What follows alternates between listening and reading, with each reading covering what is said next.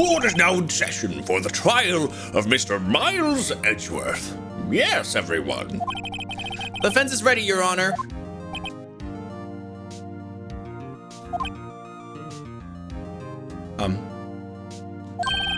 Very well, apparently the prosecution is also ready. Who is this judge here anyway? Mr. Von Karma, your opening statement.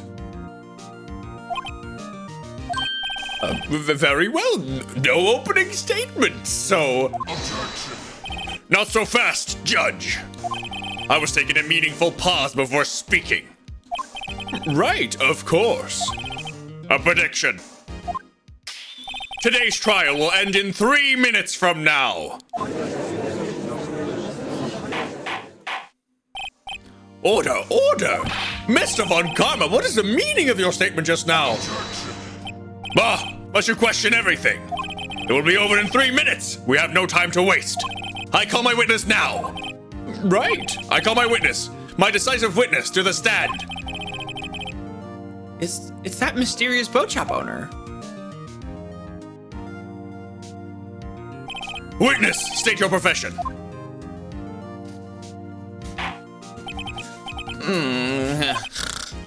I am the proprietor of the restaurant The Wet Noodle at Gourd Lake. And also I rent boats. The night of the incident, you were in the boat rental shop, correct? Yup, I was. Please testify. Wait a second. We still haven't heard who this old guy is. Objection! Wait a minute. The witness hasn't stated his name yet. Because I did not ask him, Mr. Wright. Bah! I have predicted this trial will end in 3 minutes. Stop asking trivial questions and cooperate. Yeah, right. The witness will state his name. I'm not really sure. Yep. What do you mean? My, memory. Your Honor, the witness does not remember anything beyond the last several years. Ergo, he cannot recall his own name. He can't recall, you say? Yes, but the incident in question took place 3 days ago. He can testify. Very well. Let's hear his testimony then, shall we, witness? Okay. It was the night of the 24th, just after midnight. Yup. I was in the restaurant where I rent boats as usual. Then I heard a bang. Yup. When I looked out the window, I saw a boat just floating on the lake. Hold on, I'm gonna do a quick. Oop, there we go.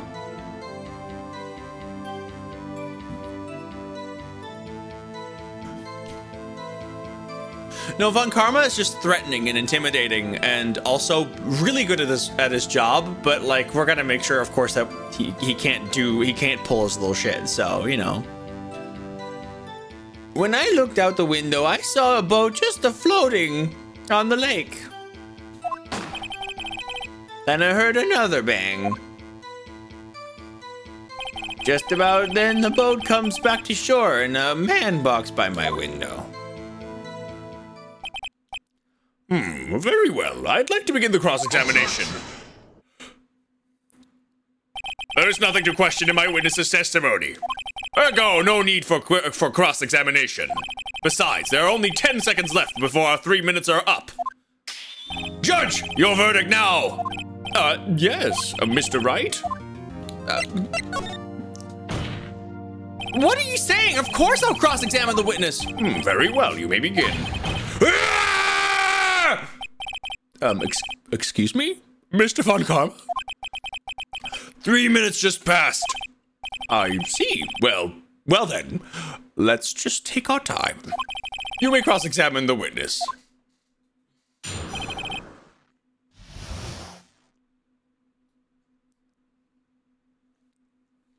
That was fun. Also, I feel like I keep moving a bit too much to like the right sometimes. Hold on, let me see if I can fix that.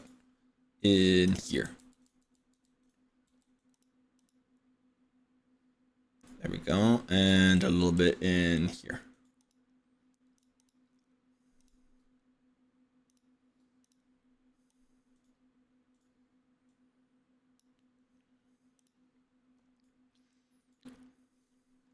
Am I the only one who gets some autism vibes from Von Karma? Yuki, do not do that with Von Karma, please. He's terrible.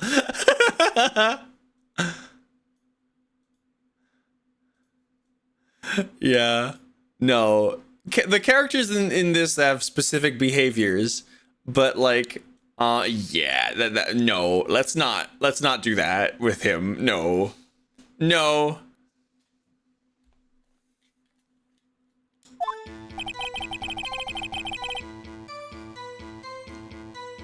I can get the time thing, but this is bad behavior. No, listen, setting the 3 minutes to end the trial and have it not end within that, as a professional prosecutor, that's not autism. I'm sorry. No, that's not autism.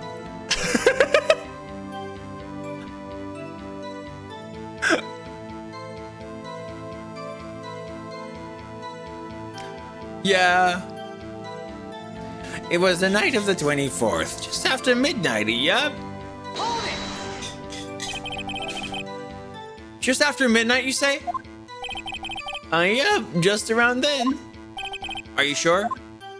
Pretty sure, yup. When I talked to you yesterday, you were rather vague about the time. I'm surprised you seem so sure about it today.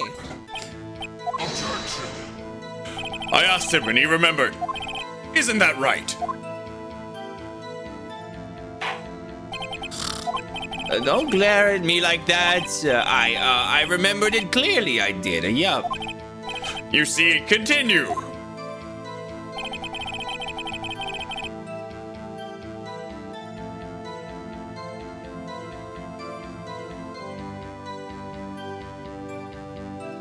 I was in the restaurant where I rent boats as usual.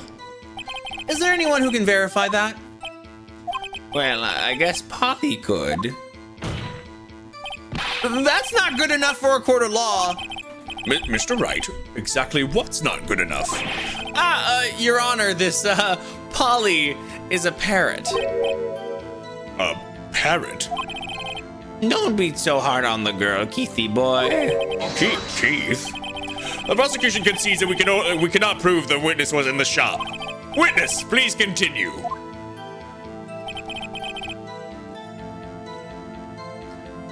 It's getting more almighty now. His voice should not sound like All Might. It just keep going down. Court bird. Then I heard a bang. Yup.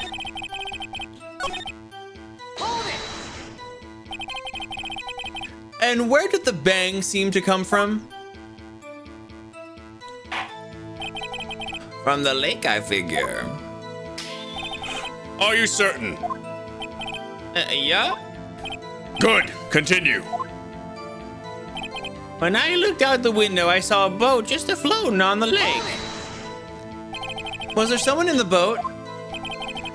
It was pretty far out there. I couldn't see clearly. But I figured there was 2 men out there. Yep. But you couldn't see them clearly. Yep, at the time, that is. Then I heard another bang. By the way, sweetie, is there more soup or was that it? There's so much. There's so much soup left? Ooh, I'm gonna have some more soup later. So you heard 2 gunshots in total? Yup. That's a lot of said in her testimony yesterday. Just about then the boat comes back to shore and a man walks by my window.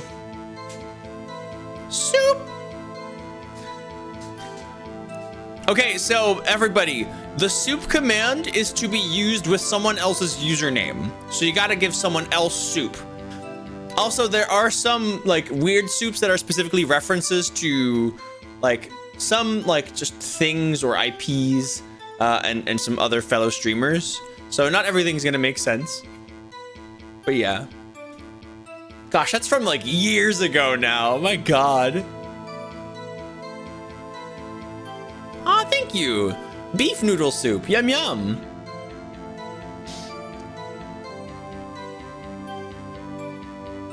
Get some of that wacky soup. Yum, yum. Just about then the boat comes back ashore, and the man walks by my window. By your window? Yup, by my window. Right outside the window of my little shack. And could you see the man's face? Well, the fog was pretty darn thick, but he was right there in front of me. I saw him. This is a rather important detail. Please add it to your testimony. I have a bad feeling about this. Should I just do tisk, tisk, tisk? I think it's more funny. Tisk, tisk, tisk. Ha! I've got him now. Tisk, tisk, tisk. Also, hello, Chameleon. I hope you're doing lovely.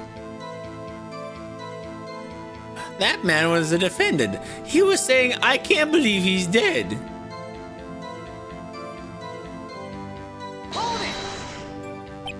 Are you sure?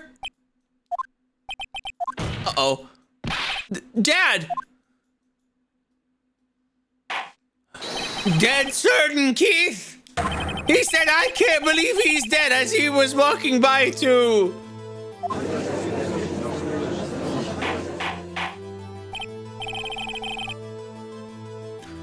Witness! Witness! Are you sure the person you saw was Miles Edgeworth? It was him, that Edgeworth boy!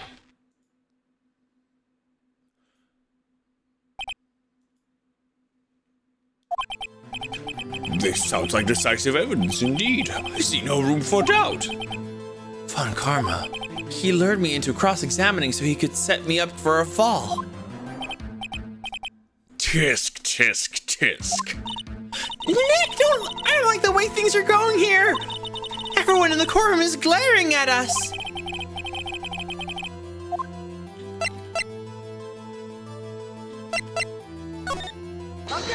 Objection! Your Honor, we proved in yesterday's trial that it could not have been Edgeworth who fired that gun. Mr. Wright, are you referring to the fingerprints from Edgeworth's right hand found on the gun, and the photograph showing the man firing with his left hand?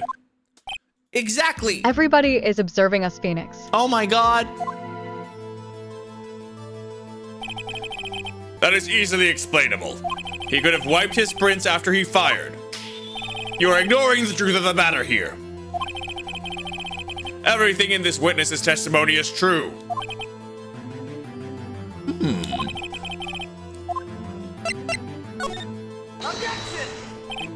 Your Honor, this witness claims that Edgeworth said, I can't believe he's dead. But his word is all we have. If he were telling a lie... Mr. Wright, in a court of law, the evidence tells all. Apparently, you have yet to realize even this basic fact. You didn't show any fucking evidence, it's just a fucking testimony.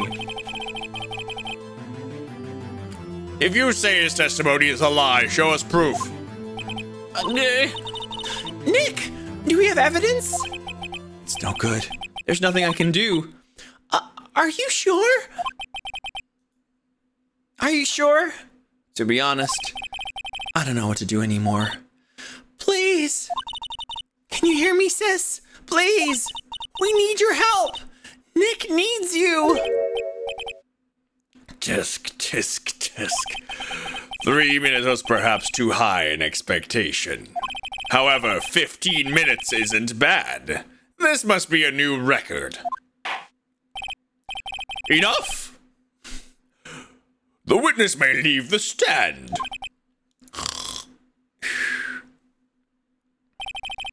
This court sees no reason to further prolong the trial, nor is there any need for more time to decide the case against the defendant. This case is extremely clear. I see no room for misinterpretation of the facts. What? No! This court finds the defendant, Miles Edgeworth. Oh, shit! Guilty. The accused will surrender to the court immediately, to be held pending trial at a higher court within a month from today's date. That is all. This court is adjourned. Wait! Who was that just now? Me! Huh? What? Larry? What are you doing here? Listen, you gotta listen to me. I was there in the park in the night of the murder. I wasn't sure about it. I wasn't sure about it until just yesterday.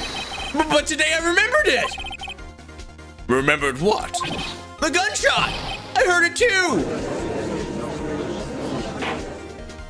Order? What is the meaning of this? The verdict has been decided. I call for adjournment. One moment, Mr. Von Karma. So you say you heard a gunshot? Yeah, I did. A gunshot that night.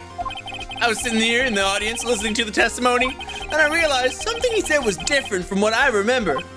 Anyhow, I can't just sit here and let you call Edgy a murderer. It's just not right. I'll testify. Let me testify. Order. Well, this is the first time something this has happened like this in my court, but I'm not quite sure how to proceed. Judge, you've already given your decision.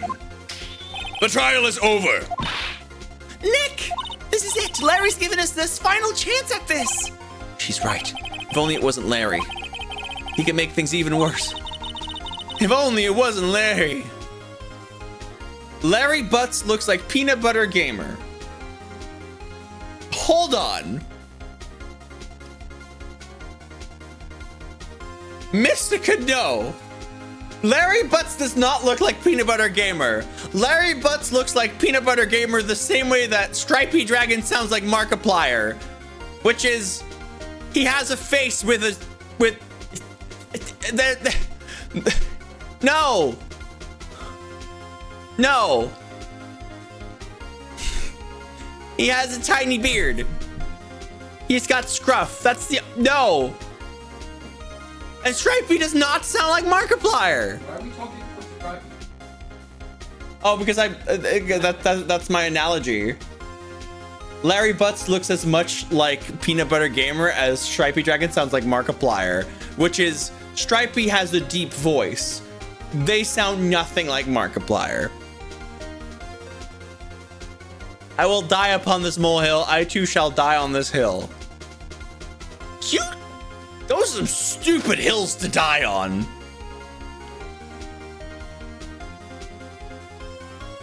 Mr. Edgeworth was just guilty, Nick. It doesn't get any worse. You're right. Okay. Trust me, there are worse. I know there's worse. I don't care that there's worse. It's just a really bad one.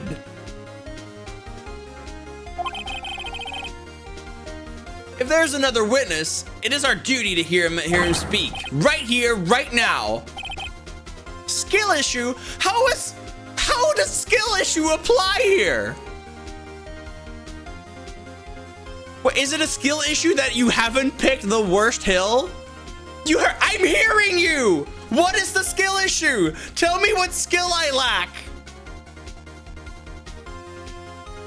There's no skill here. I'm not gonna look for holes. I don't need to look for worse holes to die on. I'm just telling you that your hole to die on is stupid. No, okay, then you lose the argument. Good. A waste of time. The verdict cannot be overturned.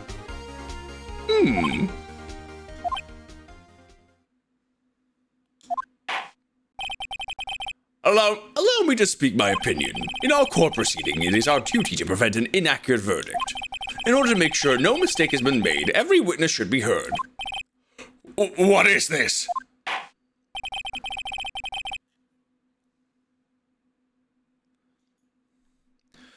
Stripey's gonna get very angry with you, Mystica.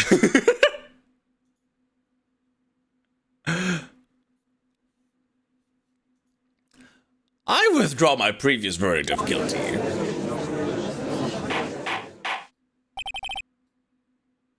Mr. Von Karma, in order to call this new witness to testify, now, I order you... What? The court will adjourn for a 5-minute recess. After that, we will hear this new witness.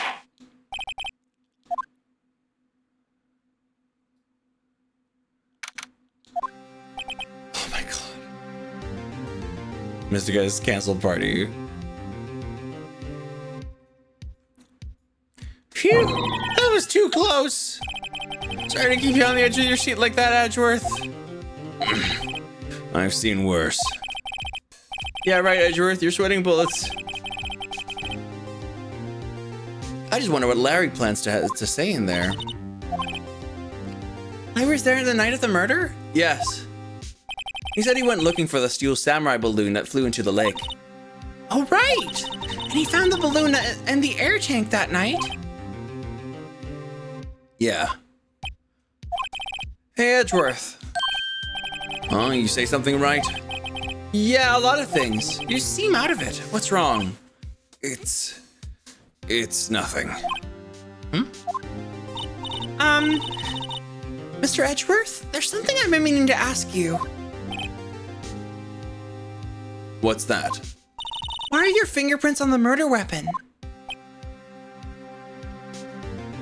Oh.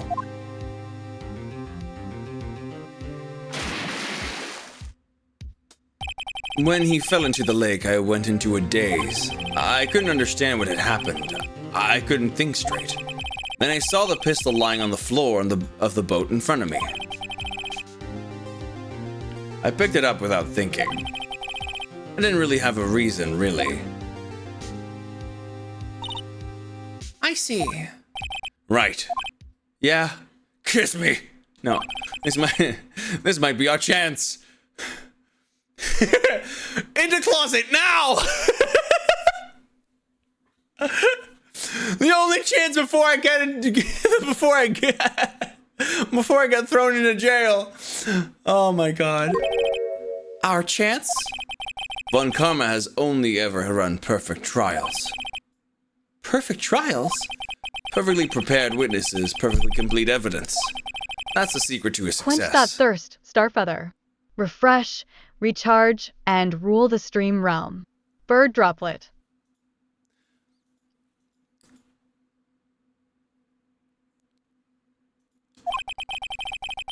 This is the first time he's ever had to deal with something unexpected.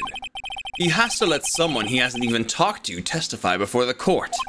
And that someone is Larry. What are you getting at? It's likely his testimony will be full of holes, right? That's right, Nick. No 10-minute trial this time. We'll milk this one for all it's worth. Hey, it was 15 minutes. 15! Everything's on Larry now. Gosh, my voice is already broken this time. Ugh. This might be a rough one for voices. But hey.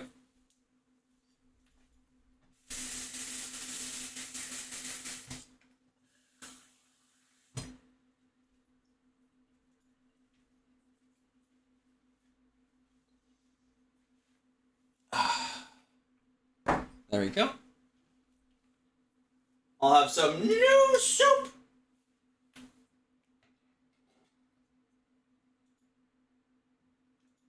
You put some pepper and cream in it, right? Yeah.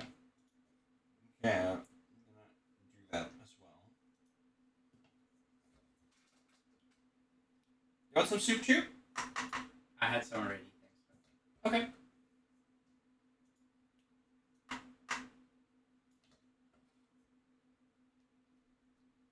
This is such good soup.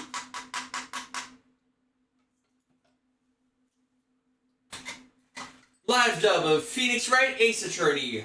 Soup. Soup.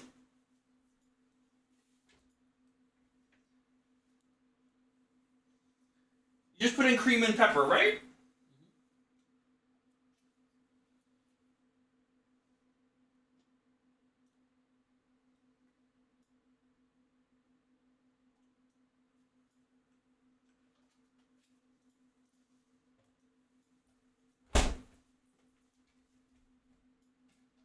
Pepper, pepper, pepper.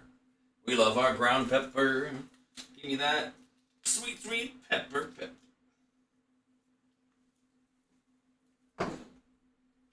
Pepper, pep.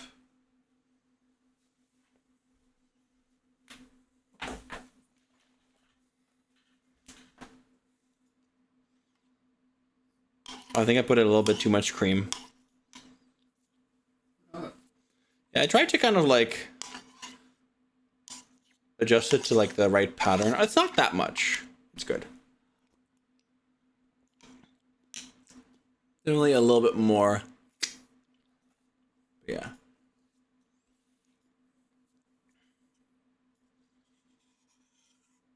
Zero Chromer says hi to Foxy. Hi. Hello. When I press this button, my model spins around. Does it spin? Oh no. Oh, no. Hello. Oh no, is it oh! It's because it's tied to a numpad, isn't it? Yeah. Oh hecky. Hi Ratsu. It's we're gonna see Larry on the 4th case of Ace Attorney. Which apparently some people are saying that Larry looks like Peanut Butter Gamer.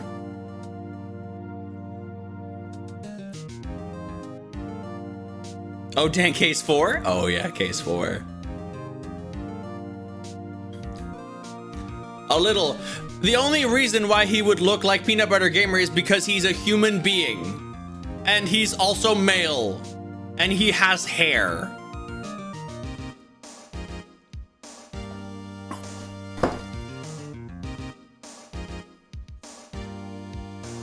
There is a 5th case, but that is intended to be like an additional extra case. It was designed to be super long, like basically the length of all these cases combined, Yuki. So because that's such a special case, I'm saving that one for last. But originally, Ace Attorney 1 had 4 cases. Same goes for Ace Attorney 2, Justice for All. And then Trials and Tribulations got 5 cases. Larry looks like generic white male 43, exactly. Court is now back in session. Witness, please testify to the court about everything you saw on the night of December 24th. That's not PBG. It's just not. No, PBG looks like generic white male 42. I can. I don't think. Does PBG look that generic? I don't think PBG looks very generic. It's the goatee. Yeah. That's it. He has a goatee.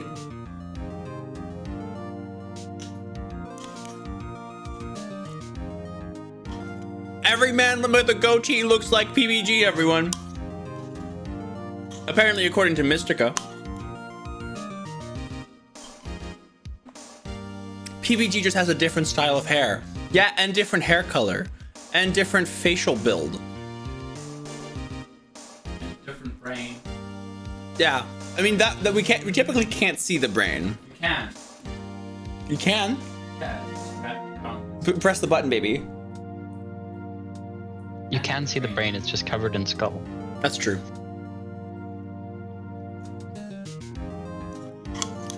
Yeah, it's exactly Ratsu. Yeah. The game got a re-release on DS, which for us was the first release in the West, but in that sweet Japan, it was a re-release, and they decided to add an extra case. Great. It's basically DLC.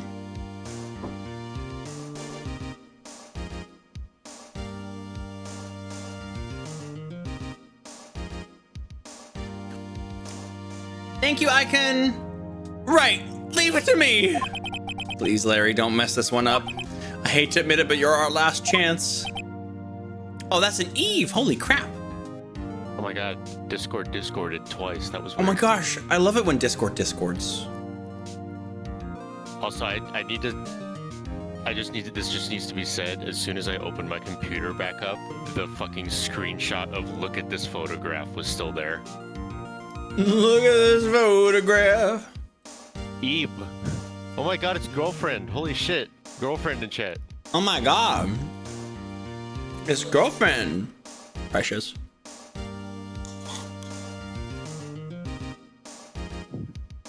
Discord is on Discord? What? And now comes the unfortunate news that I really need to fucking shit. So I'll be right back.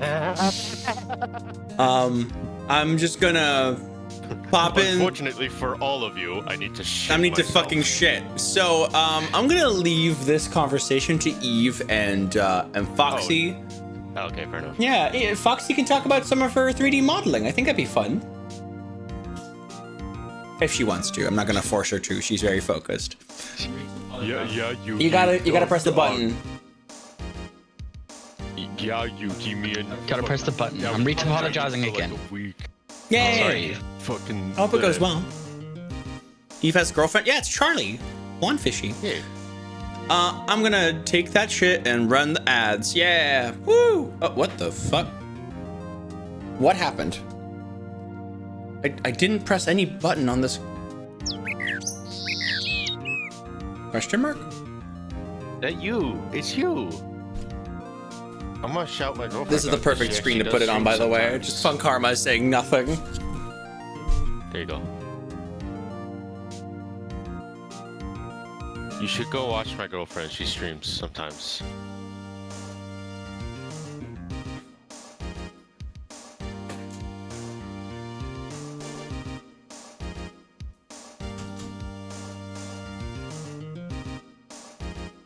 Oh, I fucking dare. You do not know how much I dare.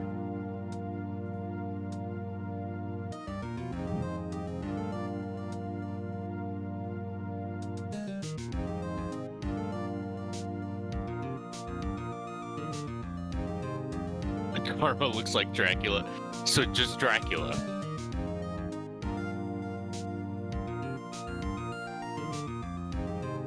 Thank you, Roxy.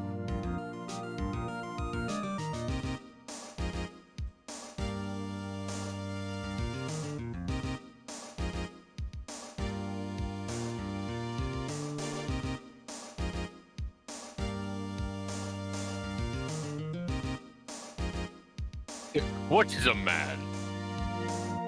Well, after I'm done with him, not a man for long, I can tell you that much.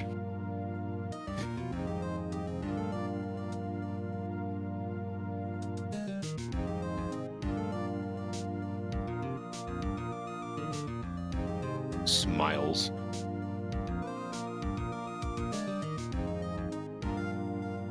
What is a man? Hey, Blueberry. A man? It's a human dude strutting around, often with less fabulous feathers than us birds. But hey, everyone's got their vibe. Just remember, all folks can be heroes in their own story, just like Breezy and Ace Attorney today. Man's superhero.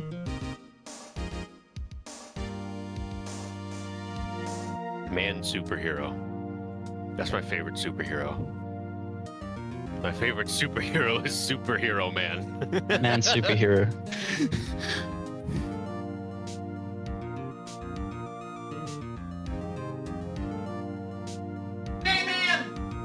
Man. I am Roger. Stoop Man.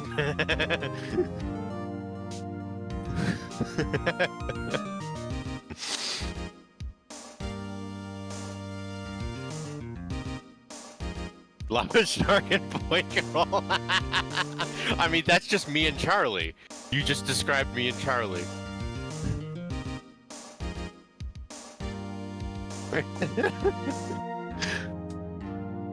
I enjoy Spiders Man.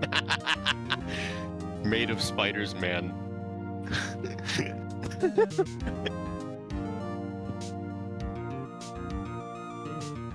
No, I mean, okay, this is also true. You are both of those at the same time. Much as you are every single fish at the same time.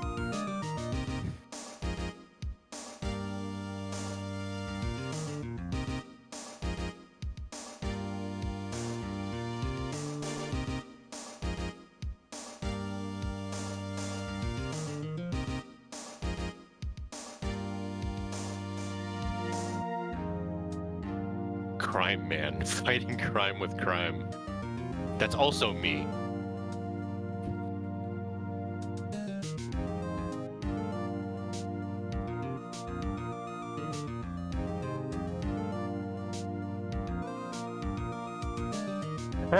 Punisher.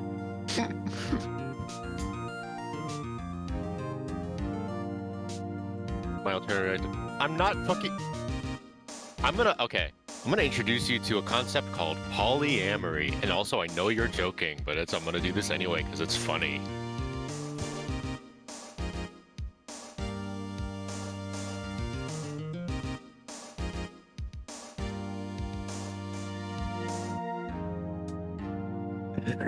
Yeah, I know.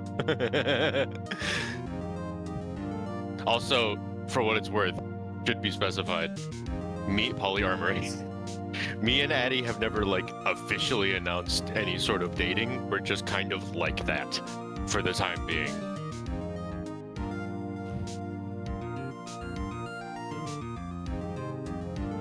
We're not dating. We're just kind of like this.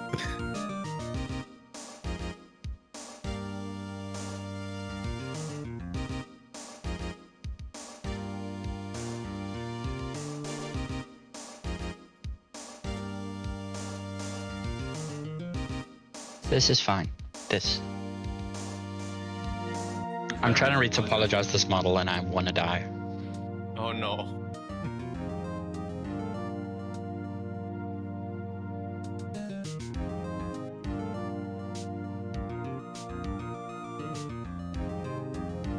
Yes, really close friend. We don't have each other listed as cute pet names in our phones and text each other like almost every single day and talk about like kissing and shit. Smiles. That means you're dating. No. For various reasons, I actually have to say no.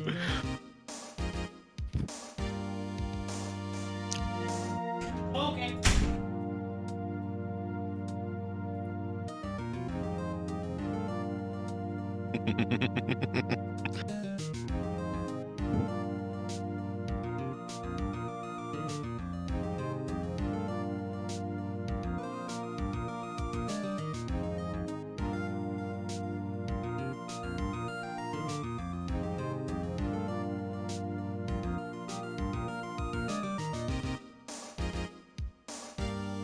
Let me introduce you to polyamory, where you play multiple save files of Omori at once. Hide your kneecaps, it's lead pipe, man.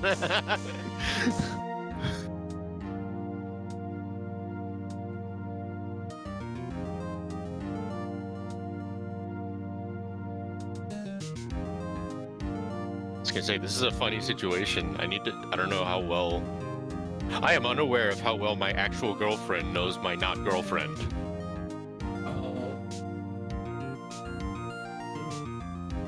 Other than their existence, they both know each other exist. This has already been made aware.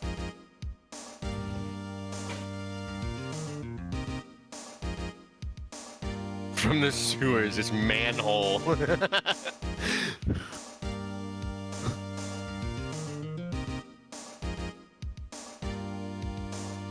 Indigo, that's just called being a lesbian.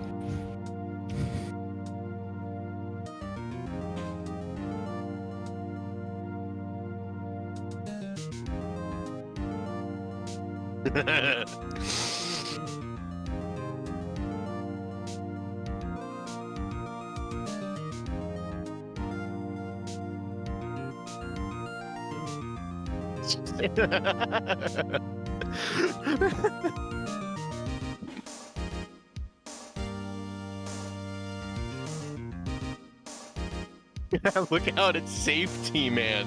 He drops safe on people. The T is to throw them off.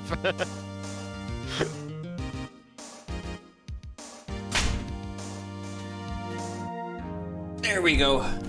Everyone, every back.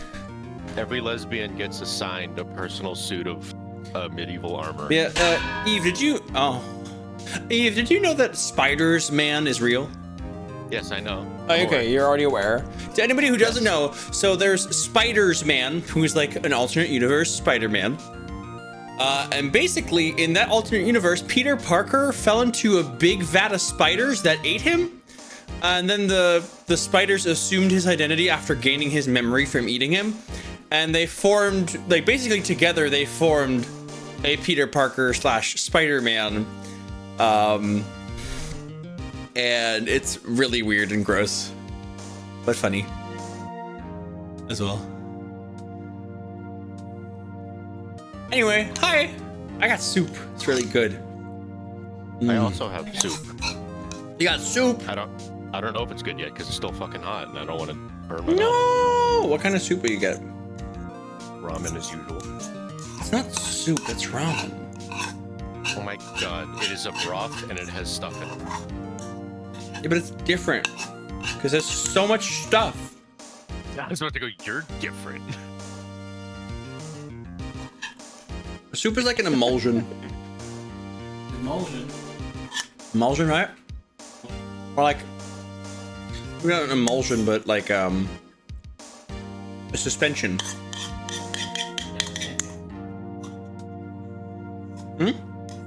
Peter Parker is not allowed to be happy. No, because Peter Parker is literally a representation of like everyone under the age of like 30. Mayo is an emulsion. It is. That's correct. I'm not saying that mayo is a soup because both are emulsions. Anyway. Is a hot dog a sandwich? Is mayo a soup? Find out later on this episode of Ace Attorney. I'm going to piss. I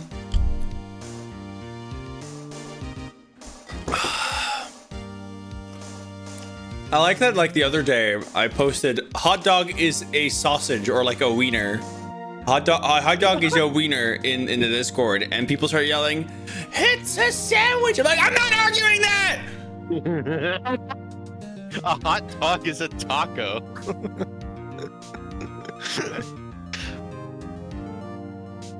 I don't care. It's not a sandwich. I was not arguing that.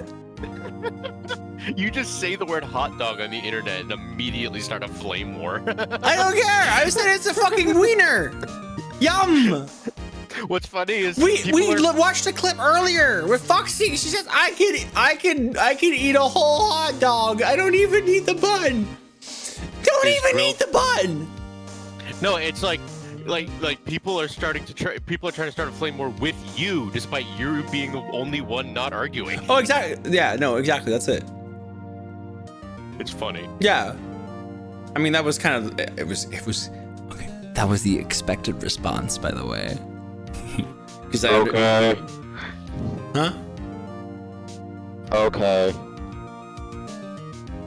I mean, at the time in Discord, I was kind of expecting it. It's like, if I'm gonna mention hot dog in any kind of setting, like in an argumentative form, even though I did not put in like sandwich or anything of that, there was gonna be some kind of weird argument, and I could make the joke that that's not at all what I said, because I didn't.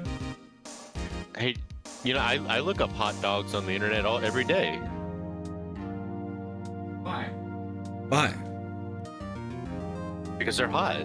Want to see an AI generated hot dog? I don't think I want to see this. Good, because I've not made one. Good, because I don't have one. Yeah, exactly. Von Karma didn't even have time to prep this witness. I just hope Edgeworth is right about this being our big break. So I love it when Larry gets to the witness stand. Because look, that night I was out in a boat on the lake. I was looking for something and I found it. So I quietly slipped the boat back in the rental shop dock. Then, just as I was thinking about going home, I heard this bang. I looked out over the lake but didn't see a boat. So after I heard that single gunshot, I went home. Oh my god, is that famed YouTuber Peanut Butter Gamer? Oh my god, it's really him. Can you sign Isn't my he one of your mods? Can you sign my peanut? Oh my god, you're gonna have peanut butter gamers sign your peanuts? Oh my My god.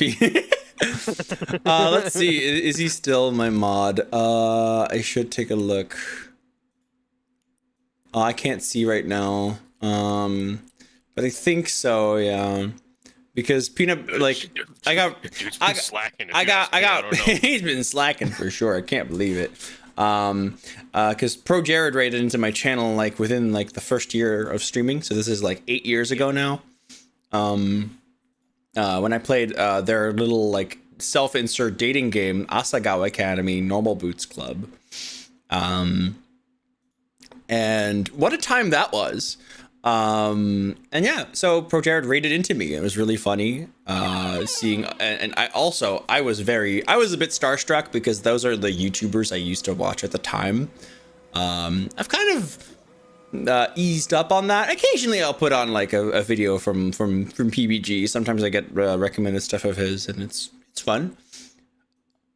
Yes, we totally watched all of the Normal Boots people. All of them are perfectly okay, and there's nothing wrong with any of them. Don't look up their Twitters. I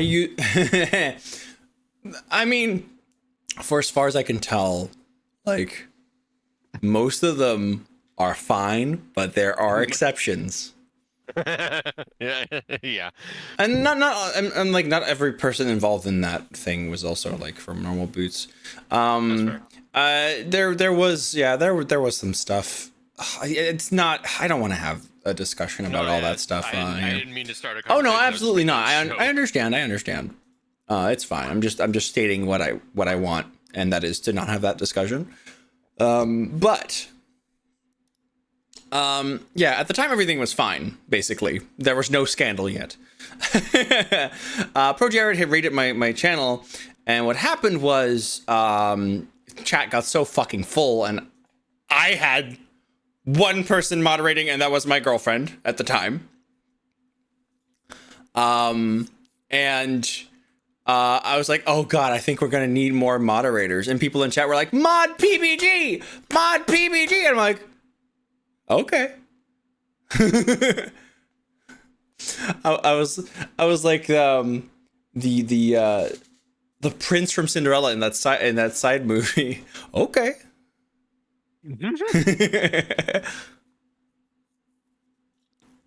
Yeah, I'd say like PBG is like the only one that's still like relevant at this point from those Normal Boots guys. I don't even know what happened with the Continue crew. I'm actually thinking about that now. Like, they just kind of stopped, I think. Honestly, I think just the general era of like YouTube like groups that like were all kind of together but did kind of different things, but also were together.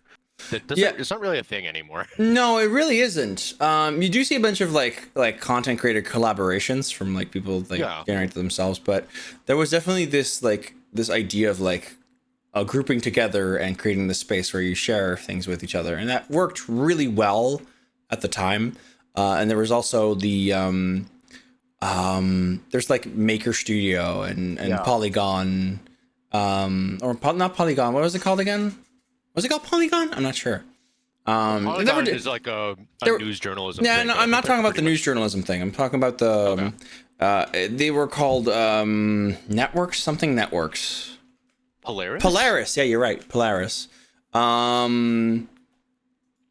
Like these were like they were like kind of like companies that would like make sure that like they would like take care of the legal stuff. Yeah. Continue seems to be putting out recent stuff. Oh, okay. So they've just like not been seeing much success. Oh, that's a shame actually for them. It's just an era of YouTube that kind of just isn't popular anymore. Yeah, no, I don't think the YouTube review as we used to know it with it's kind of gone for the most part. Like it's still there in different shapes. I would say the one that is the closest is Cadicarus. And even he switched over to like a different form, which is like the big gigantic like 2-hour video in which he takes a topic and like wham, and makes a whole bunch of those are stupid popular. jokes in it, and it's great. I love it. I mean, there is one particular Normal Boots member who I can think of who regularly gets a lot of views on his videos. I'm hesitant to mention his name though because he's a dick. Oh yeah. No, it's interesting. In the case of Pro Jarrett though, I think from what I could tell, of course, the personal situation with his ex-wife is a very difficult to It's not something that should have ever been made it should never been public. it should never been a public put thing. on And it should have because never been put in the court of public opinion ever. exactly. And that's the thing is that's something so muddy and vague, and like we don't know where the actual source of the issues is from. Like that's something that we cannot draw any conclusions from. And I'm sure that some people have drawn their conclusions, and I can tell you, Oh yeah. nobody fucking knows if you're right or wrong. You don't know if you're right and wrong, no matter how like well you know it. All we know is there's been a court case, and we don't know the results of that. That was like private. a deeply personal relationship issue with him and his fucking wife. Like, and the allegations of like grooming have been completely removed. That's all disproven. yeah, that was like. So from what I can tell, Pro Jared, I don't know what happened with his wife, but aside from that, he seems to be an all right guy. That's just from the evidence we have. That's all I know. There is there are two other normal boots members that at this point that like one clearly is a dick, and the other is under scrutiny. I might not know about this one. The completionist. Oh damn. Okay. Yeah, the completionist had a whole scandal about like charity streams and like because that was like managed by his family, and they did not actually forward the money to any charity, so the money just sat there. They didn't use it for themselves, but it just sat there. So it's also a really weird situation. It's like, what? You just give the money to the people. I don't. Exactly. What's the difficulty? Right. But it's a strange thing. It was like a charity they had set up themselves as well that was then in connection with others. It's a whole thing. Anyway, how about we play some Ace Attorney? Is everybody ready for some Ace Attorney? Let's do some Ace Attorney. Sorry for that tangent that started with a joke about JonTron. Oh yeah. It's fine. No, I like I go on tangents myself. It's fine. And yeah, JonTron is a weird racist guy. Anyway. R.I.P. I want to say, it was one thing that I found really funny was like there was this video about the Game Grumps and how they split up. And like it was a video. We watched that together, right, sweetie? Yeah. Yeah, it was like this investigation on it. And it turns out in the end, like that whole situation was completely blown out of proportion because you had all these members of the Game Grumps crew that like occasionally there was something that threw. But the thing is, people will always assume that something terrible had happened. Something did happen, but it's nowhere near terrible. They did have a falling out, but it really was just over creative differences. From what we could tell. The thing is, they signed an NDA. Mm-hmm. The only thing that we really know is JonTron was the childish one who kept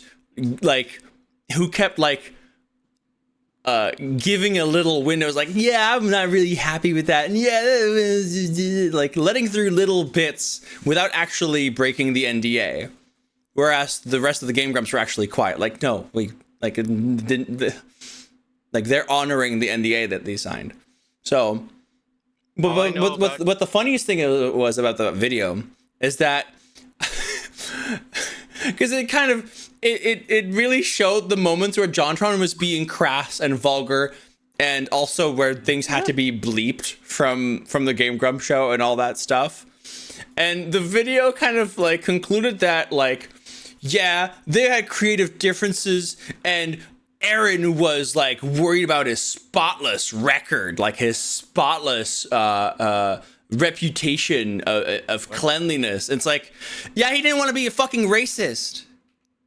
And also, It's not Aaron that Hansen has hard. been very open about shit he's done in the past. That's not even a secret. Yeah, no, exactly. It's like, I think JonTron is just kind of a weird racist dick, and Aaron Hansen Didn't want that on his show. That's it. That's it. He didn't want that shit on a show. A far superior human being in many ways. Anyway, in the end, I think everything's fine between the two, funnily enough. Man. I like this. Yeah, they have this thing with JonTron's like Star Wars thing. I don't know. Anyway, JonTron's changed. He sure as fuck hasn't been open about it. I don't know. I don't care. That's my response to that. My response to that is yeah. Anyway, Ace Attorney. Woo! Also, hi Tal, how you doing? You know, tangents. I'm more of a cosine dragon myself. Yeah, I'm a sign bird. That was an unusually vague and long tangent, even for this court. Any case, nice. Mr. Wright, you may begin your cross-examination. Nice. Yes, Your Honor. What's wrong, Nick? Yeah, those douchebags behind the microphone were talking the whole time. And it's Larry. I have no idea what he's going to say if I press him.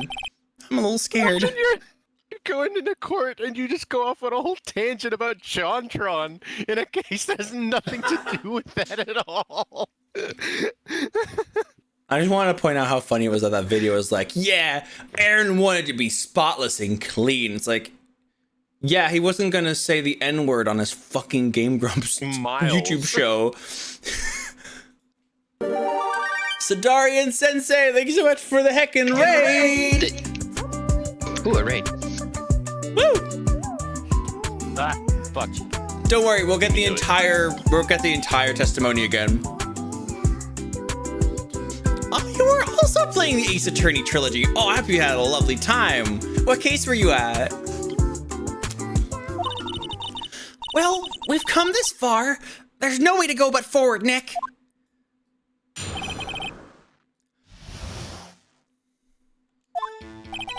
That night, I was out in a boat on the lake.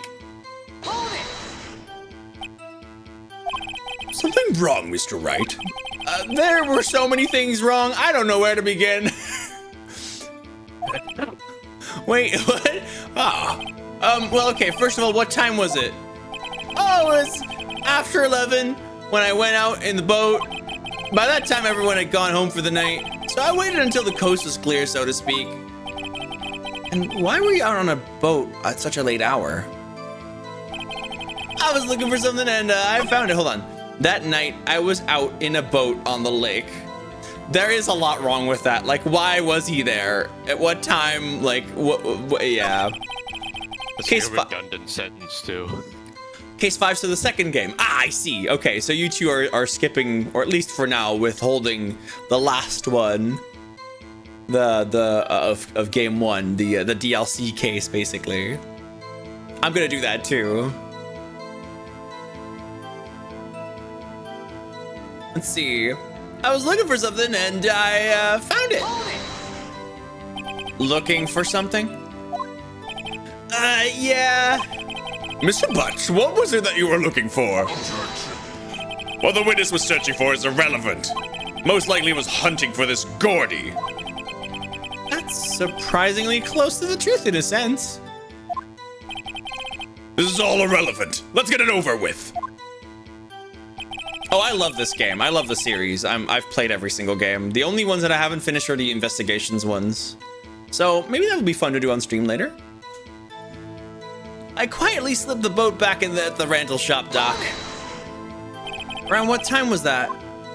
Well, let's see. I think I was out searching for about an hour. I guess it was around 12, yeah. You're not sure? Hey, don't give me that face! I'm not some sort of human sundial, okay? People use watches these days, Larry. And that's some human sundial. That's why I love Larry. Larry is fantastic. I love him so much. What a fucking goober. You've never played it before? Oh yeah, no, it's a great time. I'm glad you're enjoying it. Then, just as I was thinking about going home, I heard this bang. Where did the sound come from? Yeah, well, I wasn't so sure about that. I looked around, you know. Did you look at the lake? Yeah, I looked. Yeah, I looked. I looked down over the lake, but I didn't see a boat. Wasn't there a boat on the lake? Order, order! Well, Mr. Butts? Whoa, whoa! Everybody just calm down, okay? I mean, it was real foggy that night. I'm not sure whether there was a boat out there or not. Oh, okay, no problem. That's just the most important part of this case.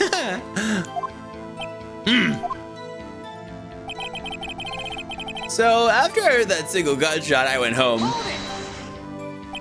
So you only heard one bang, correct? Yep. Huh. Well, Nick? It was a pretty wishy-washy testimony, wasn't it? Let's just start working on the contradictions. Sorry, I wish I could be more helpful. I wish I could call my sister. That night I was out on the boat on the lake. Okay, that was fine. I was looking for something and I found it. Quietly slipped the boat back in at the rental shop dock. Okay. As I was thinking, just as I was thinking about going home, I heard this bang.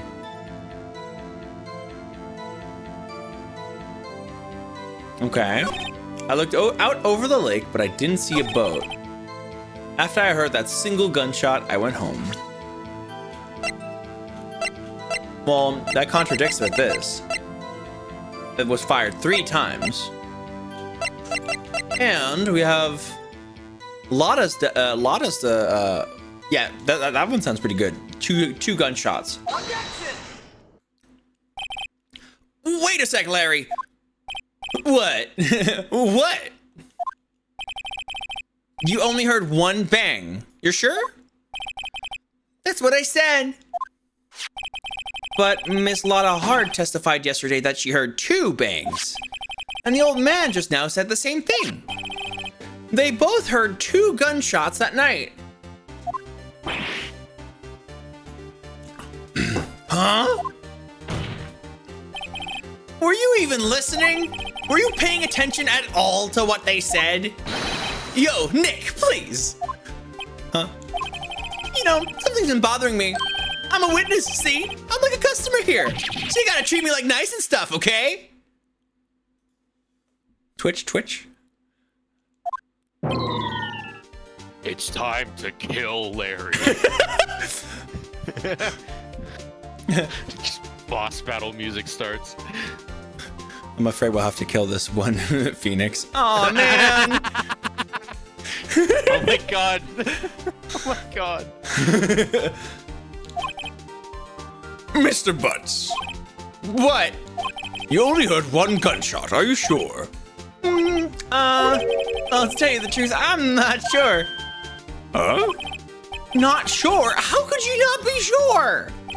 Yeah, well, I might have missed the other gunshot. I was listening to something else.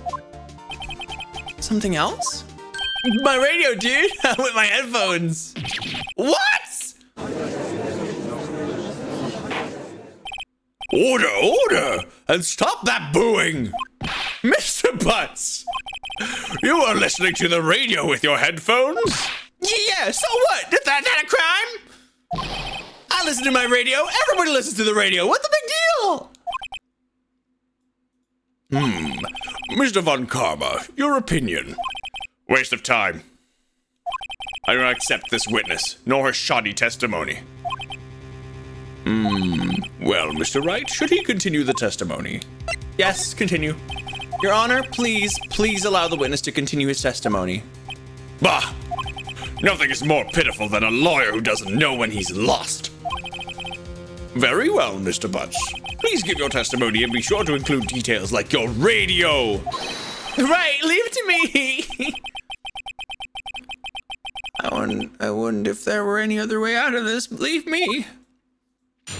Happy December, everybody. Do you know what that means, y'all? It's almost Christmas. It's lonely being alone on Christmas Eve. That's why I was listening to an all request show on the radio, see? I was listening to it like real booming loud, like, but I'm sure I heard that gunshot. I remember exactly what the DJ was saying when I heard it too. You were listening to your radio at a high volume? Yeah, what's the big problem? Can a man listen to his radio in peace? Isn't this a free country? Christ.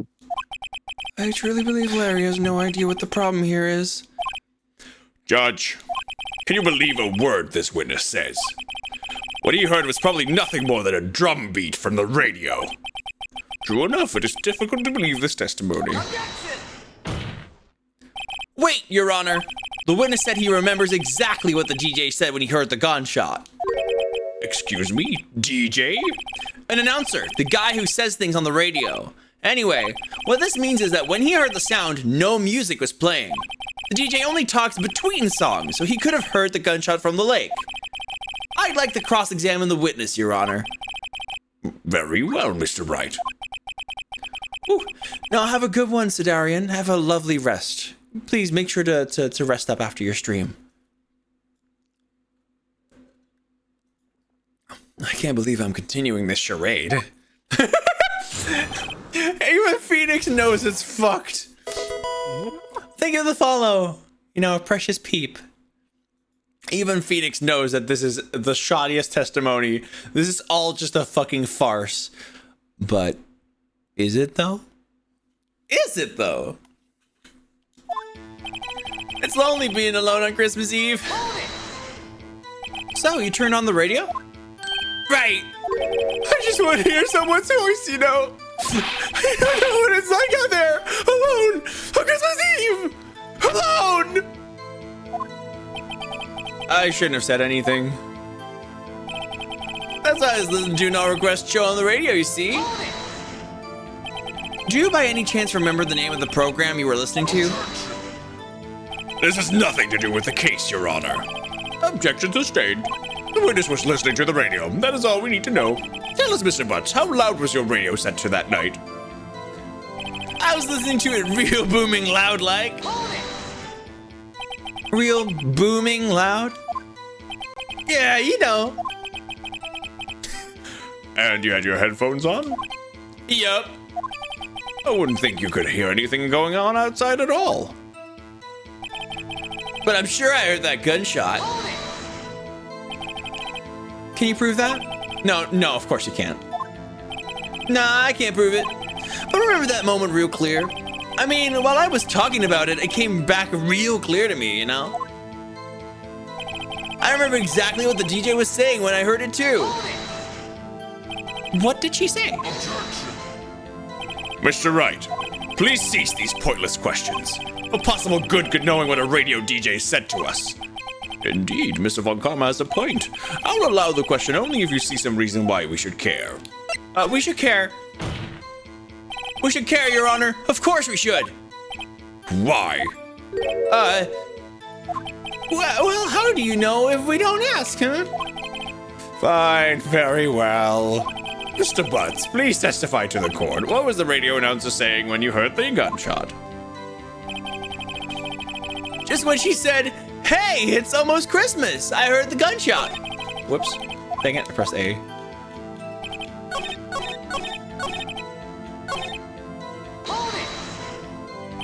Are you sure? Of course I am. She had this real sexy voice. Maybe Von Karma was right. I'm not sure how this helped us at all. But no. Everybody, are you ready for the one line?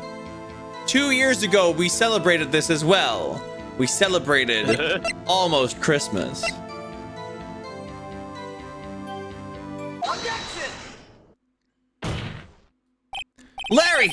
Are you absolutely sure what you're saying is correct? Huh? What's with the face? You look scary, dude. Hey, if you're trying to scare me, you better know that I don't scare that easy. Is something the matter, Mr. Wright? Your Honor, did you hear what the witness just said? The DJ said, hey, it's almost Christmas when he heard the gunshot. Indeed. And? Almost Christmas means it wasn't Christmas. Yeah, he said the line. Woo! You can't hear it, but I'm clapping very slowly. I heard it once. Sorry, what? Miles. I heard it once. Ah, Clap. ow. Clap.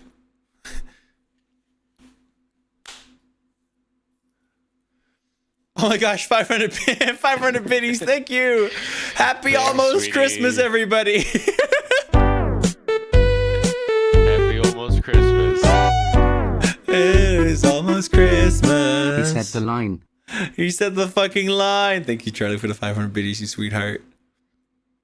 Hey, Charlie, I kiss you. Aww. All right, time to move on. Do you realize what this means? When he heard the gunshot, it was still Christmas Eve. That would seem to be the case, yes. But he should have heard that gunshot after midnight. This photograph is irrefutable proof of this fact. Let's see what the time was on the photo. Let's see what the time was on the photo taken when the gun triggered Miss Hart's Miss Hart's camera. 12:25, 00:15. 15 minutes after midnight on Christmas Day.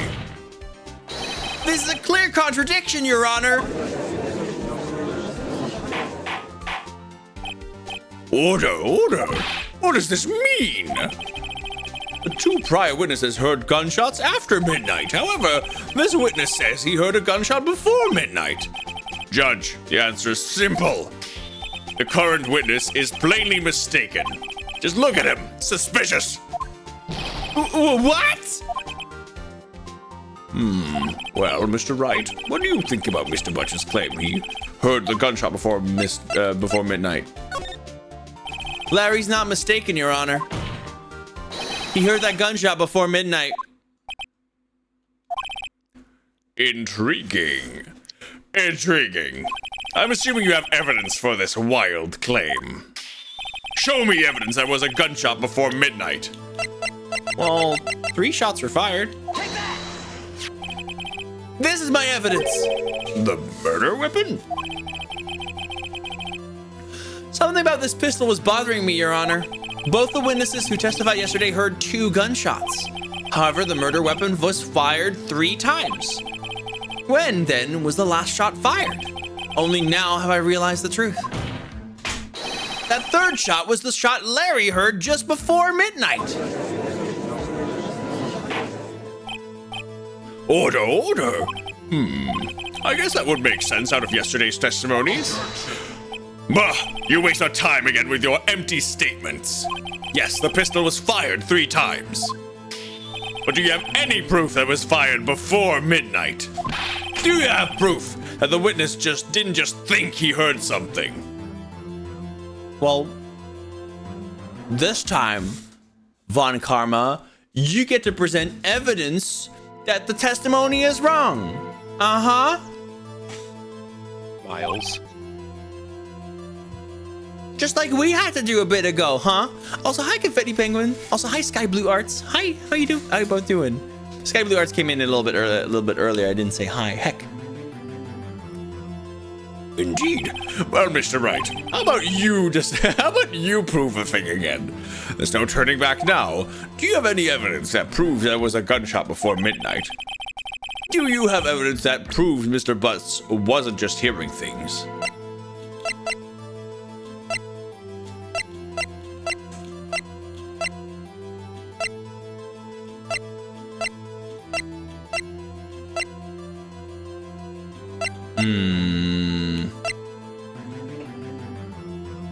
There it is. 12:24, 11:50 p.m. Empty Lake. Look at this photograph.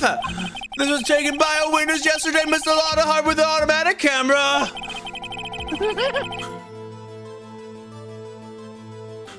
A timestamp on the photo reads December 24th, 11:50 p.m. Oh, yeah? But there is nothing on the lake in this picture. Your Honor, the real issue here is not why nothing is showing in this photograph. Why are you saying? Okay. Oh, brother, this girl stinks. No!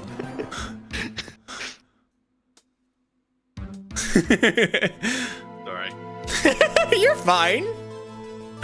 Yuki, though. No, it's also fine. It's funny. Whoa. Oh my god. Y'all know that I say things for funnies, right? You don't need to take me seriously.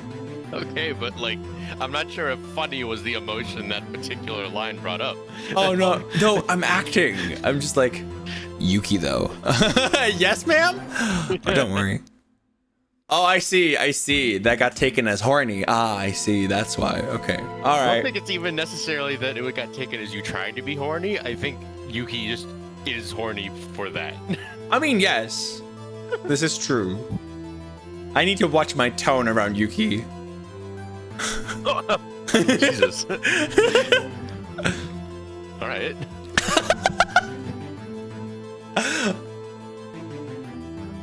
Not into being punished.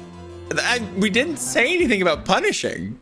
No one said this. You're the first person to bring this up in this. It was just, yeah, context. exactly. The tone. Exactly. That's what I'm saying. Anyway, this is why the photograph exists at all. What do you mean? Your Honor, this photograph was taken by an automatic camera. That camera was set to go off in response to loud noises. Aha! Correct. There was a loud noise on the lake at 11:50 p.m. That is why this photograph, whoops. Sorry, I went a little bit too fast, Your Honor. I don't remember what I was saying. And anyways, Stenographer, strike that from the record. I want to try that sentence there was a again. gunshot at the time that Larry claims. Yeah. Order. That would make sense of the evidence we've seen so far. However, this leaves me wondering exactly what did happen that night on the lake. Exactly. If this is true, there were two sets of gunshots separated by 25 minutes. One at 11:50, one at 11:50, another at 15 minutes after midnight.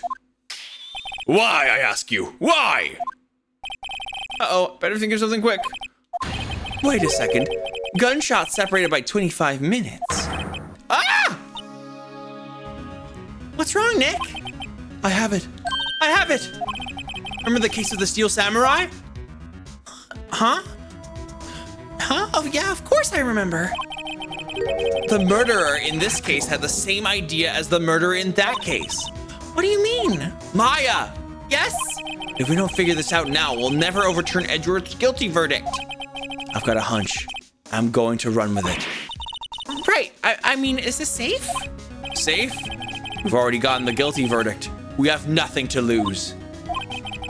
You just watch and let me know if I say anything that sounds fishy, okay? Right, Nick. Your Honor, Yes, Mr. Wright? the testimony just now has cleared up this entire case. What do you mean, Mr. Wright? Tisk, tisk, tisk. So, you finally realize the truth. There can be no other murderer here than Miles Edgeworth himself. Wrong, Von Karma. A man was shot that night, but it wasn't Edgeworth who did the shooting. Oh, no. Listen, rookie. Take a deep breath and consider the facts. At the time of the murder, one boat was on that lake. This was shown by the witness's photograph. The defendant Edgeworth and the victim Robert Hammond were on that boat. Bang.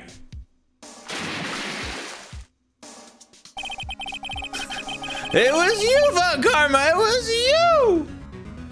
Is it?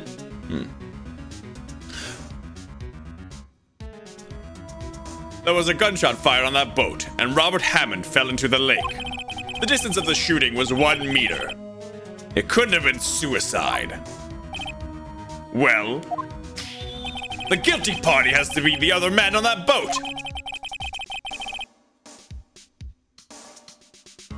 I admit, it's hard to imagine any other possibility.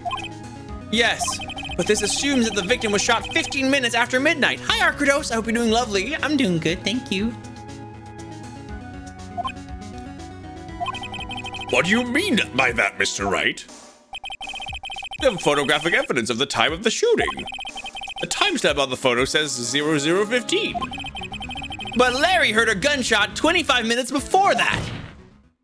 Robert Hammond was killed then, 25 minutes before the shot on the lake. That's the only way that Edgeworth could be innocent. Mr. Wright, are you quite mad? Explain who the 2 men on the boat are. Edgeworth and the murderer. Of course, it was Edgeworth and the murderer. After the murderer killed Robert Hammond at 11:50, he assumed the guise of Mr. Hammond and met Edgeworth. What? Are you serious? Yes. Edgeworth won't tell us why he went to the lake that night. However, I have a hunch. That night, Robert Hammond called Edgeworth to the lake. Now, Edgeworth didn't know Robert Hammond's face that well. That's why he didn't suspect anything when the murderer took Robert Hammond's place. I'm not sure what to make of all this. Ludicrous. Oh, wait a minute. Did you see that? Von Karma went ludicrous. He had a stammering. Von Karma was stammering. Mr. Wright, tell us the name of the murderer then. The murderer's name? Wright. It's Lotta I don't know. Actually, I don't know the murderer's name. You don't know? Bah! Again, you waste my time. I don't know because he never told us. The murderer is the caretaker of the boat shop, that old man. At 11:50, he was the one who killed Robert Hammond. The caretaker of the boat shop? Where did he do this? There weren't any boats on the lake then. Why would he have to go all the way out on the lake just to shoot someone? May I suggest that the real scene of this crime was not on a boat? What? Well then, where did this murder take place? Munches popcorn. It happened here, and I pointed out with my little finger. Which of these games is your favorite so far? It's a good question. I've played all of them. I think the Great Ace Attorney, like the brand new ones, I think those are my favorites, honestly. Although, gosh, Trial and Tribulation is also such a good one. Honestly, it's really difficult picking a fully pick a favorite. But I do feel they've gotten better at writing stories over time. Even though this was already great, you know? Picking up the DS one to get into it, was pretty great. This game is wild. What the hell I knew from people saying that they're super good, but I never actually played one myself. Yeah, no, it's fantastic. Take that! The writing in this is so fun. Here, of course, the boat shop where he lives. That way he could meet with the victim without anyone seeing. Do you have proof that the boat shop was the scene of the crime? Recall Larry's testimony, if you will.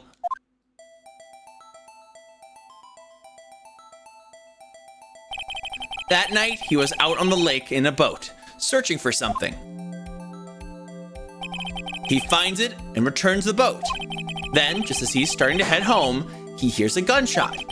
He heard a gunshot, Your Honor, even though he was wearing headphones at the time. In other words, the gunshot was very, very close by. And where would that be if he had just returned a boat? The boat shop. Did you play the DLC case for Apollo Justice? What do you mean the DLC case for Apollo Justice? There's no DLC case for Apollo Justice. There is the DLC case of this game, which then leads into Apollo Justice. Is that what you mean?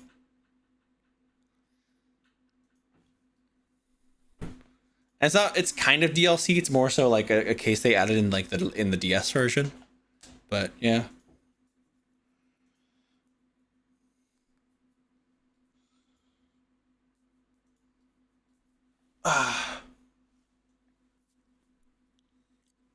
Mr. Wright. The whale case.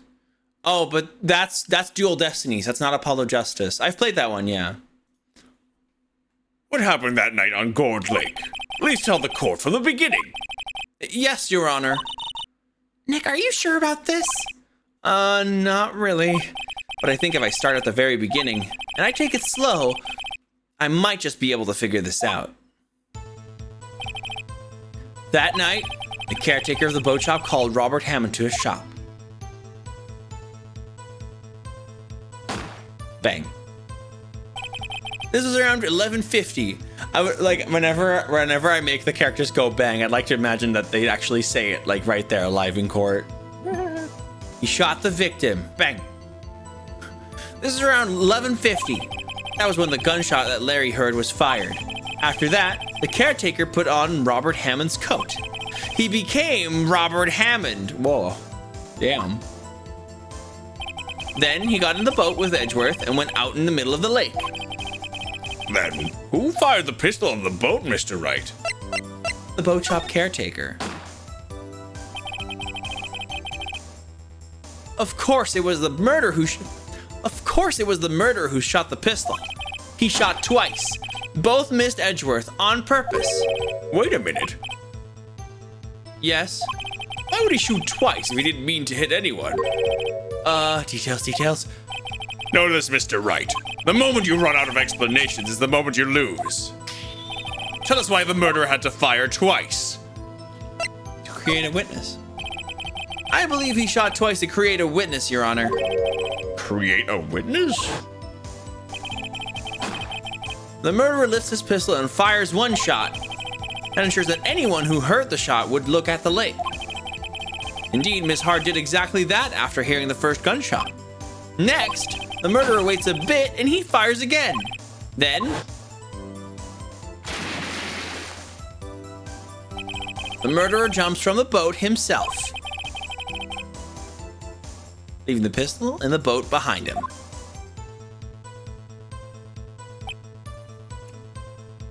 Imagine they do finger guns for the court where you still hear the bang. Bang.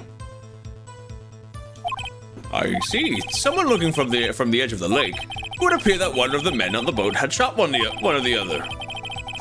The murderer didn't know about the automatic camera, of course. That's why he shot twice to draw attention to the boat.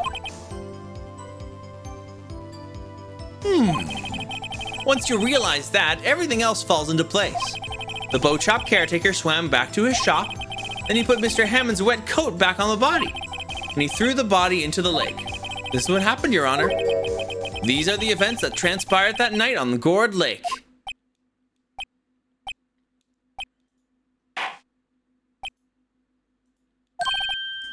Bailiff, bring out the witness from before. The boat shop caretaker, quickly!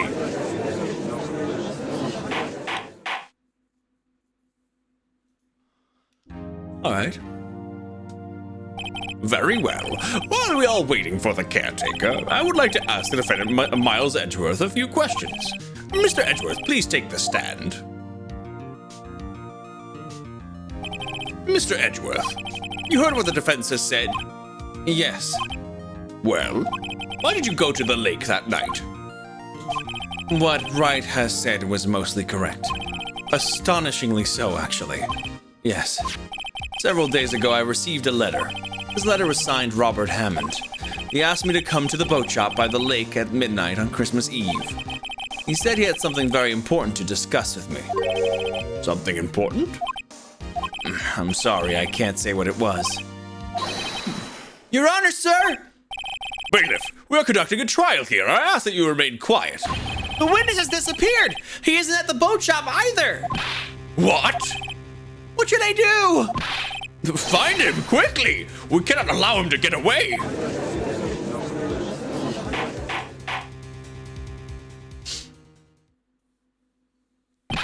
Mr. Von Karma, your witness has escaped and disappeared. A search warrant has already been issued. It goes without saying that I cannot declare a verdict under these circumstances. I will extend the trial until tomorrow, the final day allowed. I request that the police department utilize all its forces to find that witness. Am I understood? One more thing. Just who is that boat shop caretaker? I think his identity has become very important to this trial. I want him, and I want to know who he is. Very well. Court is adjourned.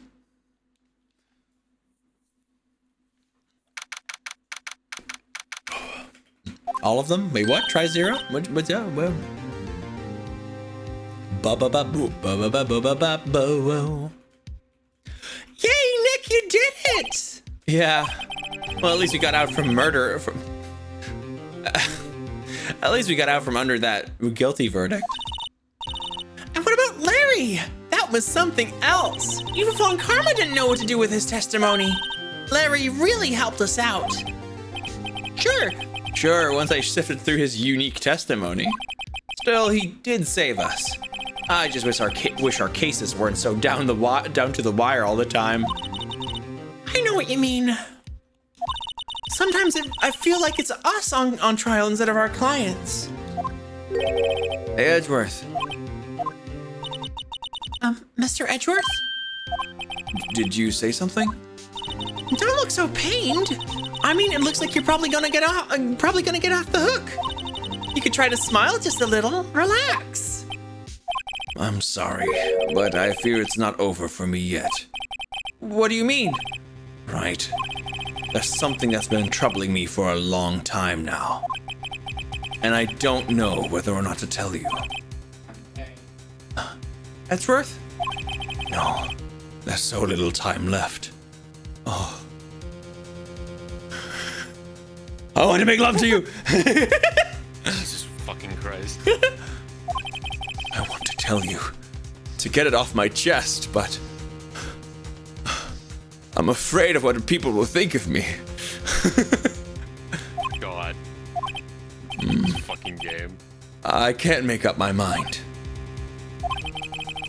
What's this about, Edgeworth? Oh my god, Phoenix, take a hint! It's a nightmare I've had. A memory of a crime that I committed. A crime you committed? A memory of a murder. That almost sounds like a weird anime episode title. To be continued. A memory of a murder. La la la la la la. La la la la la La la la la.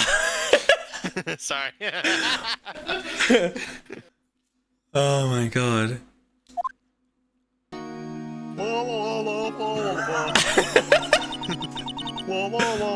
It's just like Phoenix Wright, like in the court. Just walking home. La la la la la la.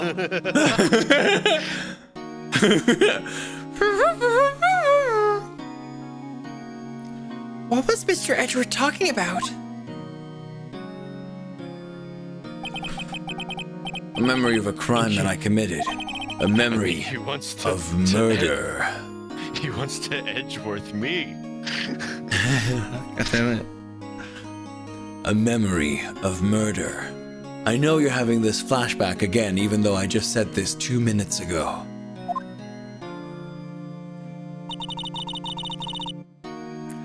Do you really think Mr. Edgeworth killed? I don't believe it. I don't believe it. Not Edgeworth. He didn't just kill, he slayed. Edgeworth is secretly a bottom. We can all tell he's a brat. You can have a bratty top. I can imagine that being a thing. A bratty top is just a top. It's just a top. I don't know. Maybe brat means a specific thing in my mind. No, yeah, no. Bratty is kind of like, you know, it's like a slightly like, it's like a bottom that fights back a little bit, like one that's like a little naughty, a bit of a gremlin. Me. Yeah, a little bit like Foxy. Oh, or that. Or Eve. Apparently. Fucking brats. I'm surrounded by brats here.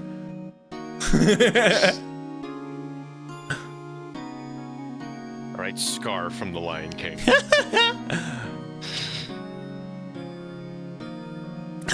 We all know that Scar from the Lion King is a bratty bottom. It's like, Oh no, I mean Scar is literally like the definition. Like, is he a bottom? Do we know he's a bottom? I don't know about bottom, but like, I don't fucking watch the dude. Like, Jesus. I mean, yeah. Gremlin top that raids your pantry afterwards. It's like, hee hee hee hee, I'm having all the cookies. My elf. Talk backy, sassy. Yeah, but that's more. Okay. I mean, I might be conflating. Okay, I'm conflating like top and bottom and like dom and sub a bit. So Yeah. yeah.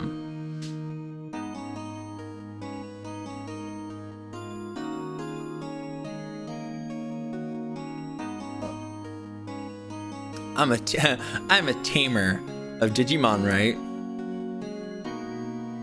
Oh, whoa.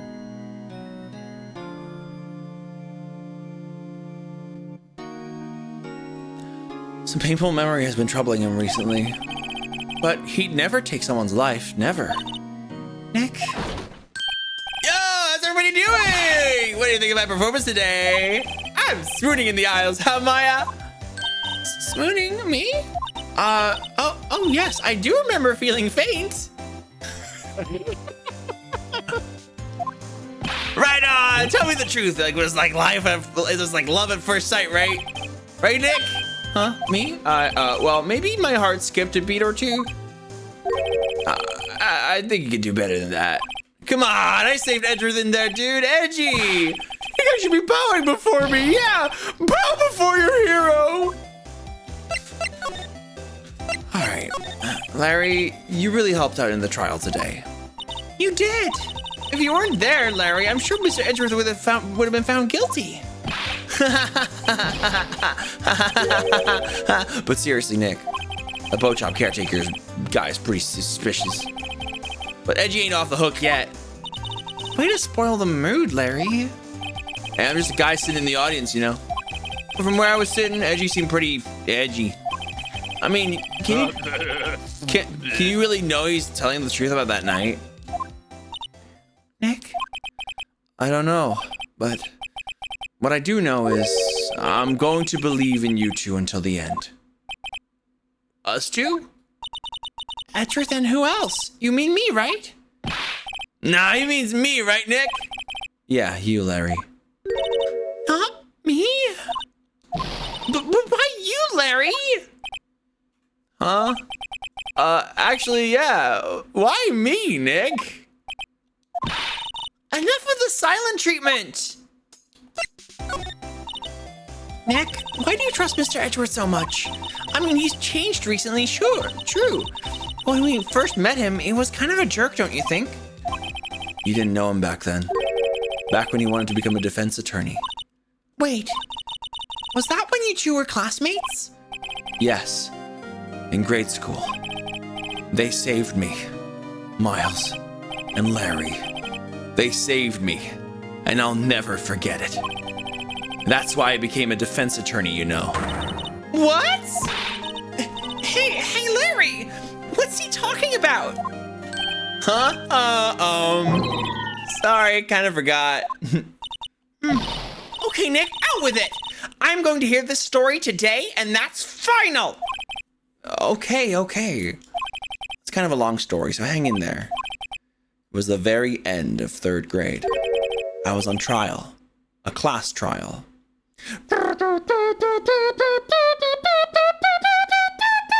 Sorry.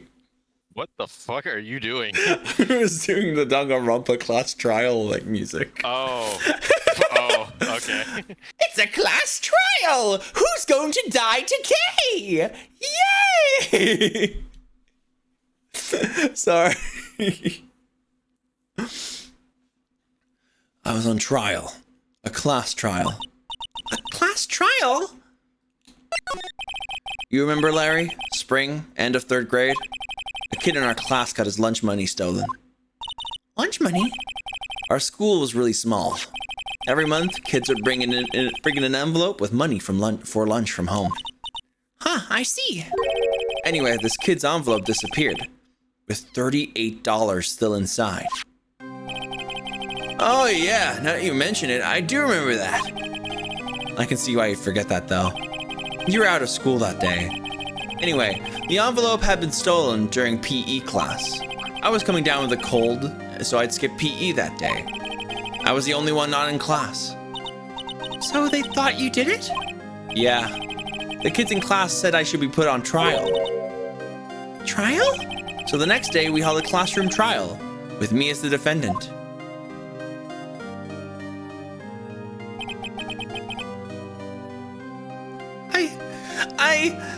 I didn't do it! Guilty! He did it! Guilty! It was you! Give the money back! You're such a meanie! No one play with him! Just admit you did it! You can hide the truth! We're not gonna play with you anymore! Yeah, I need you to stop borrowing my eraser! Give me back my 50 cents I loaned you! Hey, did you rob that bank the other day? Now, Phoenix, you know you shouldn't steal people's money. It's not right! In the end, even the teacher thought I'd done it. Go over and apologize, Phoenix. I didn't know what was happening. I was so sad. I couldn't stop crying. Everyone was staring at me like I'd done it. I tried to apologize. I went to where the boy whose money had been stolen was sitting. That's when it happened. He shouldn't have to apologize. The only thing that belongs in a trial is evidence. Anything else has no place. You should all be ashamed, amateurs. Miles? It wasn't you who stole my money, was it? No. Then you shouldn't apologize. Everyone's been shouting you did it, but no one has any proof. That's why, Your Honor, this boy is innocent. But Miles, it was your money that was stolen. Yeah, he did it. He's the one. We don't need proof. Make him say he's sorry. Why don't you all just shut up? That's always how it is. Everybody ganging up and picking on one person. Just think how he feels. He said he didn't do it, so he didn't do it.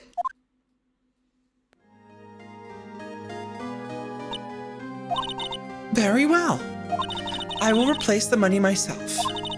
This class trial is over. That's how it happened. After that, the three of us were the best of friends.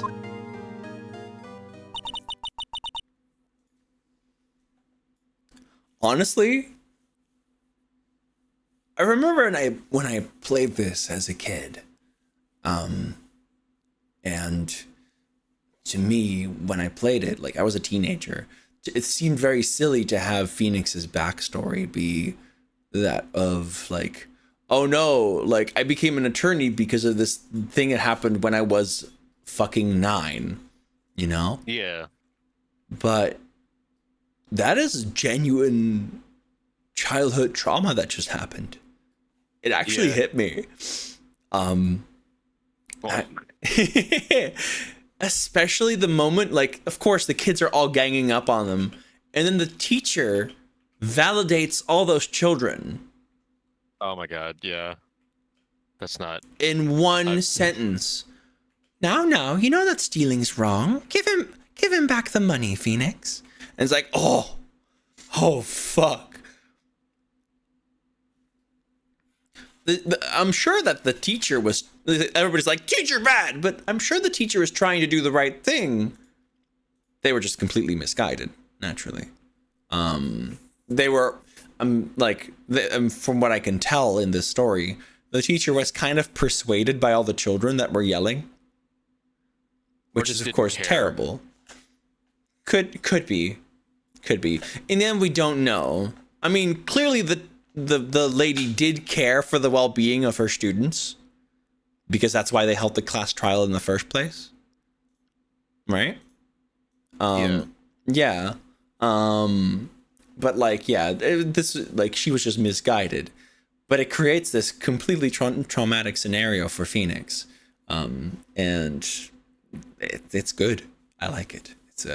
And I like that they actually present this as something that seems initially it seemed to me, as teenager me, it seemed very silly, but it is a serious thing. What happened was awful. Yeah. Yeah. I feel like she let it spiral out of control.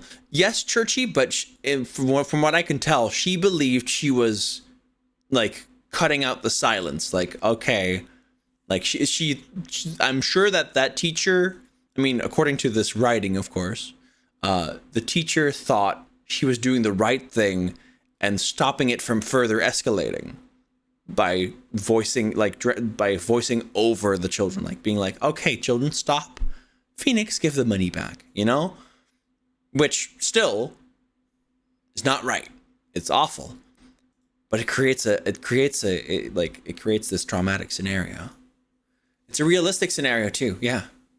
It's good. I like it. Also, hello Lyoko and hello Angel. How's it going? Hope you're doing lovely. And did I say hi to Null Problems? I think I forgot to say hi to Null Problems. I saw you come in, but I didn't say hi, which is a little bit stupid for me. She was probably under pain and wanting to calm down. We will never know what the actual reason was. What I just said was my interpretation, and I feel like that is a pretty decent one.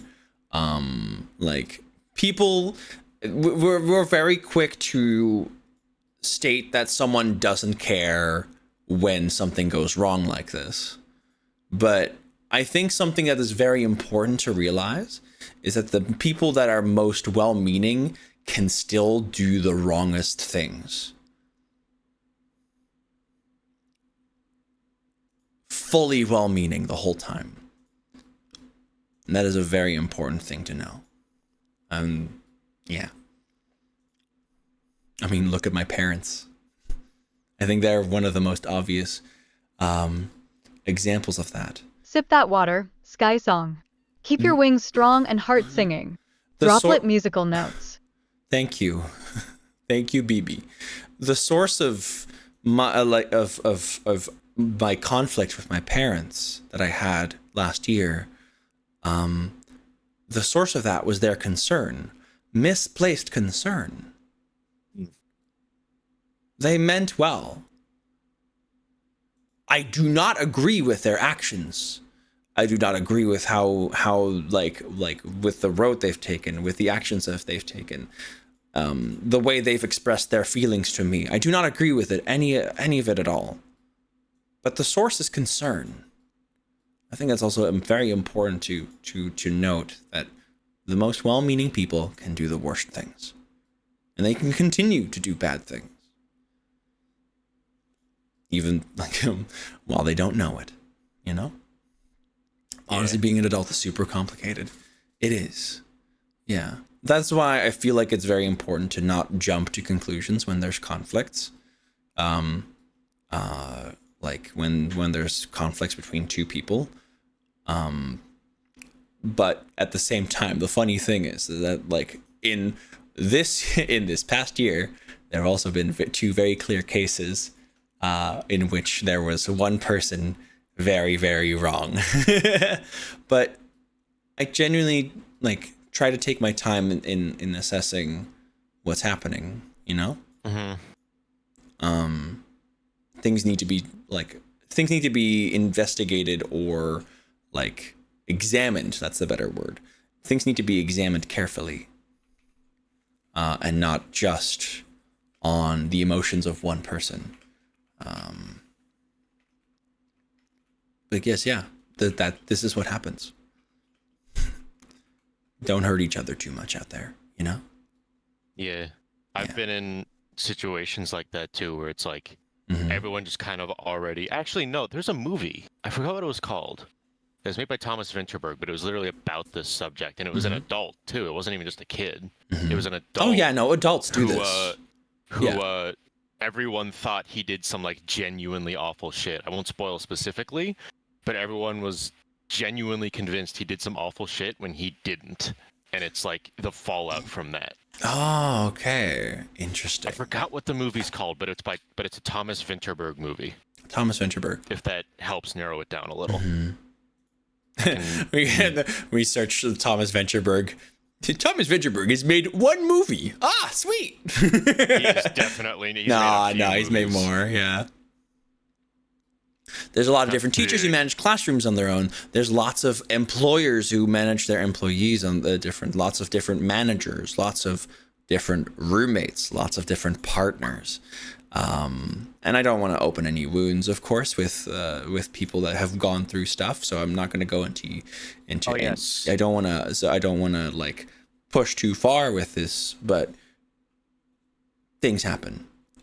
In America, it was called The Hunt. The Hunt. And in its native language, which is Danish, it was Jokten. Jokten. Interesting. Yeah. Very, very good movie. It's got fucking Mads Mikkelsen in it, so you know, there's that. But it's about that. It's about that type of situation and like what this character goes through in dealing with it and what the fallout is and like how people justify justify to themselves like treating someone like that and like hell yeah, Lyoko. Yeah. Sorry. No, it's fine. 371 hours. I wonder how those hours got there. There may have been a little subathon there in September. Gosh, that was a crazy amount of hours. That was nuts. I love that. Ooh.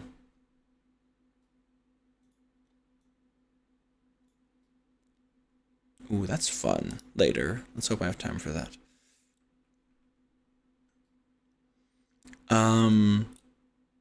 Okay.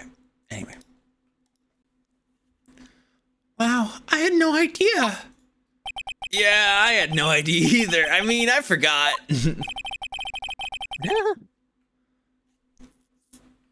That's when I learned what it meant to be alone. Totally alone. Without a friend in the world.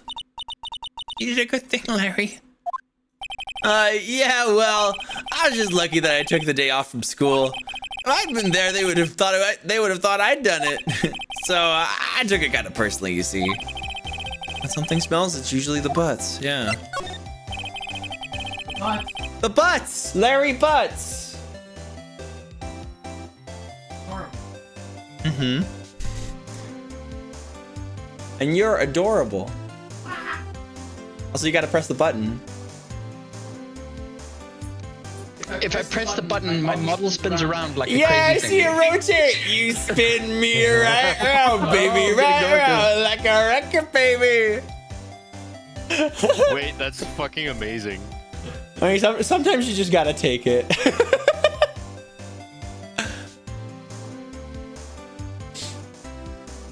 Babe, you should just like make a game out of it while you're 3D modeling. It's like we're talking here, and like just whenever you want to, like whenever you're part of the conversation, you say something, you like your model spins, and wherever it lands, that's the part where you're continuing to work on it.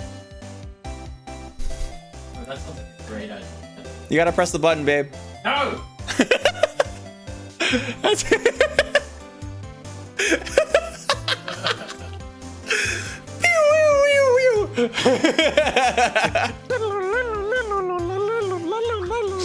I love fucking with my girlfriend. I love her so much.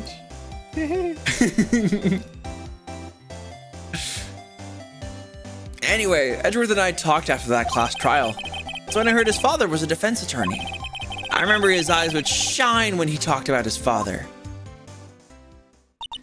I'm going to become a defense attorney, just like my father, a famous defense attorney.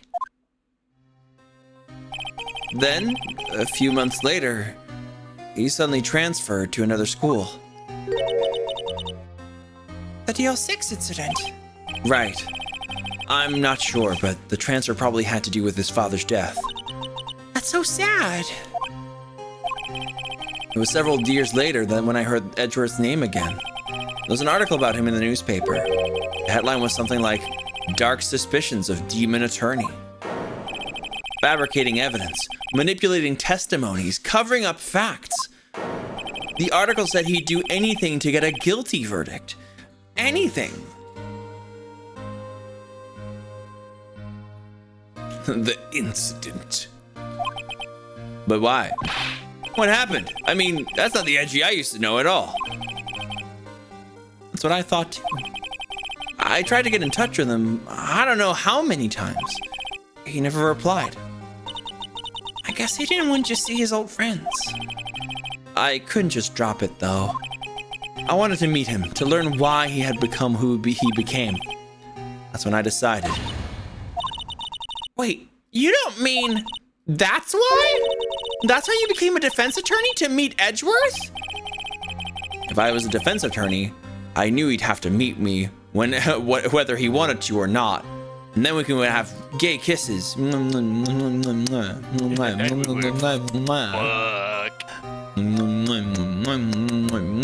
Oh my god. Like he just like stands there kissing for 5 minutes. Nick, are you okay? Sorry, I was having a moment. Later. We should come back to this conversation later. We'll just leave them to that. Okay, I get the gay jokes now. Oh yeah, Static. Oh, Phoenix and Edgeworth are the power couple. Yeah. I knew he'd have to meet me whether he wanted to or not. In court.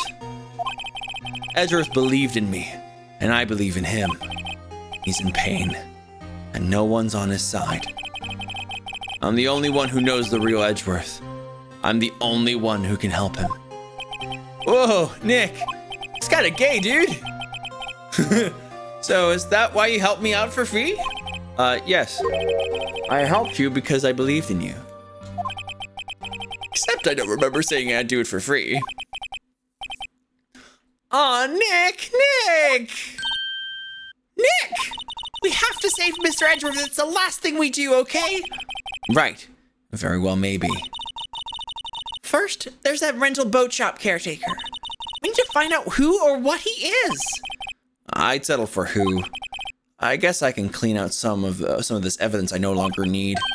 All right, let's go. Let's see, what do we have? So we got the autopsy report, we got the overhead map, we no longer have the empty picture. We have the lake photo, the bullets, pistol, metal detector. Oh yeah, because the metal detector is so fucking important. Anyway, we got the parrot, DL6 case file, and the DL6 incident photo. Okay. I mean, you never know when you're gonna need a fucking metal detector to... I want to check out the Blue Badger again. Looks like Detective Gumshoe hasn't gone back yet. Gumshoe! He won't be coming back today. Oh, really? He said there was some guy he had to arrest by tomorrow. The boat shop caretaker. Oh, the boat shop caretaker. You shouted something about catching him if it's the last thing I do, pal. Good luck, Gumshoe.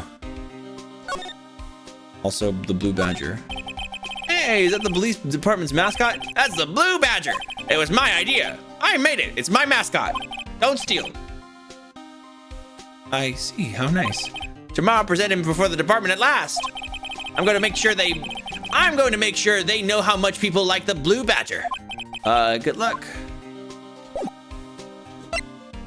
I honestly love that. I honestly love that they just have the Blue Badger sitting there.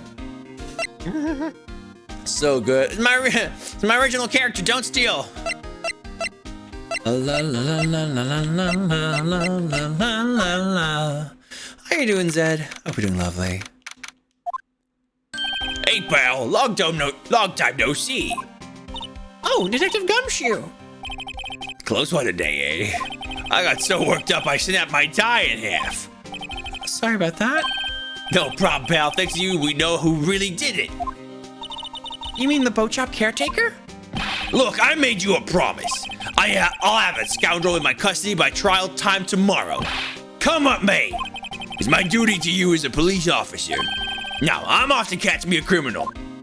Woohoo! All right, bye. Detective Gumshoe sure is active today. Oh, one other thing. No one can go into the woods today. The woods? Where Lotta was camping? Yeah, the woods are off limits to camping, and apparently the park ranger found out. He got pretty mad. No one can go in for a little while. I guess Lotta's in a lot of trouble. Anyway, I'll be seeing you tomorrow. Yeah. You can't go into the woods. The Slender Man is there. Oh, the steel eyesore is missing. Eyesore? Looks like the hot dog stand is closed too. Guess Larry's too busy worrying about Mr. Edgeworth to show up for work. That's just like me. That old caretaker got away. Yep. I never imagined he might be the real murderer. I know that throat clearing of the. I know that clearing of the throat anywhere. Hello. It's break time. It's like perpetually about to fucking vomit his stomach out. That's kind of how I imagined him, but I can't keep doing that.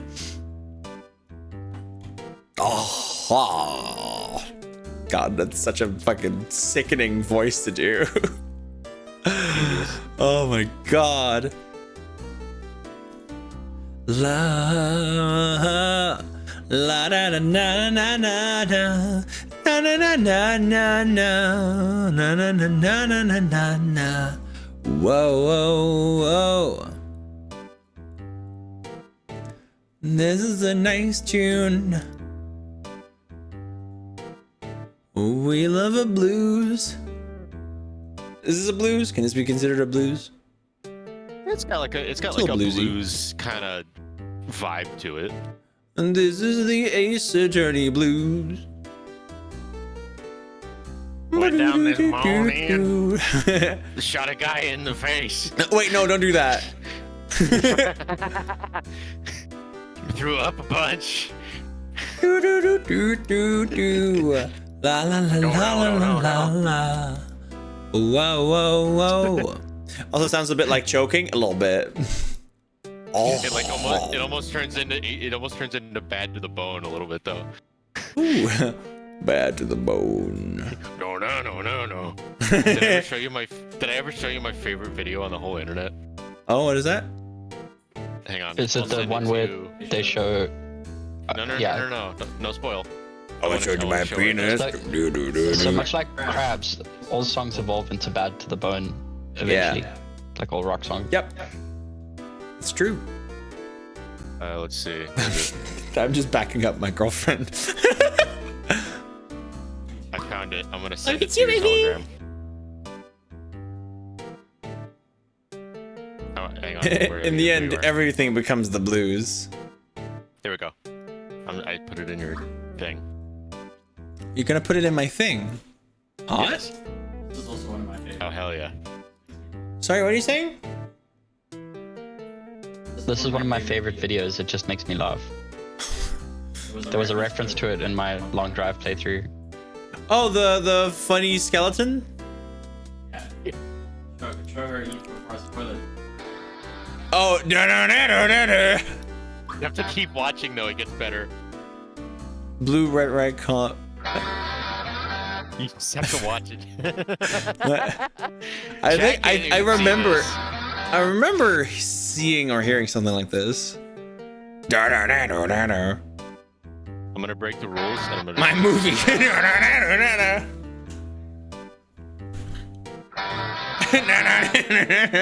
They're all just stick shifts.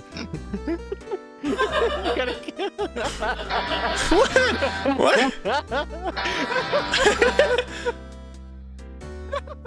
Back to the bone. That was a weird stick shift. What?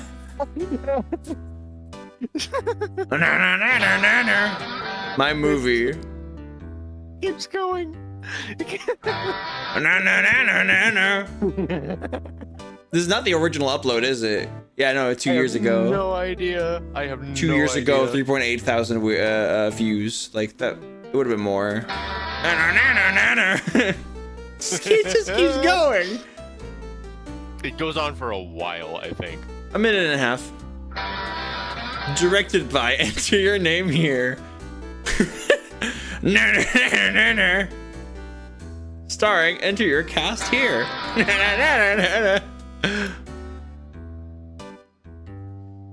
Filmed on location, enter location here.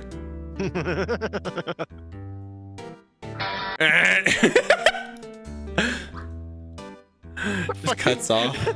The music like skipping around. It's so good. Yeah, it's not consistent. It's like a 45-minute edit of that. Oh my god. Oh, you have to make it a stream redeem where that version of it just plays. for a minute and a half? No, the 45-minute one, but it has to be like 100,000 like channel points. Oh.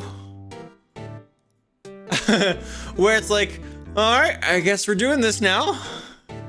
It just plays in the background. Can I see somewhere what like the channel point amounts are that my viewers have? That'd be really nice. I don't know. Like I'm gonna take a look. Yeah, let's see. And analytics, not Earnix. Stream, no. Research, no. Engagement. La da da da da da. No, I don't think I can see that. That's annoying. 79K. You have 30K. I have 8K, but that's because I keep using them. Pyre has 3K. People use 5 million points were like used over the past year. Like people use their points well. You know, with the exception of Yuki. The channels I have the most points on are the ones that I like put on when I'm falling asleep, because I then wake up and I have like 300,000 points because I just watched their whole stream. I think the become sex needs to be higher in points because it's that cannot be the same as the aggressive shard. This takes way more time. And it also potentially gets content claimed on YouTube. Oh my god, are you serious? Yeah, oh, for the music from My Hero Academia. Oh Which, by the way, Foxy and I still need to start watching.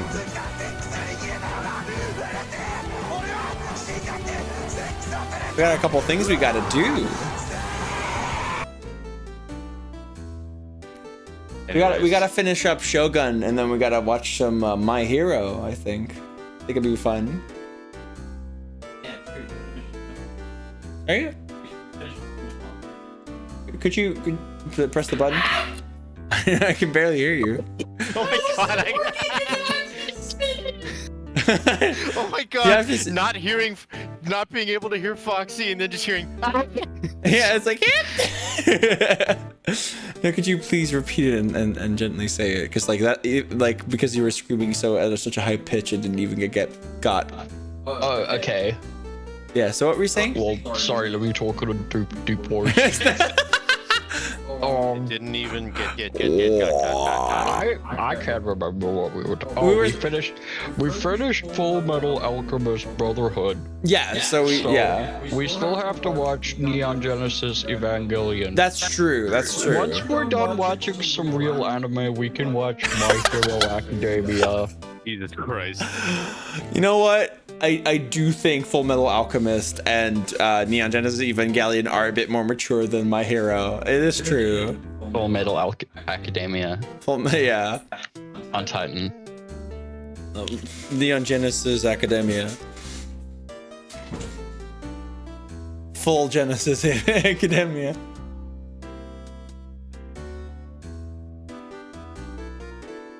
Neon Alchemist Academia. No. Okay, whatever. Anyway. Oh yeah, no, absolutely, Yuki. I love My Hero Academia. Like, I've been watching it, like, the entire thing. Foxy. Oh wait, wait a minute. Oh, I have a whole bunch of episodes that I haven't caught yet. Oh. I think I'm gonna save those because it's almost time for me and Foxy to start watching the anime together. So might as well save it for that, and then we can watch it and have a good time. Ooh. Ooh. Aha, hello. What might you be doing here? Welcome. The days of my youth, like the scent of fresh lemon, you see. Mr. Grossberg, this is not the time for idle reminiscing. Mr. Edgeworth's trial ends tomorrow. That is true, yes. But from what I saw of the day's trial, Edgeworth should be fine, right? Well, I'm not so sure about that. Oh, what do you mean by that? Well, I'm not sure. If you find anything out, come by my office at once. Oh my god. I'm having a yawn. I may be able to offer some assistance. Thanks. Bye. What do you think Mr. Grossberg was doing here anyway? Who knows? Hell yeah. Oh, I'm seeing cookies. Now I want cookies. Babe, can we have cookies? Yeah, you can have cookies. Yeah, I can have cookies. Would you like to as well? Oh, you're gonna go to the vending? No. No. Yeah. I'm grabbing the Nizzas. Oh, okay. The Nizza cookies. I don't know if those are a thing like internationally, but they're like cookies with a coconut flavor and a light layer of sugar. They're really good.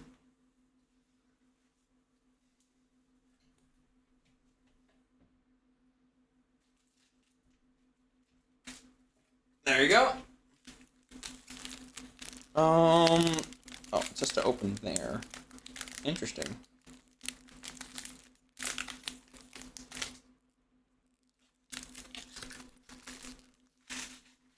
Here you go, baby. These are some of our favorites. They're nice and light too, so it's like, ooh, nice little cookie. Yeah, we've sworn off the vending machine.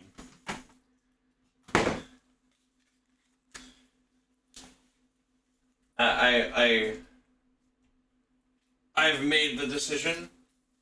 Like while Foxy was away for a bit, I was like, you know what? I'm not getting stuff from this vending machine anymore because I look at my fucking bank account and yep, nope, that vending machine is taking too much.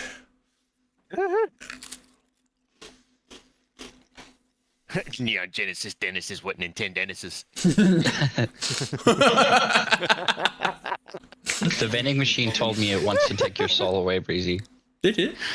Yeah, so it told me last time. Oh. I'm a little proud of that line reading. No, it's good.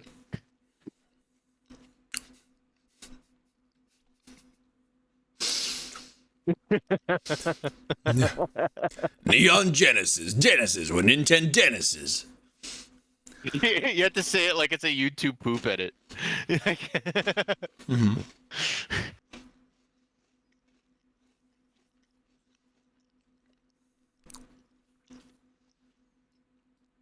Sus. Anyway. Sus. Nobody's home.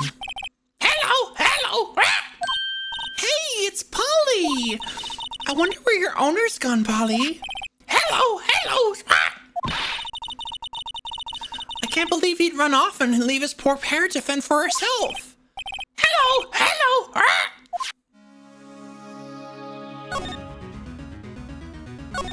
That's safe. That reminds me, Nick. Polly knows the number to the safe, right? Yeah, that's right. Polly, what's the number to the safe? 1228.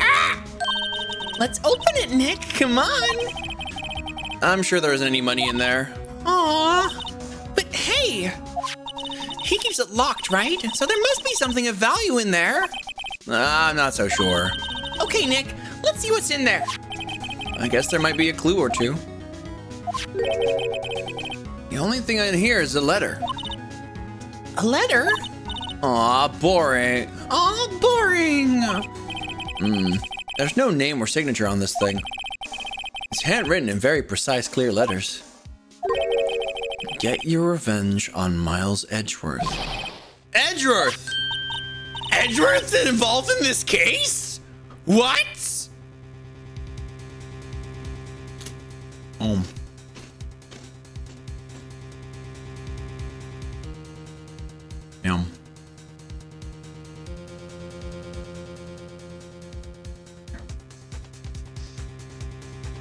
Nick, why would Mr. Edgeworth's name be on there? How should I know? I'm gonna read the whole thing. Get your revenge on Miles Edgeworth. It also says this is your last chance. Now is the time to get revenge on the 2 men who ruined your life. The rest of the letter goes on to describe the murder plot in detail.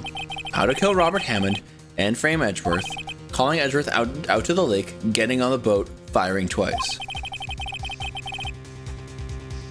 This is exactly what I figured out today in court. It's all here in perfect detail. Signed? Who said it? Who sent the letter?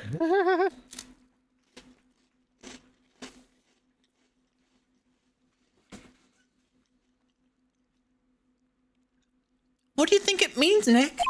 I don't know, but it looks like these are instructions for that caretaker. When he killed Robert Hammond and called out Edgeworth, he was following instructions. Who could have written that letter? And what does it mean to get revenge on Miles Edgeworth? Look, I don't know, okay? But one thing's for certain. This letter is an amazing clue.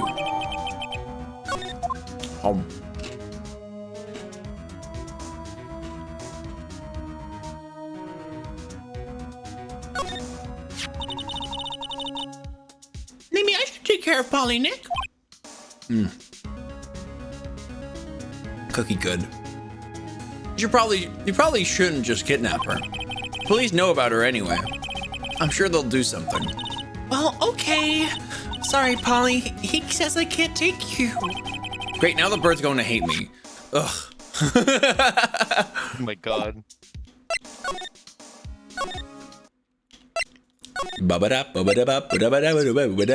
Beep.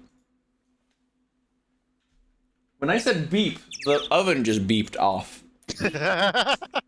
Huh. Oh my god, it's alive. You're being watched. Oh my god. Oh mein Gott.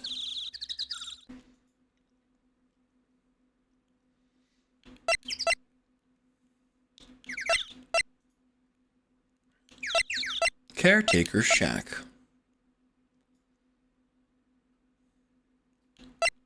No, we shouldn't go back there. My brain went on autopilot for a moment.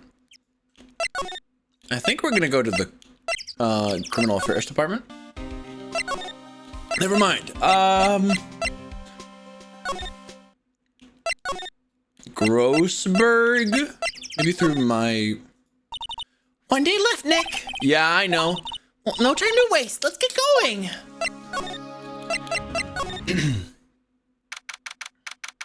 What would you say is the worst case in this trilogy without spoiling? The case is called Turnabout Big Top. It's bad.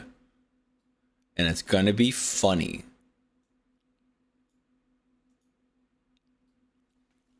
That's the worst case in the trilogy. Absolutely, 100%. All the others, okay, all the others, I'm totally fine with. All the others I like. Turnabout Big Top. I still enjoy it, but there are some very serious qualms with it. Some very serious no-no-nos that you can't really like look around. You bring clowns into the mix and everything just goes awry. Yeah. Look at Juggalos. Actually, the clown is like the most fine, aside from like some of his presentation and like how he says some things. It's never the clown's fault. I think it is. No, I can say something. There's a love triangle in that one, featuring a minor. Oops, oopsie doopsie. Did you know that Japan has a lower age of consent? I want to die. Take me with you. Yeah, no, it's not a fun one. So what we're going to do is, I don't think we can actually look past it, because it'll like, the thing is that love triangle is like really pervasive in that trial. We're just gonna pretend that, well, no, we're not gonna pretend anything. We're just gonna be like, this is a story that was written with a stupidity, and we're gonna ignore that stupidity. That's what we're going to do. We're gonna be like, this is the story all about how my life got turned upside down. Yep. And then Yep. fucking goddamn it. Yeah, no, Turnabout Big Top is definitely the worst one. But it has some good elements, and I will say in the anime they fix it pretty well.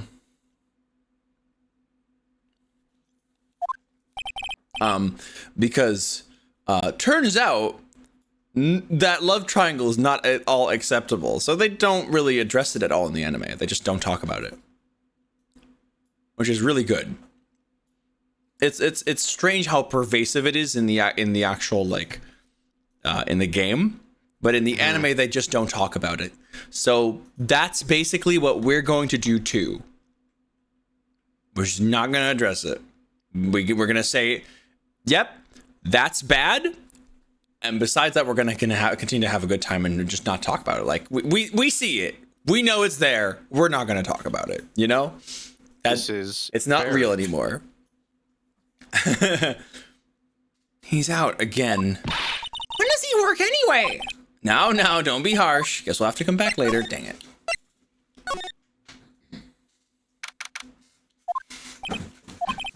You look as grim as always. Mr. Edgeworth, I heard the story about the class trial. Class trial?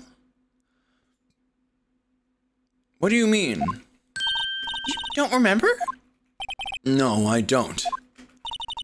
Your lunch money was stolen, wasn't it? In 3rd grade? Lunch money. Oh, right. Yes, I seem to remember something like that. Nick, I think you're the only one who really remembers. Well, it'll probably only really matter to me anyway.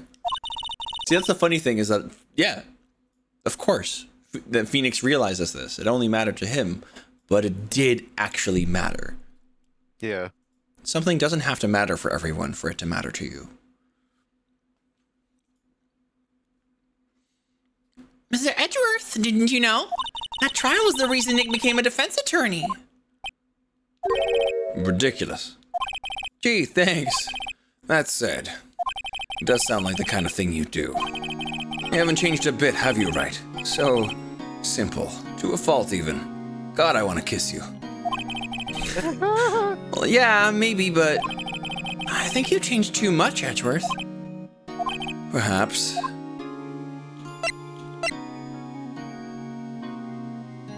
Aww. Hey, Edgeworth. Why did you become a prosecutor anyway? You used to look up to your dad. You said you wanted to be a defense attorney, right? I couldn't let myself deny reality like you. What do you mean? My father was taken from me, and you want me to defend criminals? I'm sorry, Wright, but I'm not that good of a person. One suspect was apprehended in your father's murder, right? Yes, the man trapped in the elevator with my father. His name was Yanni Yogi. He had to be the shooter, any way you look at it. Yet he was found innocent. That defense attorney got him off the hook. That would be Robert Hammond. On that day, 15 years ago, 3 of us were trapped in that elevator for 5 hours. When we were rescued, we all suffered oxygen deprivation. I had lost all memory of the murder. Lost your memory? Even now, I can't recall what happened in that elevator. That was the crux of Yogi's attorney's argument in court. He claimed Yanni Yogi had not been of sound mind due to the oxygen deprivation. Yogi was released due to lack of evidence. Innocent. That's when I changed my mind. I started to hate defense attorneys. What's your relationship with Von Karma?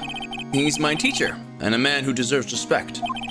I learned everything I know of the courtroom techniques from him. Oh, so he's like my sister was to you, Nick. He's a perfectionist in all things. In court, in his personal life, he's obsessed with doing everything perfectly. Perfectly, huh? In all the cases he has taken on, none were left unsolved. And not one suspect was declared innocent, ever. I wouldn't really call that solved. That's not solving it. But that's... I know. It's possible some of the suspects were indeed innocent. However, it is impossible for us to accurately determine that in every case. All Von Karma does is his job, to find the suspect guilty, perfectly. In any case, it's nigh well impossible to find a weakness in him. Should a weakness appear, he would do everything in his power to make it go away. Edgeworth? If what you're saying is true, you're headed for a guilty sentence tomorrow. He's right. Now's no time to praise the enemy, Mr. Edgeworth. It's a strange situation in which I find myself, I'll admit. No kidding. Yo, what about this letter? Edgeworth, see this letter? This came out of the safe in the shack where that boat rental caretaker lives. I see. Revenge? On me? Who's that old guy anyway? I don't know. Could he be an innocent defendant who got declared guilty or something? Nice, right? But I don't remember that old man, not at all. So he was following this letter then? Which means there was someone else behind it. Now is the time to get revenge on the two men that ruined your life. Two men, meaning myself and Robert Hammond? It also says this is your last chance. Last chance? Wait, maybe he's talking about the statute of limitations on the DL6 incident. Wait, that old man. What is it? Do you know who he is? Yogi. Could he be Yogi? Yogi? The suspect in the DL6 incident. The one who was found innocent. He got his picnic basket.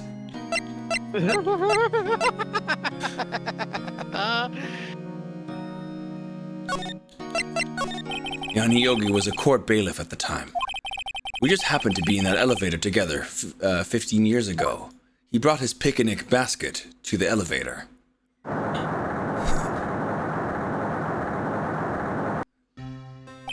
The quake was incredibly strong. Before I knew it, everything was dark. We were there for so long it felt like forever. The air thinned, and the darkness closed in on us in that little box.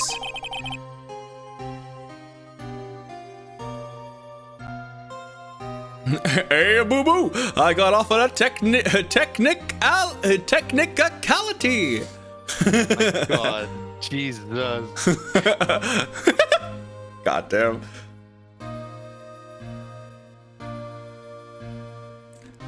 We became unsettled. Help! I can't breathe! Quiet. I said quiet. You're not making this any easier. I want to get out! Help! Get us out! Don't shout. You'll just use up more oxygen.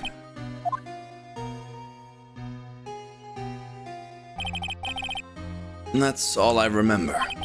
When I came to, I was in a hospital bed, staring up at the ceiling. In court, Yanni Yogi's mental condition was called into question. They claimed the oxygen deprivation and stress had caused temporary insanity. In the end, the claim passed the court and Yogi was found innocent. Hi, Minty. Welcome in. How you doing? Oh, I didn't say hi.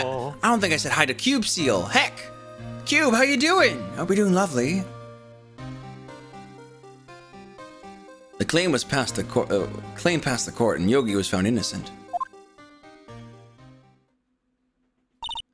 Temporary insanity. Huh, but isn't that strange? This letter tells him to get revenge on Edgeworth. Why would he want to take revenge on you? Right. Yeah? There's something that's been troubling me these last few days. I didn't know whether or not I should tell you. You mean the nightmare? The nightmare. It's a nightmare I've had. A memory of a crime that I committed. A crime you committed? A memory of a murder. Wait, hold on, that line was different. That's the name of a book. Yeah. Also, last time it was a memory of murder. The flashback changed. He's misremembering. Name of a movie, not a book. Sorry. Phoenix, you fucking idiot. I'm existing You while misremembered. glad you're home and watching the stream. Heck yeah. I think Penis Wright needs to think. Elevators aren't airtight. Maybe back in 2001 they had some goofs with them. I Shouldn't Be Alive, part 52, where they get trapped in the elevator and the one guy keeps farting. They keep farting! I can't breathe! Okay. They keep farting! Okay, no, I need to say this. Elevator, you don't need a fully airtight space for it to like run out of enough oxygen. Especially if you're panicking, there's hyperventilating going on, you can absolutely use up enough of the oxygen in a closed room to cause problems. Especially after I've had KFC. Yeah.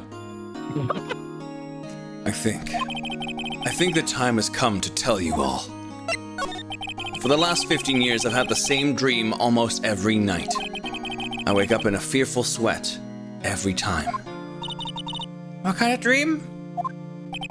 It's a dream about my father's killing in the dark.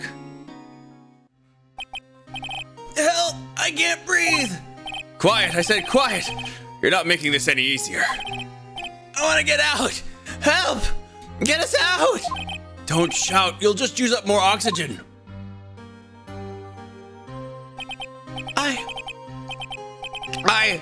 I can't breathe. You're using up my air. What? Stop breathing my air. I'll stop you. What are you? Stop breathing my air. No, Father. He's attacking Father. And I see the pistol lying by my feet. I don't know if it was evidence from that day in court or the bailiffs. In a daze, I pick up the pistol. Get away! Get away from my father! Ah!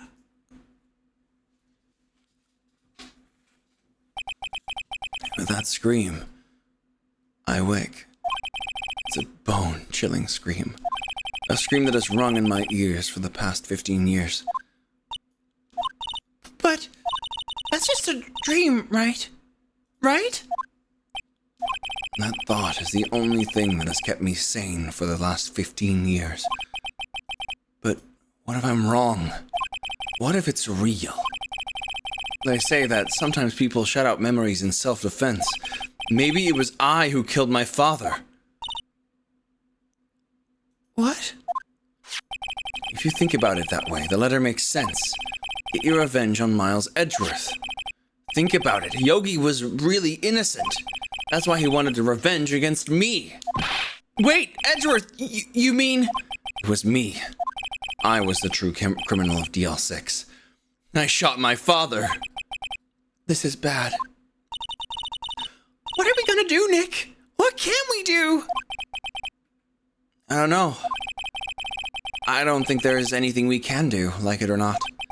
There's someone else who knows about a lot about the DL6 incident. Maybe. There is, Nick! There is someone else who knows about DL6.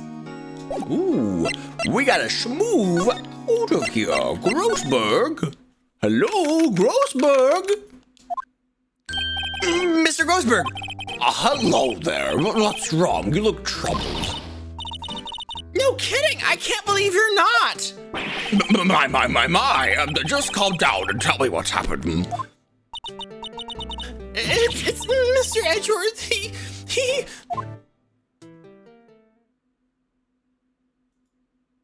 I see. So Edgeworth dreamt he shot his own father. It's only a dream! Only a dream! I wonder. What? If that's the case, then why do you two look so troublesome? Well... Also consider this. Yogi quite certainly holds a deep grudge against Miles Edgeworth. So deep he wants to frame him for murder. This leads me to surmise that Mr. Edgeworth's dream was not a dream if it was real, as you imagined. Miles Edgeworth threw the pistol to save his father. The pistol fired, the deed was done. No! I don't believe it! Yogi was suspected of murder, and his career as a bailiff was irrevocably wrecked. Thus, he sought revenge on Miles Edgeworth. This was his last chance, of course, with the statute of limitations so close. What do you know about Edgeworth's father? He was a defense attorney without peer. It sounds trite, but it's true. Well, he may have had one peer now that I think about it. Your mentor, Mia Fey. My sister. Gregory Edgeworth was very disapproving of Mr. Von Karma's techniques. That's no surprise. Von Karma is an extreme man. Forged testimonies and evidence are nothing to him. The result, he has a perfect win record in court. To beat him, Gregory Edgeworth tried to call attention to his methods. And? He lost. And died in despair, as it were. I see. When Gregory Edgeworth was killed, the police called on a spirit medium. That was your mother, Misty Fey.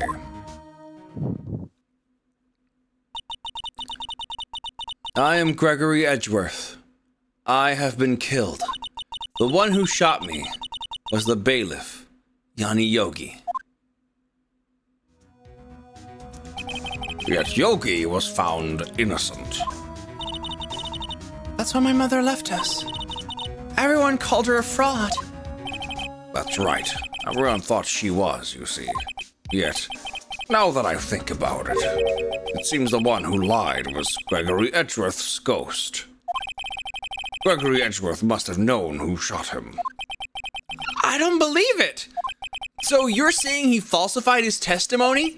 That Edgeworth's dad lied to protect his son? It's only a possibility, mind you, but a possibility nonetheless. Oh, so this is the letter. It does seem that Yogi was following this letter when he killed Hammond. But why kill Robert Hammond? Hammond was a skilled defense attorney, but he defended clients not for their sake, but for his own. His own sake? He never trusted his clients, that one. The only thing he trusted was his own ability.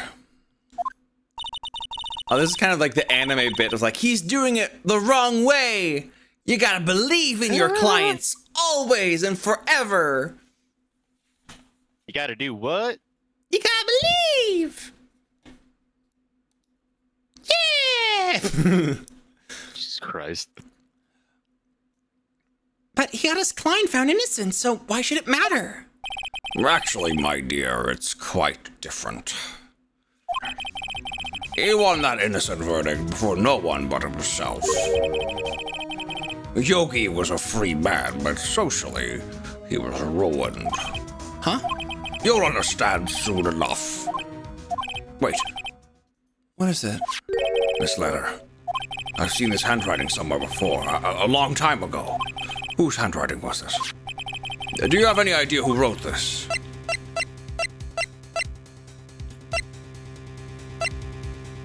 Manfred von Karma? Could it be Manfred von Karma? Von Karma? Why would he have something to do with this? I'm not sure. Von Karma. Wait!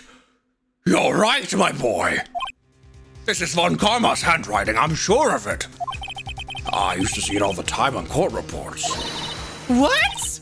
But that means the one who told Mr. Yogi to kill was... Correct. Manfred von Karma himself. What does this mean then? Why would Von Karma want to frame Edgeworth?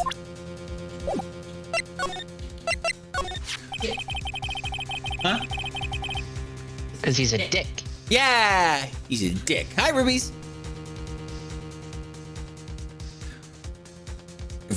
If it truly was Von Karma who wrote this letter, then he would know the truth. He would know that Miles Edgeworth had accidentally killed his own father. He'll say as much tomorrow in court, I should think. He'll press the point until the court finds Miles Edgeworth guilty. Oh no! But how could Von Karma know about Mr. Edgeworth's past like that? Even Mr. Edgeworth thought it was just a nightmare. That I do not know. Yet I do know that Von Karma is both persistent and a perfectionist. He may be seeking to satisfy a grudge against Gregory Edgeworth by hurting his son. What do you mean? It was 15 years ago. Von Karma met Gregory Edgeworth in court, and Von Karma did win, but he didn't make it through the trial unscarred. What happened in the trial between Edgeworth's dad and Von Karma? Von Karma got the guilty verdict he wanted. He won the trial. But Gregory Edgeworth accused Von Karma of faulty evidence, and though he lost the trial, Mr. Edgeworth's accusation stood. Faulty evidence? It was the one penalty Von Karma has ever received in his career as a prosecutor. Gregory Edgeworth dealt a blow to his perfect trial record. Wow! It must have been quite a shock for Von Karma. He took a vacation for several months after that, you see. A vacation? Yes, an unusual event for the man. That was the first and the last vacation he's taken in his many years of prosecuting. Really? He doesn't take vacations? Like go to the sea or to the mountains? Don't tell me he's never been to Europe. Don't tell me he's never been to Europe. Europe is a wonderful place. He can't just not come to Europe. He can't just not come to Europe and not high-five me. It's Miles. I'm joking. You have strange ideas about vacations, Maya. Can't believe he's never been to Europe. Can't believe it.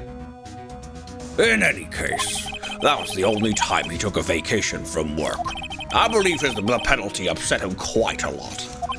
Odd. If he wanted to keep a perfect record so badly, why would he take such a long vacation? What do we do, Nick? Von Karma is going to bring up DL6 so you can bet on it. What if Mr. Edgeworth pleads guilty to DL6? I won't let him. Yes, Mr. Wright, I hate to say this, but even accidental murder is murder, you know? No, that's manslaughter, actually. Manslaughter. It's actually a completely different thing. Well, I wouldn't say completely different, but it's definitely different enough to make it a different, like, name. You can either be accused of murder or manslaughter. Correct. They are separate from each other. Yes, they're separate. It's still about killing someone. Just the one, yes. one is premeditated, the other isn't. That's the difference. I think it's one is premeditation, one is negligence. Mm-hmm. Is the determining factor. This game is based on Japanese laws rather than American IRC. No, actually, so I've watched a video on this. Actually, this game is just a murder mystery with logic puzzles. It's not actually based on any law. Like there are some things that they take, such as like statute of limitations, and there's like little bits that they take in terms of evidence law. Like there are certain core principles they take, but it's just a puzzle game. It's just an adventure game. And any kind of actual overlap with the actual court system is purely coincidental. Shuchikumi has actually said that he hopes that any people that are lawyers who play the game don't get offended by it. It's funny. What? Haha. I like it. Occasionally you're just like, haha, He's a dick. Little things.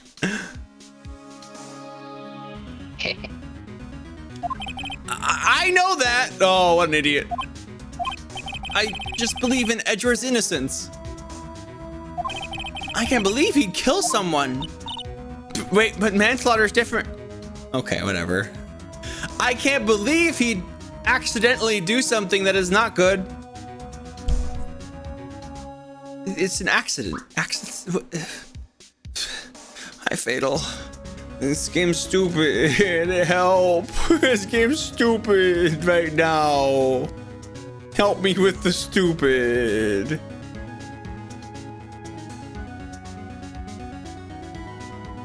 Yeah, it's just stupid. Anyway.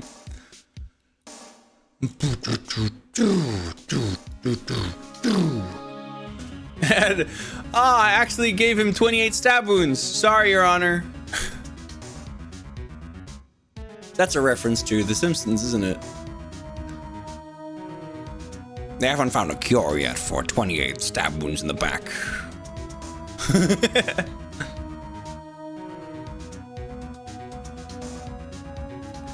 But Nick, Mr. Edgeworth admits it himself. His father must have lied to protect him from beyond the grave. I don't care. I know he's not guilty. That's stupid. Mr. Wright, if you say so, I suppose I could go check again. The police files might hold on something of interest. I watched a lawyer stream this game. He said something to a plot point in the 5th case, says it almost happened to him. Ended up calling it. He ended up calling it several hours before its reveal.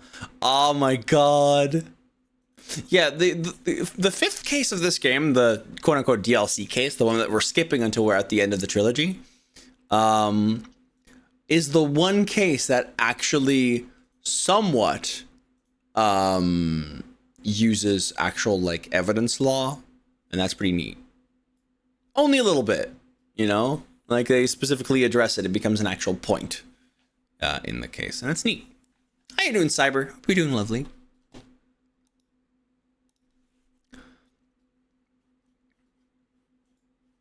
Honestly, given the circumstances, it might not even manslaughter, but a freak accident with no one at fault. Yeah.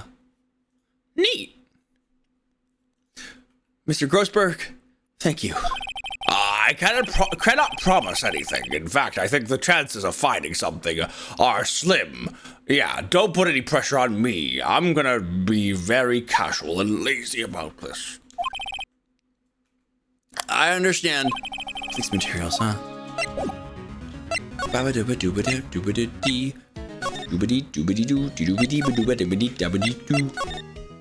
Safi. How's it going? There's hardly anyone here. Everyone must be looking out for the old guy.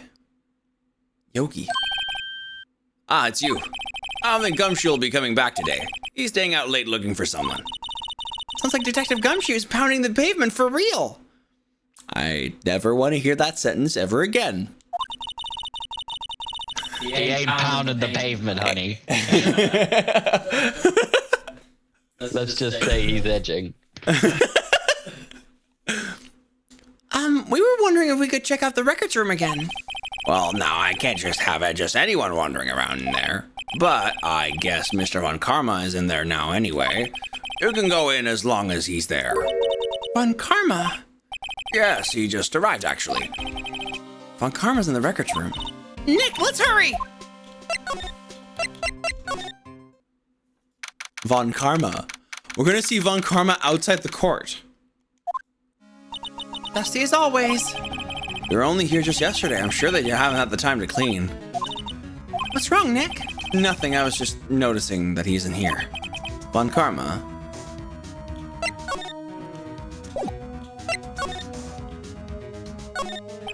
Here are files of collected case reports. There's quite a large volume of reports here.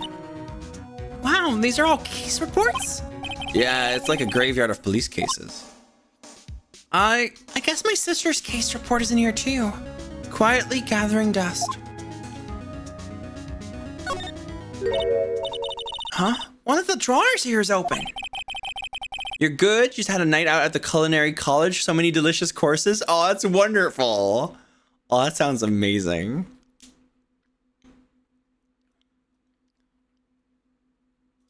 It was about evidence law. The opposing lawyer tried to pull that stunt on him, even though it wasn't true. Interesting. Someone must have been looking in it carefully recently. The label says unsolved cases, evidence. Unsolved cases. Nick, the file for DS6, it's completely empty. What? What are you doing in here? Oh, the direct stare. Oh, that's a stare. Hello. It feels very different. Eek! Fun karma.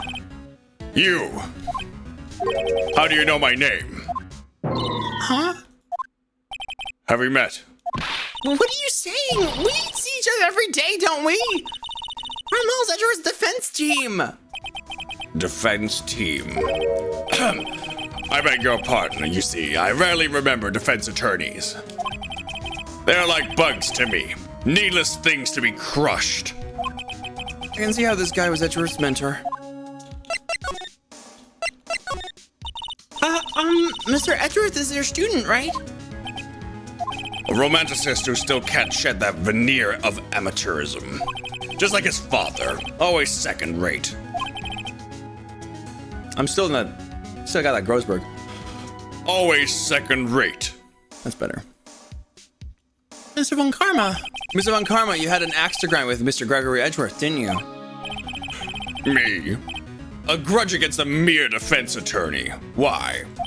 Because he dealt a blow to your otherwise perfect trial record? So you did. But what I don't get is, why did you take his son under your wing afterwards? The son of your most bitter rival. That, my dear attorney, is none of your business. Tomorrow will be the last day of the trial. It's been a while since I've had a defense attorney last this long. Still, you will lose in the end. Miles Edgeworth will admit his own guilt. His guilt of 15 years ago, you mean? You're quite the researcher. If you've done your homework so well, then certainly you must understand. You know what Miles Edgeworth will tell the court tomorrow. You are right. So Von Karma is going to bring up DL6 in court tomorrow. Well, we got this thing that we probably shouldn't show you. Ms. Von Karma, have a look at this. This was you, wasn't it? You instructed Yanni Yogi to commit murder.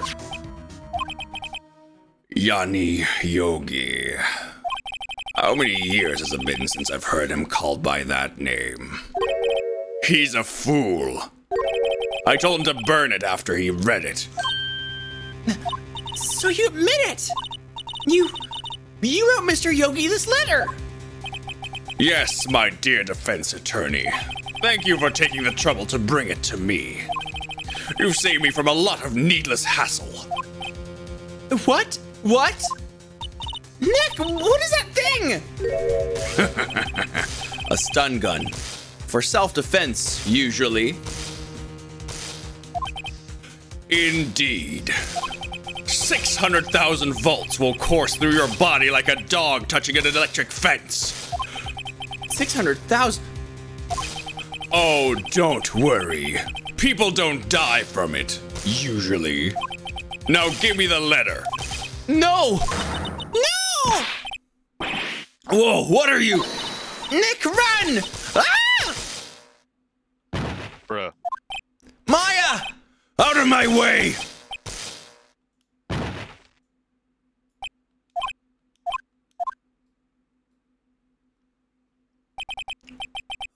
He got us. The letter's gone, of course. He took the DL6 evidence. All of it. Back to having no clues. Wait. Maya jumped first. Maya! Is she okay? Maya! Maya, open your eyes! Maya! letter. The letter. Did he take it? Huh? Oh, yeah. Are you okay? I couldn't stop him. I jumped as fast as I could, but one shot from that thing knocked me out cold. I'm useless. I'm no good as a lawyer or as a medium. I can't even call my sister. Not even now, when we need her the most. I hadn't woken up at all. Maya! There has to be some way I can help her. I better do something about her self-confidence first. Maya, she's holding something. What is that, a bullet? DL6 incident, evidence number 7, taken from the heart of Gregory Edgeworth. I remember. When Karma was holding this when Maya jumped him. I'll prove it to you, Maya. You're most definitely not useless. I'll prove it to you in court tomorrow.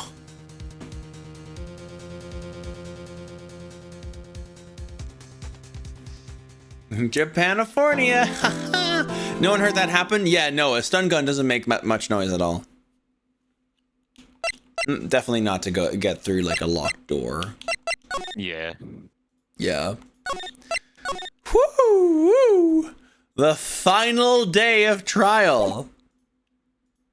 The final day of the original game of Phoenix Wright Ace Attorney. So ready?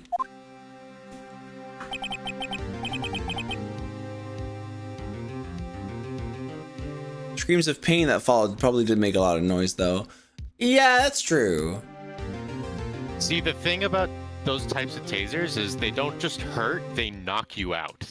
Yeah, pretty quickly. You might not, yeah, I was gonna say, if you might genuinely not like yelp in pain or anything because it literally locks your fucking nervous system up. It basically makes your whole body go like, oh no, and then like freeze.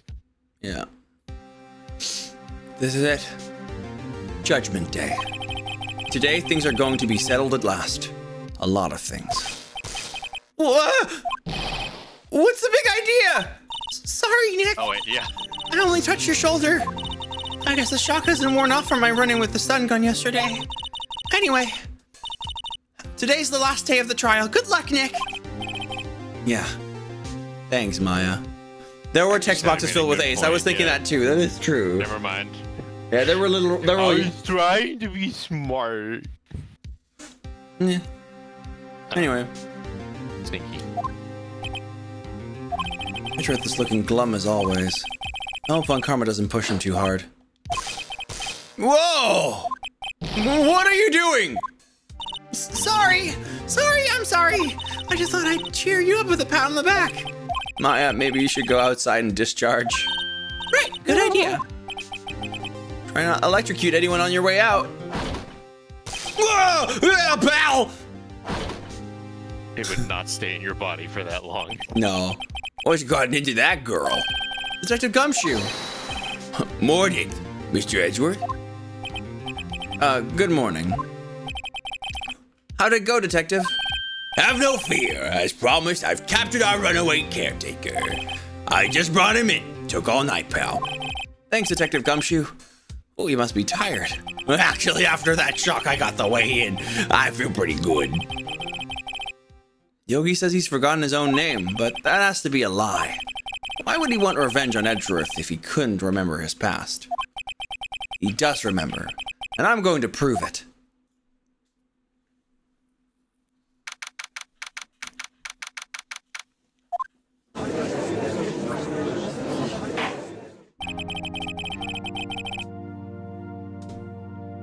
Oh, I got sent a personal message on WhatsApp by one of the gays. Oh my god. One of the peeps from the local LGBTQ community. Let's see. One of the gays. One of the gays. It's time to celebrate the second coming of Christ. Crossed out my birthday. Oh. Babe. Bye. We were invited to a local birthday. Yay. That's so fun. Yeah. I'm gonna ask if I can bring you. Oh, okay.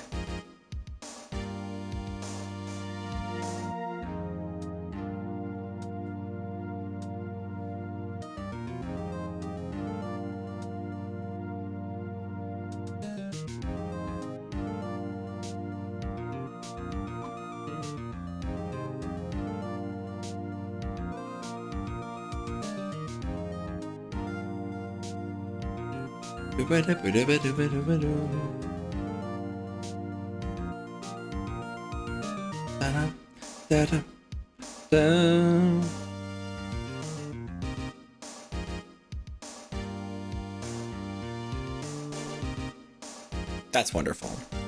The gays? Yes. So it's gonna be a nice little queer birthday party. That's fun. Oh, that's wonderful. That's really nice. I'm glad. I'm glad she remembered me and wanted to invite me to her birthday. That's really nice because I've not been there for a little while, due to various reasons. Yeah. We can go and fight them. Huh? We can go fight them. Why would we fight the gays? I don't know.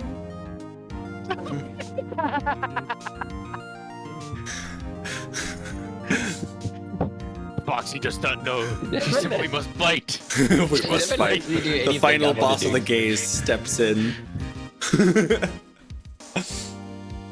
It's fun to work. I don't know what I'm doing, but I know I must fight. I must fight.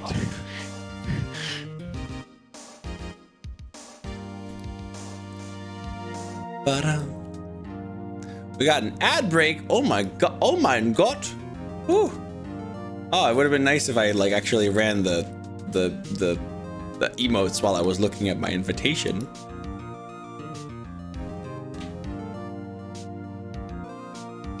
Yeah.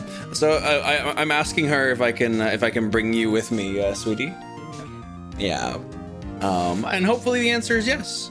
If there's no space for it, that might happen. But I think in general it's it's probably going to be like a place where people can gather a bit, you know? Yeah. Yeah.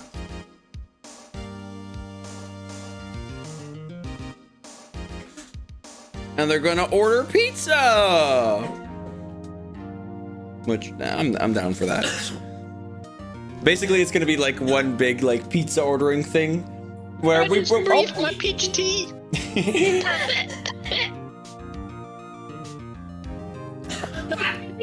I'm break full of ad smoking. Oh, did you? Oh no, hun! I breathed my peach tea. You breathed your peach tea. No! Oh no, my sweet peach tea. My poor sweet peach tea.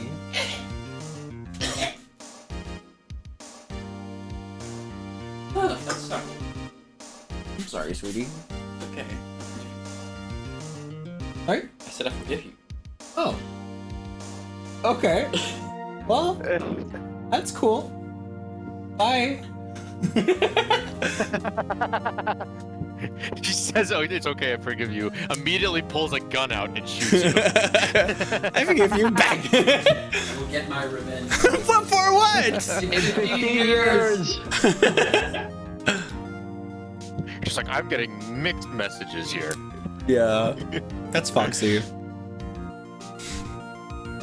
Foxy is the mixed messages.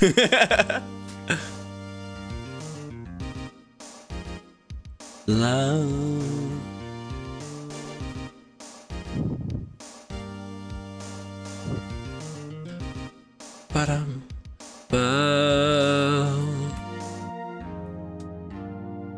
What the fuck? Sometimes you see weird bits of art. Anyway, Oh my god. it's not kinky weird, just weird.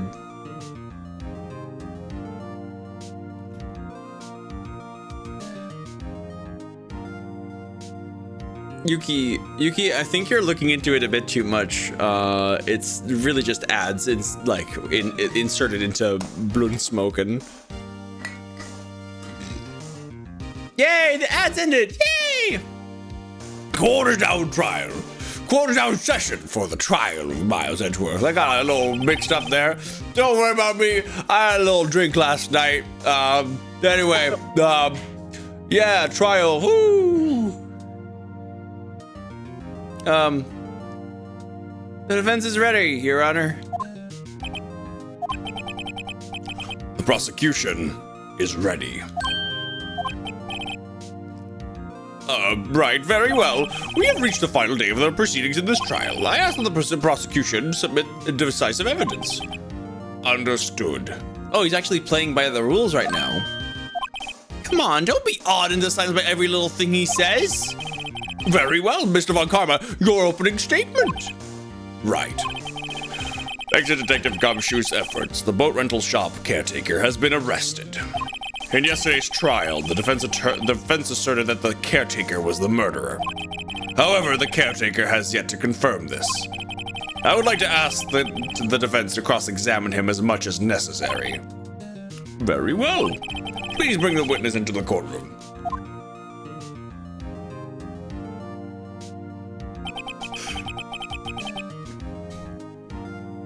Ladies and gentlemen of the court, I believe you all remember our witness.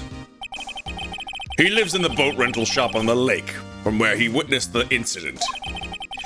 In addition, he has currently lost memory of his name and identity. Witness, why did you run away yesterday? Why did you run away yesterday? The witness was not running away, as he will now testify. I see. Very well. Please begin your testimony. Huh, they sure had trouble finding him all day. Mm-hmm.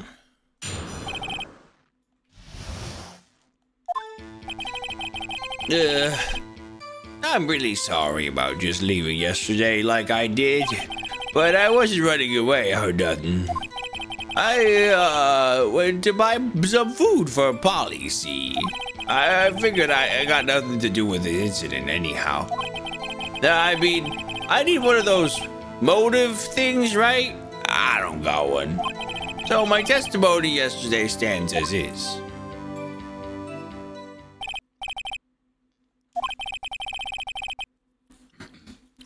Let's begin the cross-examination, shall we? He has to know his name. Yanni Yogi. You're Yanni Yogi. You're Yanni Yogi! I mean, sorry. Jesus. It's so funny to make them like act a little out of character or just like make them act out a bit. It's like, God damn it, you're Yanni Yogi! Say it! Why I left court? Oh, my controller. What the heck? I'm really sorry about just leaving yesterday.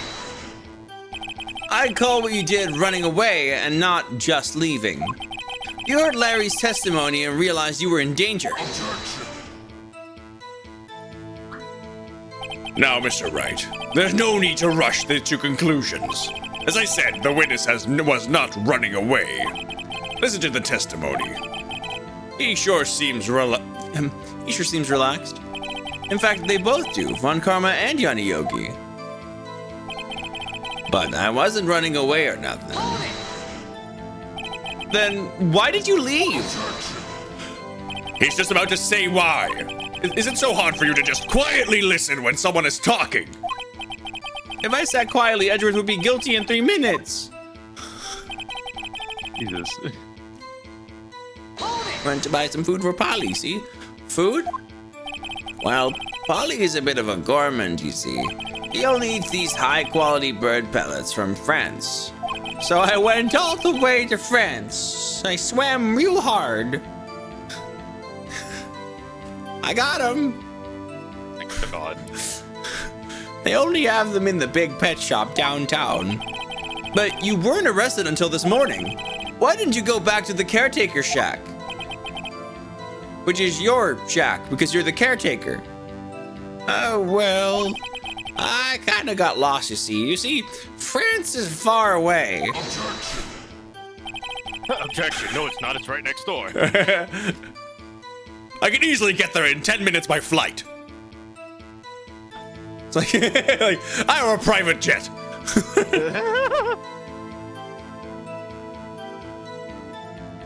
The witness has trouble remembering these things sometimes. When the police apprehended him, he was on his way back to the shack. Yeah, right. Nice try, Von Karma. No one's going to believe that. I see. So he was lost. Please, Your Honor, stop being drunk. Come to your senses. I'm actually making the judge drunk right now. It's funny. Like, I'll turn it into a hangover later or something.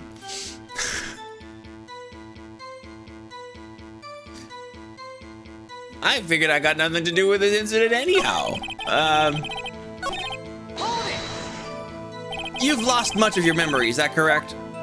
Yep, seems like it.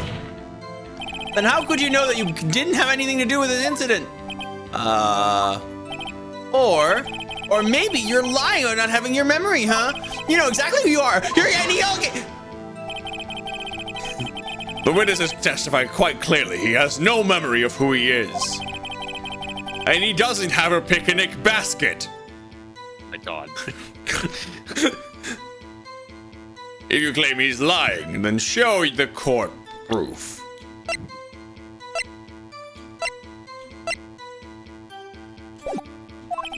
How am I supposed to prove that what's going on in that old codger's head? That's impossible. I'm glad you've come to your senses, Mr. Wright. Very well. Witness, please continue.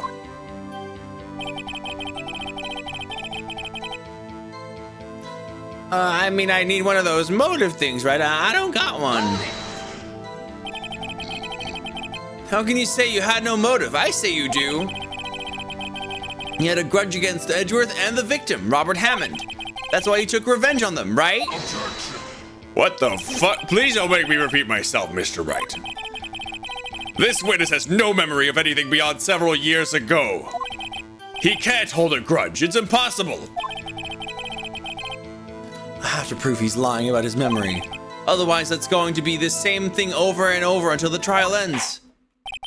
Might I say something, Mr. Wright? Yes, Your Honor. You've been saying the same thing now over and over. That's kind of weird. Stop doing that. Thank you. You've been calling the witness's memory of the past, or lack thereof, into question. But does this really have anything to do with this current case? Of course, Your Honor. The witness has said that he has nothing to do with this case, and no motive. Both of these statements are lies. Order.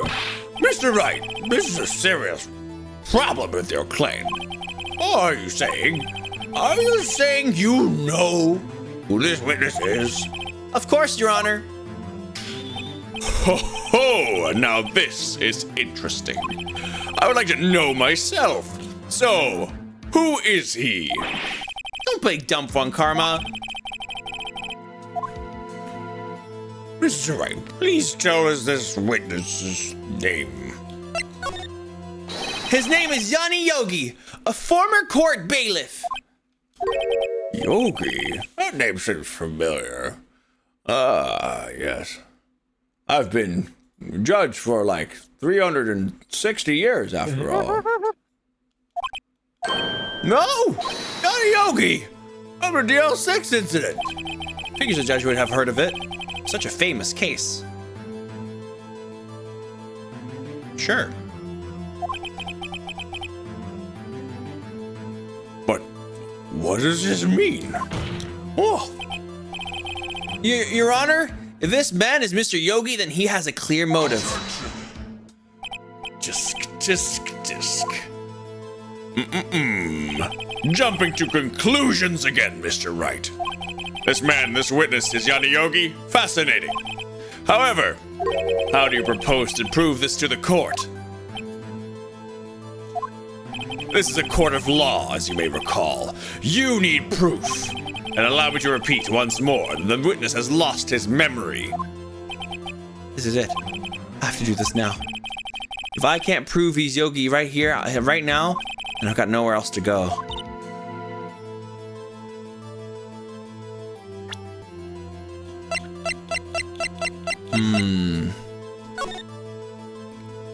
Air in the elevator was oxygen. Oxygen depleted at the time of the incident. No clues found on the scene. Defense attorney trapped in an elevator returned from a lost trial with his son. Miles Edgeworth 8 to 9.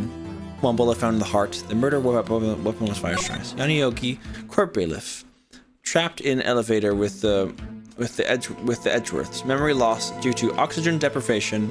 After his arrest, fiancée Polly Jenkins committed suicide. There it is.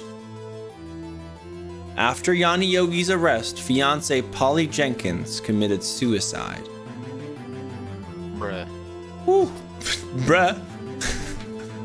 It's a bit more than a bruh. I don't know. What do you want me to say? So whenever I hear bruh, I get like completely pulled out of anything that I'm doing. Bruh. Bruh. Bruh. That's a big one. Ooh, look at that date. Right, 28th of December. Ooh, 1228. Polly Jenkins, 1228. Tasty. Tasty. Nick, how are you going to prove it? How can you prove that he's Yanni Yogi? It's okay, it's actually quite simple. Your Honor, please take this man's fingerprints. Then we'll compare them to the fingerprints on file for Yanni Yogi 15 years ago. I see. That makes sense. Tisk. Huh?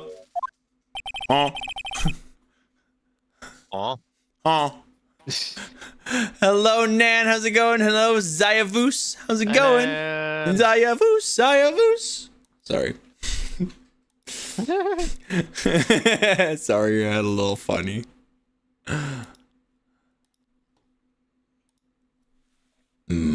Law. I'm sorry, Mr. Wright, but I've cut off this man's hands. I'm so very, very sorry, Mr. Wright. Why? The witness has no fingerprints. What? What? No fingerprints? Breezy, did you know that you're fucking adorable? Hey! Heck, thank you. That's true. Breezy Okay. is a cutie. Breezy is cute a lot. She's very cute, actually, in real life. Aw, thank you. Smiles. Aw. Means a lot. Yeah, bro. And gorgeous, damn. Y'all are so This good. is also true.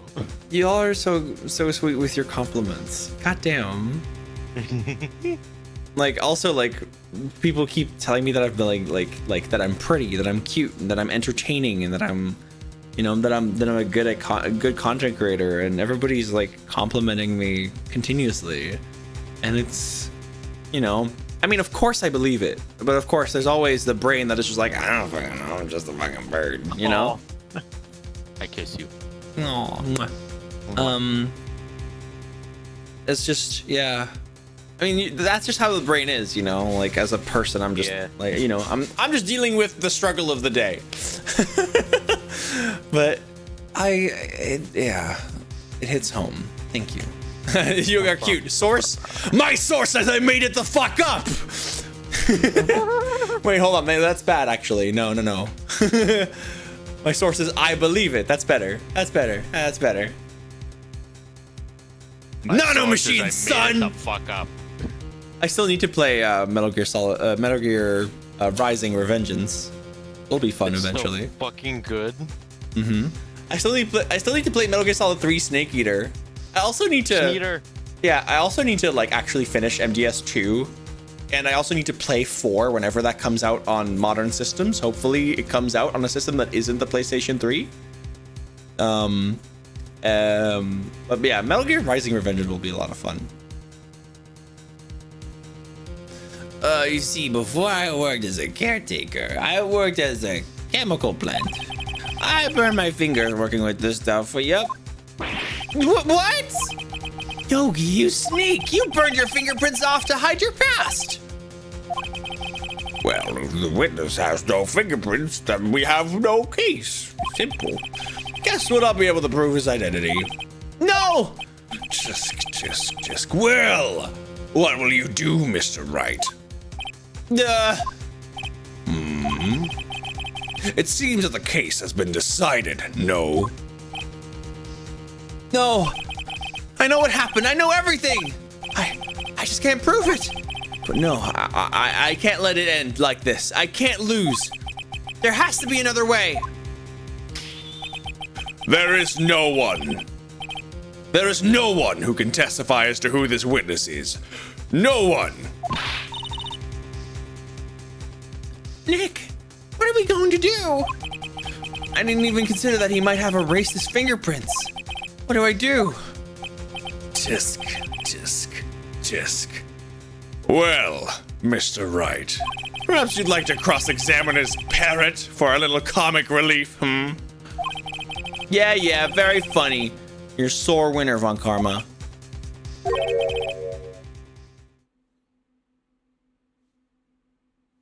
Wait a second. Cross-examine his parrot. What is it, Nick?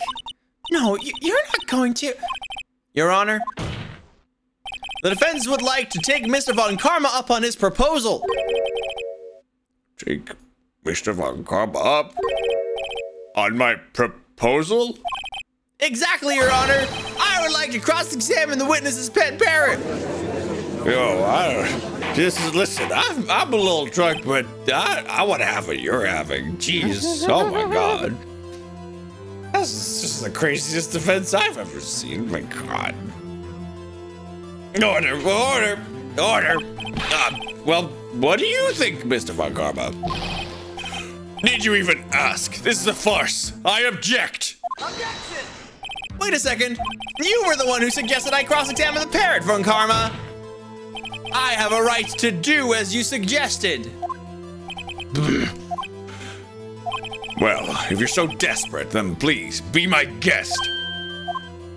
Of course, should you go through with this and nothing comes of it, then I hope you're ready for the consequences. Nick, this is crazy. Well, still want to go through with your little game? I'm doing it. Let the parrot take the stand. I will cross-examine her, Your Honor. This is the most ridiculous thing I've ever heard. Von Karma's rigged every person's testimony, every piece of evidence, except the parrot. She's my last chance. At least, I think so. Bailiff, bring in the parrot. Oh, I'm not feeling so good. That's quite a bird. Please tell us your name. There she is, everybody. It's the parrot. Yay! We're cross-examining a parrot. And yes, there have been pets in a court of law. Yes. It has happened. And also, for us, it's going to be useful. The parrot can literally say, "Don't forget DL6!" So that's fun. Name! The witness is ignoring me! Must be hurt to be ignored by a bird. It's a bird! Oh my God! Hi, Attic. How's it going? Can we have a shout out for Attic, please? Also a shout out. Also a shout out for Bananas, please. I meant to do that earlier, but You forgore. Oh my God! You forgore. You forgore. Anyway. Hi, Attic. How's it going? I hope you're doing lovely.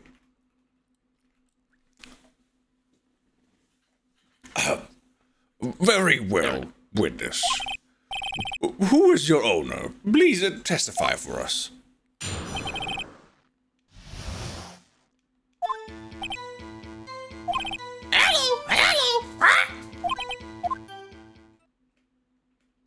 Yeah. Pretty good. Working hard as always. Working hard or hardly working? Yeah. oh my God. Sorry. It's like the worst what is it again? Water cooler talk. God, Jesus Christ. You sound exactly like a bird. How do you do it? I am a bird. By being a bird. I am a bird. Of course. Squawk, bitch. Also, hello, Gamer Blam, and hello, Chameleon. Thank you for the follow. Appreciate you. Stretch those feathers, breezy bop. Keep limber, ready to Breezy groove bop. and fly. That's Glowing star man dancing. Oh, glowing star man dancing. Insane. It's so funny because it's glowing star and man dancing. Those are two different emojis, but like when you put them together, I'm hearing glowing Starman dancing. With the Starman being someone who got the star. Yeah, no, it's just Mario who got the star. That's Starman.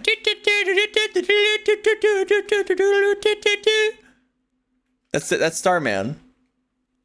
I'm sorry, that was an Aaron Hansen joke. Sure.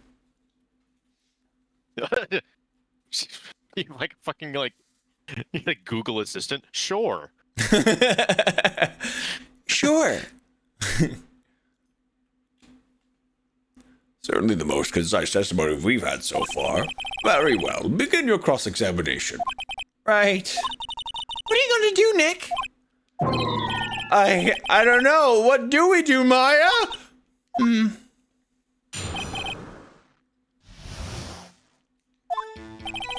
Hello. Hold it.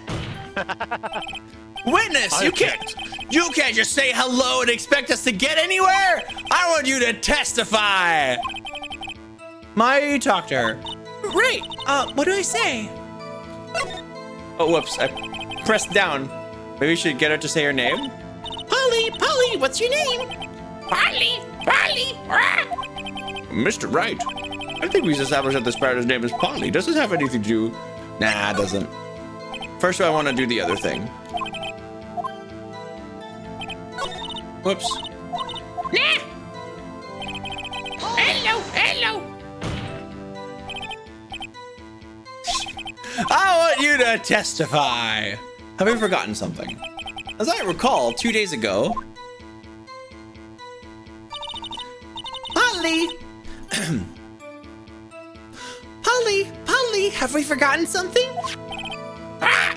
Don't forget DL6!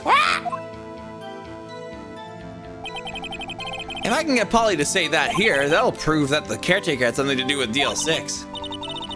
Polly, have we forgotten something?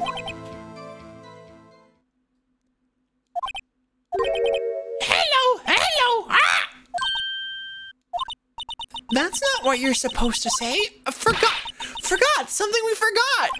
Hello! Uh-oh, it's not working, Nick. She won't say it.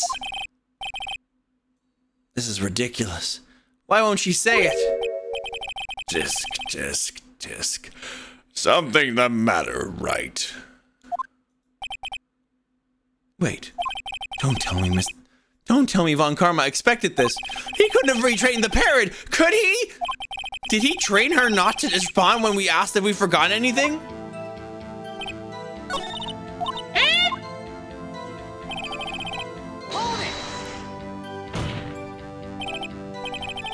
I recommend looking up the reactions of actual Lars getting to this part because it's gold. Oh, that's so fun.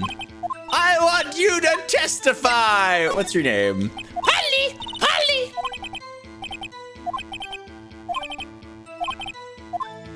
Of course it does. Yes, it does. Ha! Fascinating. You claim the parrot's name will prove her owner's identity. And show us this proof. Dick, don't you think you're taking the bluffing a little too far? Listen. Yes. Listen. We're not here to answer the question of who's the caretaker. We're to prove that he is Yanni Yogi. All we have to do is tie the name Polly to Yogi. Your Honor, the proof that the parrot's name reveals the caretaker's identity is...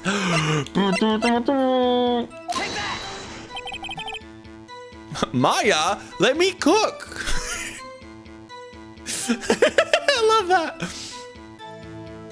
The DL6 case file? That's quite a large file you have there. Which page is this proof on, then? Show us, or stop wasting our time. Very well. Mr. Wright, please show us the page. And this file is the information connected to this parrot's name. Suspect data. It's on the suspect data page. This page has all the information about Yanni Yogi. Right after he was arrested, his fiancée committed suicide, see? Indeed, it does say that, yes. What was his fiancée's name? Polly Jenkins. Polly? Exactly, Your Honor. He wanted to remember the name of his fiancée who had committed suicide. That's why he named his parrot after her. I see. I guess that is possible. Bah! A mere coincidence, that's all. My granddaughter has a dog she calls Phoenix. Well, Mr. Phoenix Wright, does this make you my granddaughter's fiancé? She's only 7 years old. Indeed. He sounds like he's into some weird shit if he's calling his dog Phoenix and giving it to his daughter. Yeah.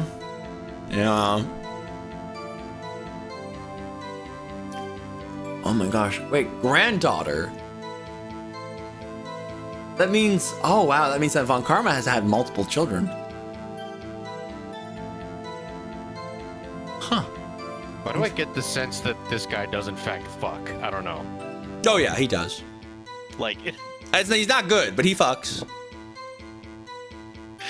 Sadly, as has been proven several times, not everybody who fucks is a good person. In fact, there are quite a lot of people who fuck and aren't great people. Sometimes even in the middle of the act of fucking. blinks. Anyway. A lot. Not me, but like, I don't know if you're referencing something. No, I'm not. Okay.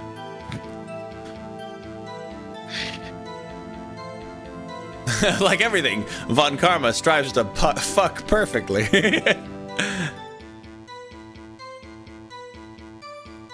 Normally, I would still say Twitter, but Von Karma seems like someone who would call it X.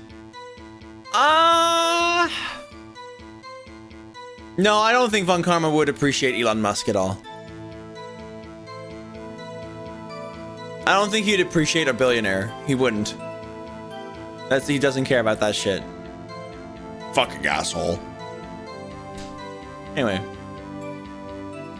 Alone, it's a little weak for evidence in a murder trial. We would need some other corroborating evidence. Where am I going to find that? Nick, we're getting closer. One more. If we can just get one more piece of evidence.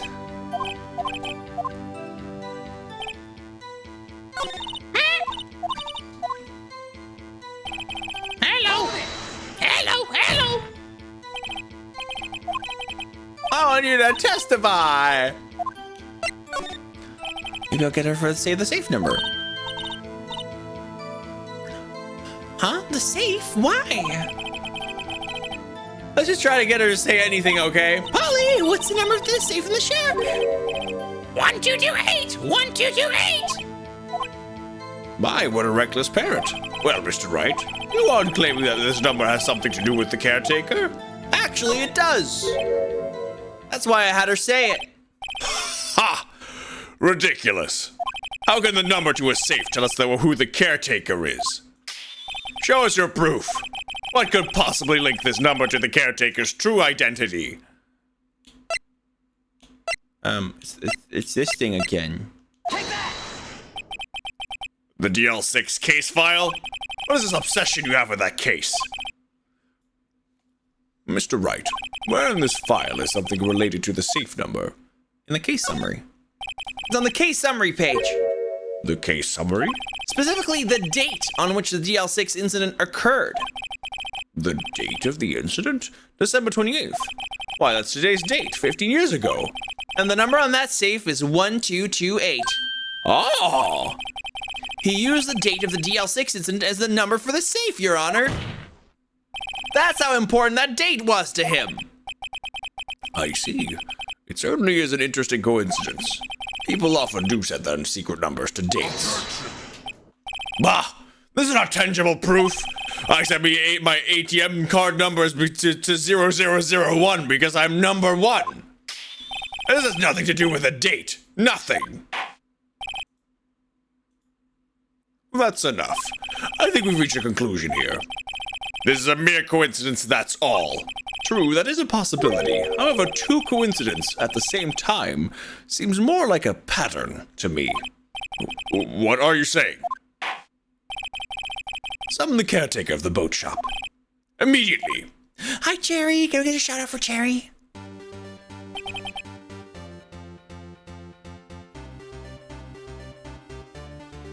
Hope Cherry's doing good. Hope you're doing lovely. There we go. Lovely artist. Everybody, you should go check out Cherry. She's wonderful.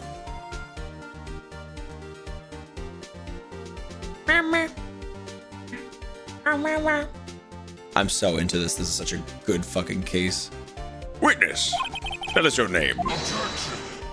Wait, this witness, he doesn't remember. No, it's okay. I've accomplished what I wanted to do. I'm done. Nick, he looks totally different. This is the real Yogi, I think, finally. He's been acting feeble to hide his true identity. Acting for 15 years. Well, let me ask you again. Please state your name for the court. My name is Yanni Yogi. I finally have my picnic basket. I swear to God. I swear. Sorry. I had my mic muted and I loudly said, I swear to God, when I did. 15 years ago, I served as a bailiff in this very court.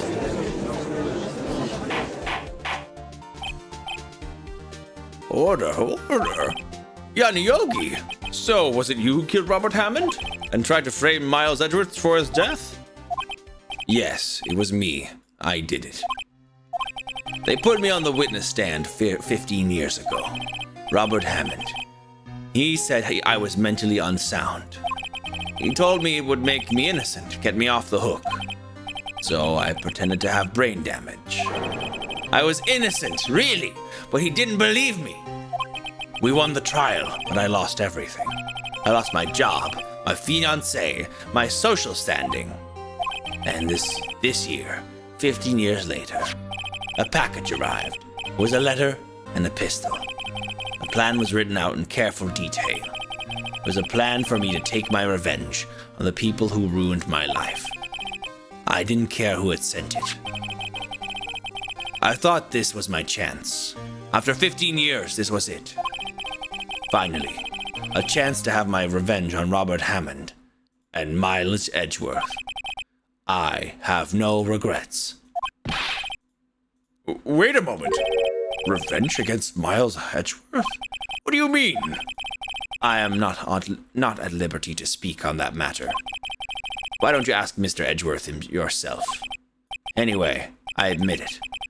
I was the one who killed Robert Hammond.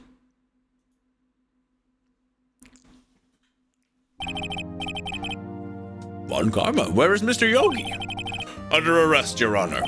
I saw no room for error in this confession. Then, the defendant, Miles Edgeworth, is innocent, in this case at least. Very well. Will the defendant please take the stand? There are a few mysteries left unsolved. Still, you are cleared of this suspicion for this particular case. So I would like to pass judgment on the murder of Mr. Robert Hammond. Any objections? I don't believe it. Why isn't Von Karma saying anything? Very well. This court finds the defendant, Mr. Miles Edgeworth, not guilty. Yay! Confetti! Woohoo! Whippy!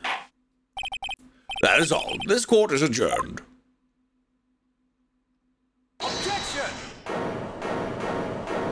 What the fuck?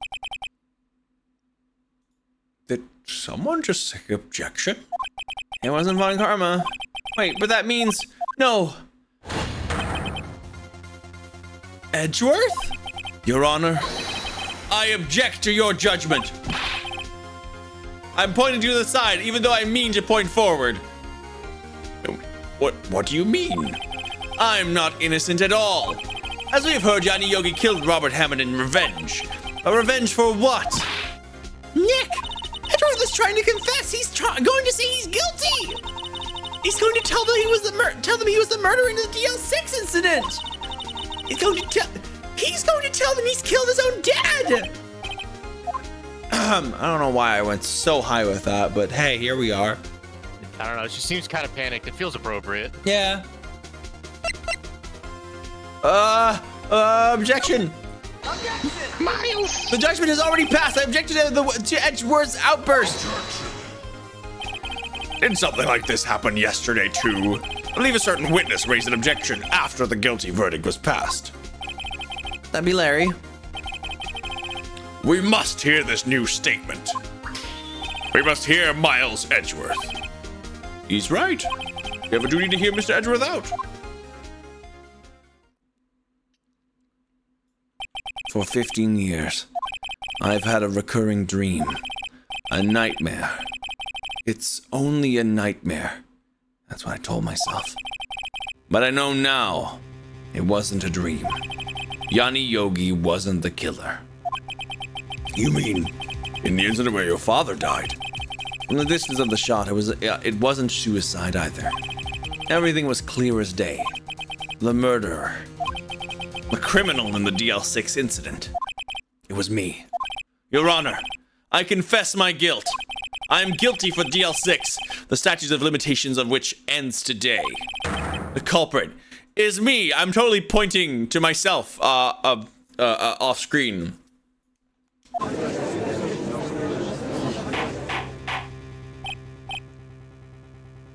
Order! This is certainly unexpected. The defendant declared innocent is confessing to a different crime.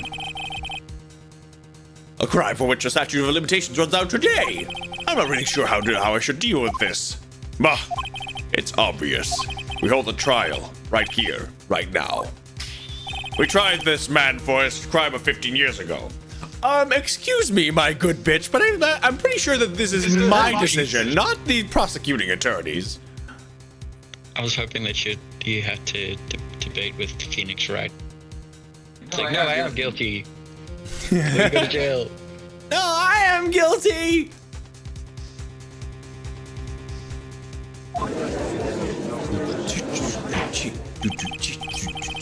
I think I would like to take a 5-minute recess. During this time, I will consider the appropriate course of action to take. Court is adjourned.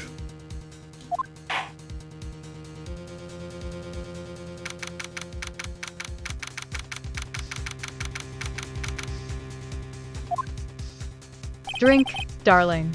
Let your inner river flow and your spirit soar. My Droplet inner sparkles. Okay. Well. Vip. I'm sorry, Wright. I just wasted all your effort. Mr. Edgeworth, I just don't believe it, sir. I mean, you kill your dad. I didn't want to believe it myself, Detective. But it's the truth. I deserve to be punished. No, you don't. You threw a gun at the floor and it shot. Like you didn't shoot with your thingy. Hey, Breezy. Yes. I think I have to go to work. Oh no. Work sucks. Stinky. Stinky Actually, work. This particular job has managed to not suck, so I'm gonna hold out on that. Good. But Keep not it does sucking. suck in the sense that I have to leave now. Yeah. Hope it goes well. Kiss. Bye-bye, everybody. If Charlie's still in chat, I love you, sweetie. Bye, dear. Love you. I'm gonna come snuggle you. Oh. And bye, Foxy. Bye. I'm gonna see you FWA. Oh my god. Hop. Hop. Hop. Hop. Hop. Da cop. Also, everyone, I don't believe we've had any subscriptions at all today. Now that's fine. That's okay if that doesn't happen. But we've been going for quite a while. If you've been enjoying this stream, please consider subscribing. And maybe if you already have. Oh, I mean, yeah, follows are wonderful as well. Thank you so much, Zayavus or Zayavus Valailed. Yeah, consider subscribing or gifting subs if you're able to. It would really help us out. It would help us out with rent. It will help you out to ad-free viewing of the channel, and it'll get you emotes. It'll get you wonderful emotes that I make myself. Also, we have the goal in the top left of Metal Gear Solid 3 Snake Eater. Sneeder, which I've never played before actually, so you should all check that out. So yeah, consider it. Subscribing. It's pretty cool. Yeah.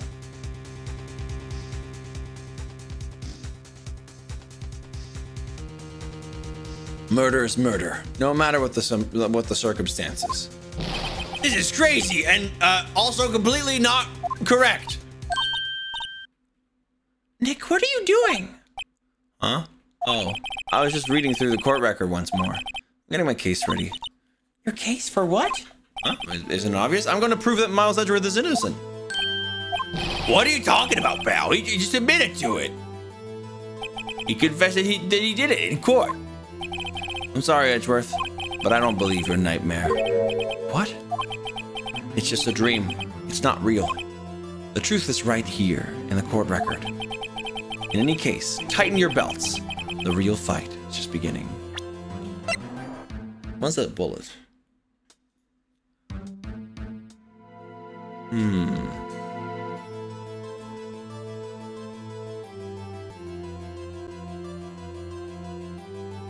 DL6 bullet taken from Gregory Edgeworth's heart. Still bears clear ballistic markings.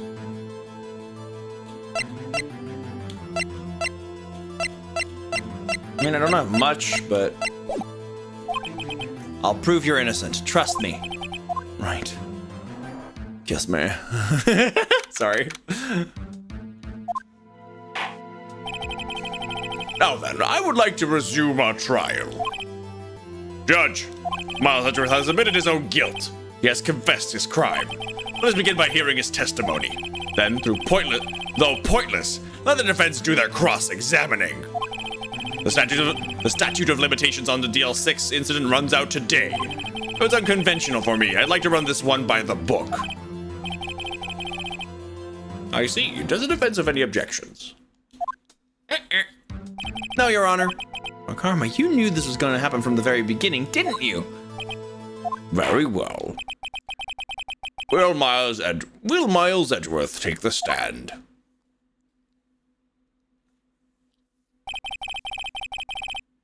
Is it unconventional for you to run cases by the book, Von Karma? That's kind of strange, isn't it? That's kind of strange, isn't it? Isn't it, Von Karma? Will the witness state his name and profession? Miles Edgeworth. I'm a prosecuting attorney. Miles Edgeworth. 15 years ago, you mistakenly killed your own father, Gregory Edgeworth. Is this correct? It is correct. Then testify about this matter to the court. When Edgeworth was telling me about this dream yesterday, I noticed something. One detail didn't quite fit. That'll be the key, but only if I can get it to work. Please, please.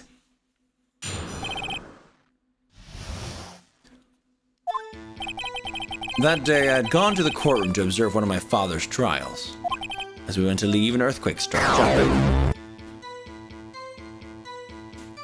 The cheese is stricken. Hikashi, do you have like a transcript of this game ready? It's like, they're about to say this. Because like you seem to be so good at timing it really nice.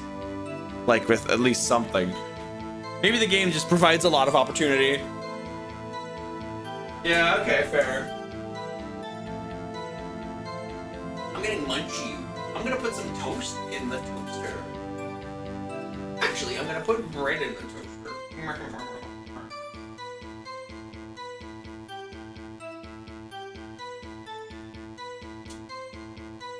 Oh, the blender is still here in the, it's still like plugged in here.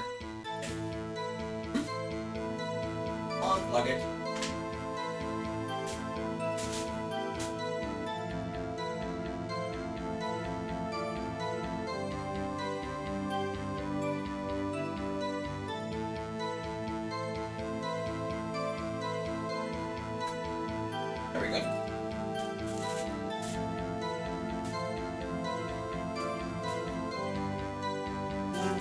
La la la la.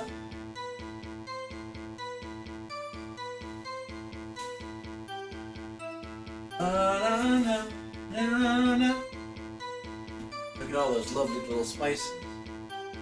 Dude, now you can really put everything to work. It's fantastic.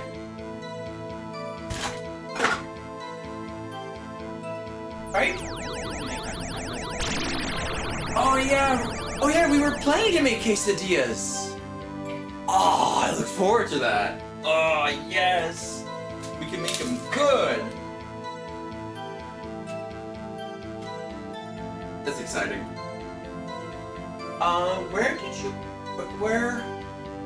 Where should I put the blender? With the plates. Oh, okay, yeah, behind the plates. That's true, yeah.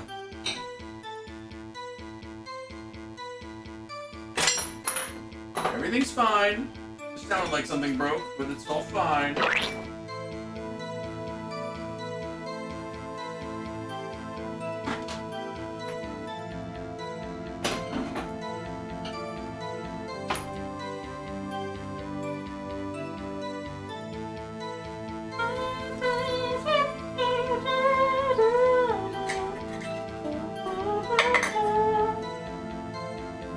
Should have gotten like something else to put on toast, like a friendly American or something, or some egg salad.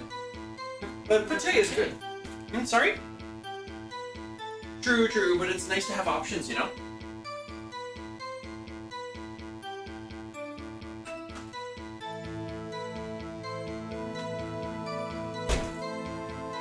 Having a snacky now. Gosh, tomorrow's gonna be fun. I'm gonna be watching like fucking video game trailers.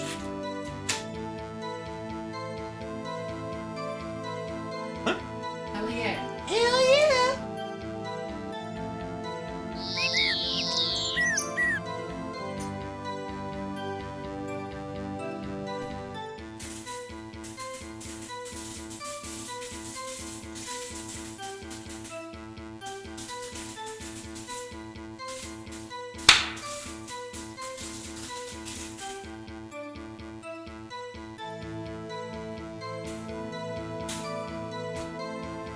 Give me that toast.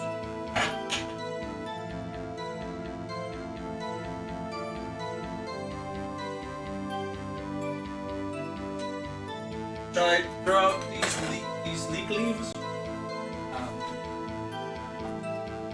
Oh, okay.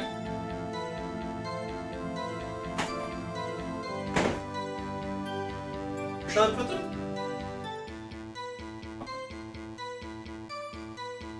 Okay. I see. Oh, good.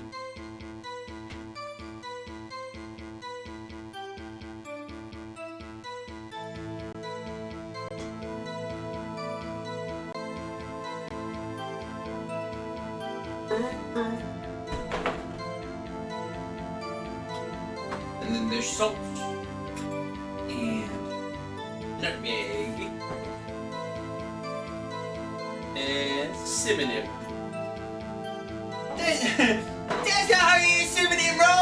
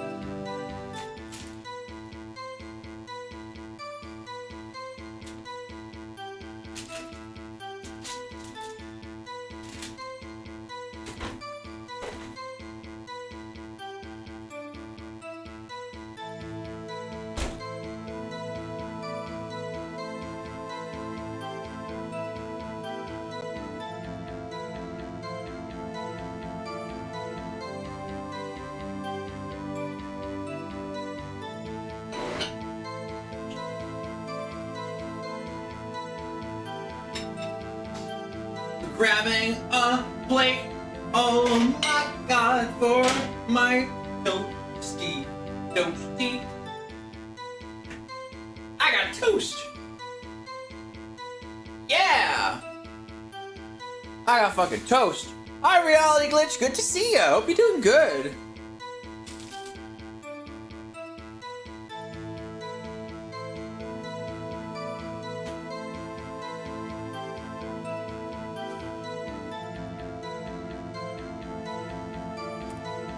I'm gonna play the entire trilogy.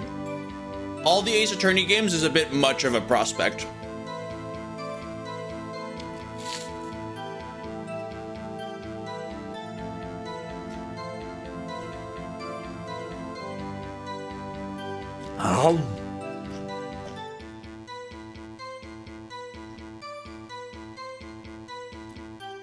It'd be fun, no? Yeah, it would be.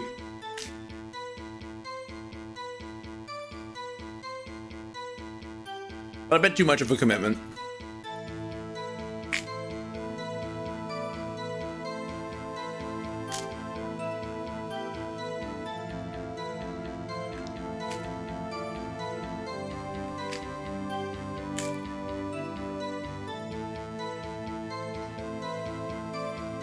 Ooh.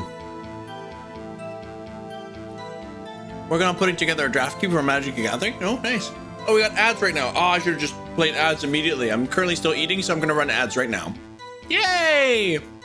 Get a sub if you don't want ads. Smiles.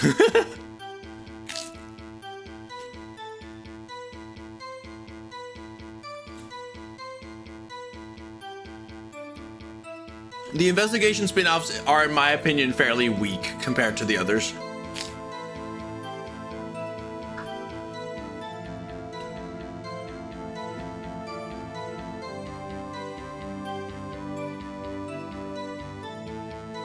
Personally, I'd say the investigations spin-offs feel the weakest to me.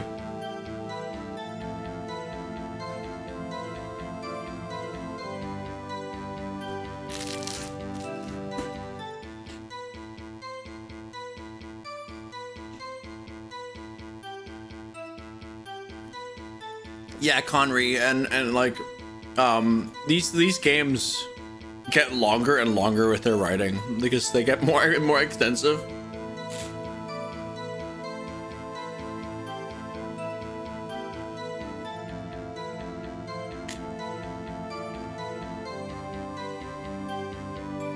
I'm thinking of switching over to the original like GBA games though for the pixel art. I think that'd be fun.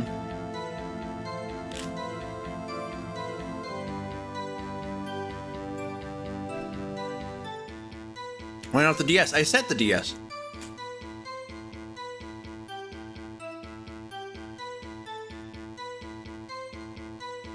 Did I say GBA? Oh, I meant the DS. Did I really say GBA? Yeah, because I didn't play the originals on GBA.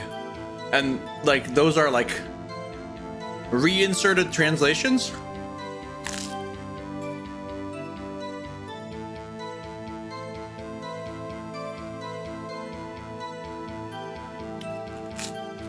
Well, damn. I'm tired. I must be.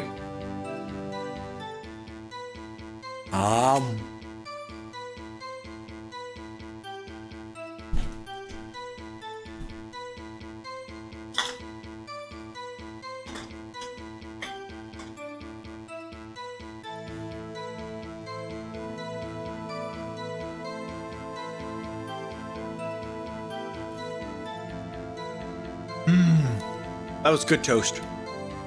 I enjoyed that. God damn it, I'm seeing my movie in one of my tabs again.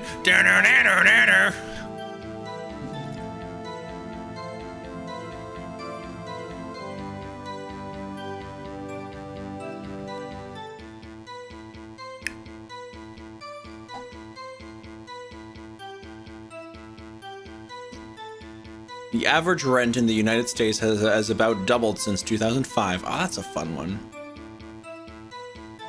And that's the average.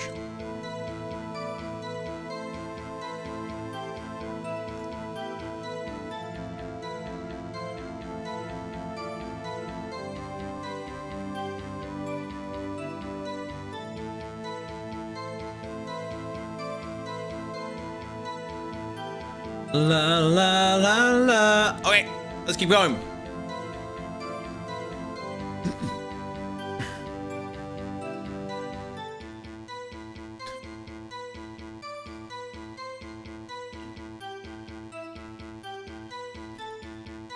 Gee, I wonder why. Wait, what?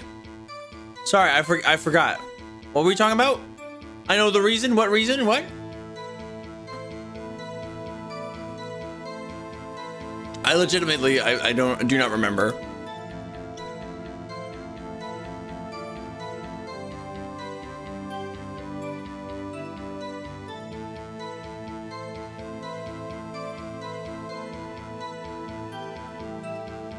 The average? Oh, right, yeah.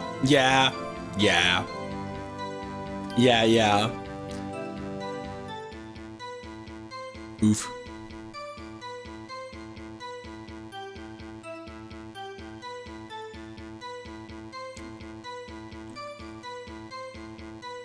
La la la la la. Okay. I gotta, yeah. Oh, damn, Indigo. That's something.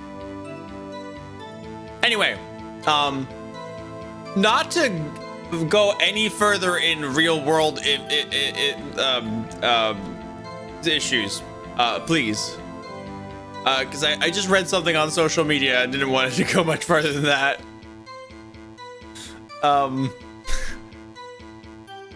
Okay, let's stop talking about landlords. Thank you. Yes, it is okay to bully landlords, but let's stop talking about it.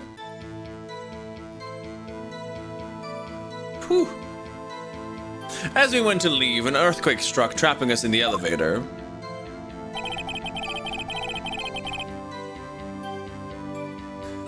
My father and Mr. Yogi lost their composure and began to argue. Just then, something heavy fell at my feet. I picked it up and threw it at Mr. Yogi. I wanted them to stop fighting. A moment later, there was a single gunshot and then scream. It was a terrible scream. I remember it to this day. That's all. And until now, you thought this memory was a dream?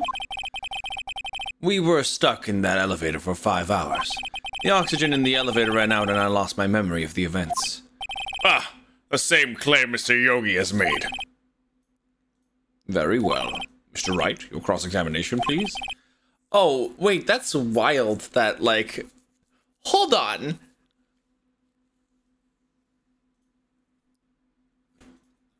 Was that just Von Karma being a dick? I mean, of course he's been a dick the whole time, but that thing he just said, that one thing, for no reason. Trust me, it gets worse. Don't. I mean,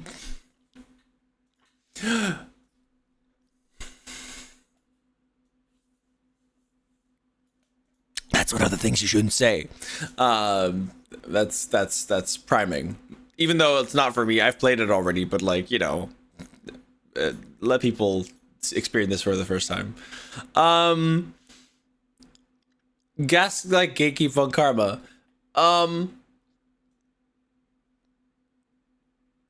Yeah, no, gosh, I'm re-experiencing these games, and there are things that I've forgotten. So, still, despite like me having played all the games, don't like kind of brace me for what's coming up, please. Thank you. Are there any mods currently watching the stream directly?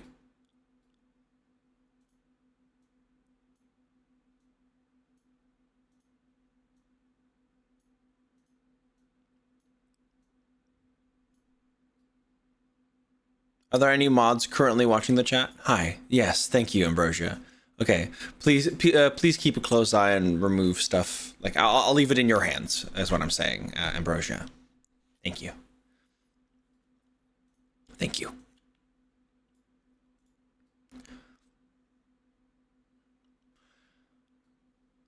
Yes, Your Honor.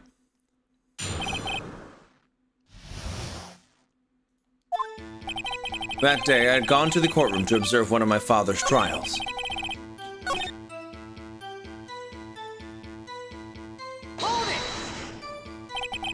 What was the trial your father was involved in on that day? I don't remember things very clearly. Only 2 things. I know my father lost and Mr. Von Karma was the prosecuting attorney. Mr. Von Karma, you were handling that case? It was 15 years ago. I don't remember the details.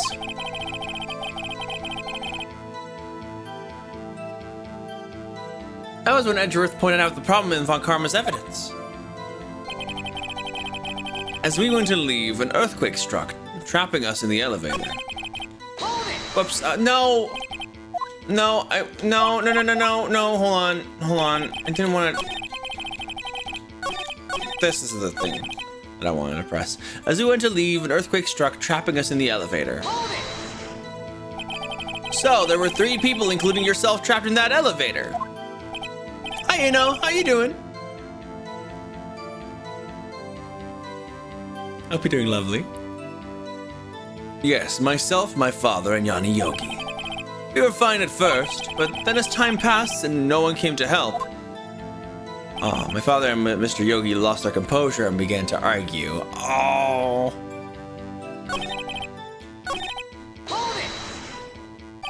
What did you do what did you do then? I was a 9-year-old boy at the time. What could I do? I was scared, trembling in the corner. But then, just then, something heavy fell at my feet.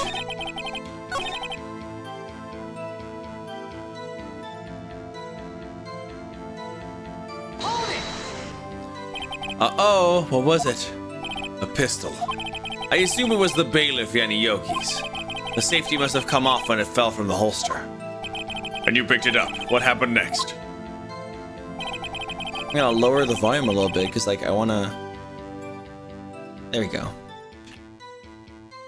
That's a bit more relaxing. I feel like I had to constantly talk over the music, subconsciously, and it was kind of messing with me. But I think this is a better volume. Whew. Yeah, safeties aren't really supposed to do that, are they? That makes them fairly unsafe. Aren't the safeties supposed to be safe? Typically? Mr. Edgeworth, would you consider it an unsafety? Thank you, Damon. So very good. My God, not a failsafe, a failed deadly, a failed death. Oh my gosh, he safely shot his father. Oh my God. I threw it at Mr. Yogi. I wanted him to stop fighting. Did you know it was a pistol when you threw it? I think I knew. I knew it was dangerous, but the air was getting so thick I panicked. In fact, the air was getting so thick when I threw the gun and it landed on the ground again, the thick air pulled the trigger. Oh my God. Whoa, what do you know? Isn't that crazy? Whoa. So you're saying that you threw the pistol at Mr. Yogi? I was in a daze. I tried to throw it, it got stuck. A moment later, there was a single gunshot and a scream. A gun fired once? Yes. I think after I threw it, I lost consciousness. Since then, it echoed in my head every day. That gunshot and that horrible scream. The scream. It was a terrible scream. I remember it to this day. Oh.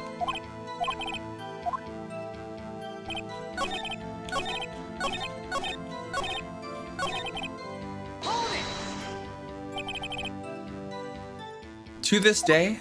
Yes, I can practically hear it now. I doubt I will ever forget that scream as long as I live. There it is. One part of that testimony that clearly contradicts the evidence, but I don't know what that means.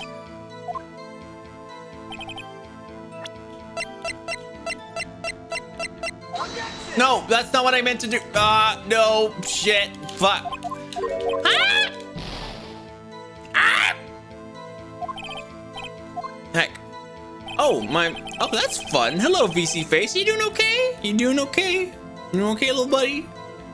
There you go. Model's back. Yay. My father just something heavy fell at my feet. I picked it up and threw it at Mr. Yogi and wanted to stop fighting. A moment later, there was a single gunshot and a scream.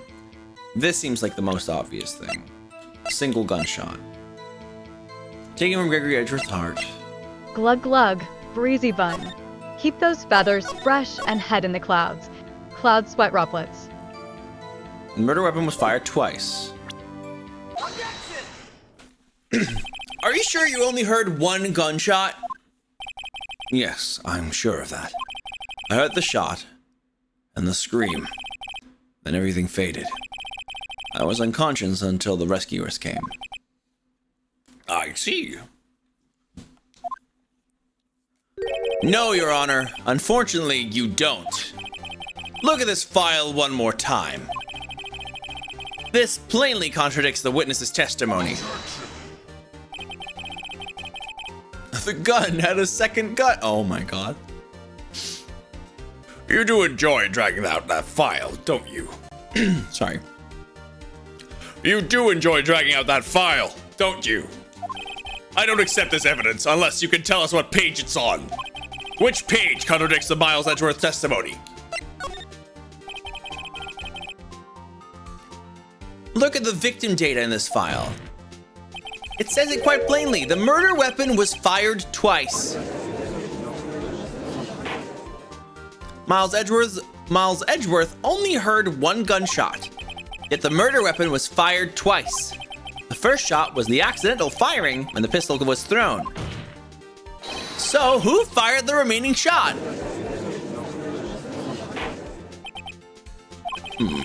Was there perhaps another shooter who fired that second shot? Your Honor, as I'm sure you're aware, this incident occurred 15 years ago. Evidence is dated. The pistol did fire twice. However, we do not know when that second shot was fired. It might have been fired the day before the incident. There's no proof that the second shot had anything to do with this incident. Well... No, hold on. No. Hold on. That's bullshit. That's something that you gotta prove.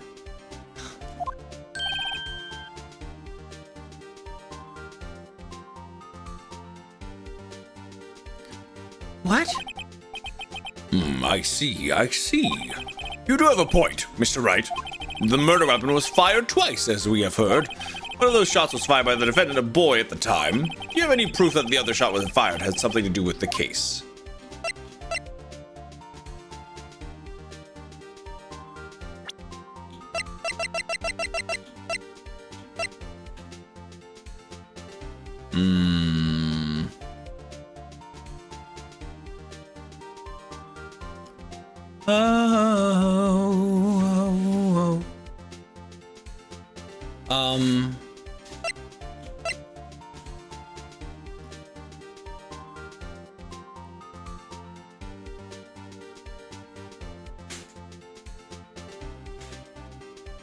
Good question.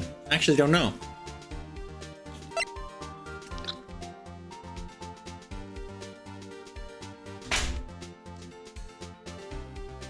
We have one bullet. I would say the window, but that could be that. Wait, no. Yeah. Because this bullet was retrieved from his heart. Meaning it couldn't have been fired from... Like... A shot must have gone through the window. Yeah. And that cannot have gone through Edgeworth. Because that was actually in his heart. Your Honor, I think I'll be able to show you proof. What? Impossible!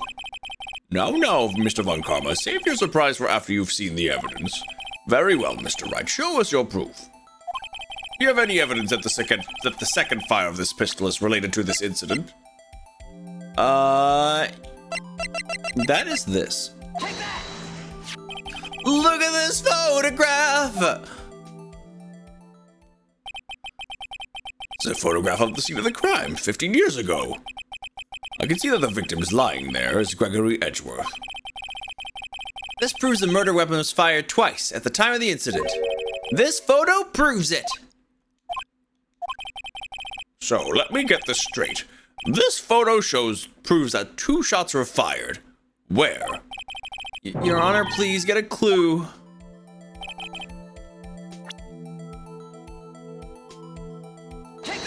Take that.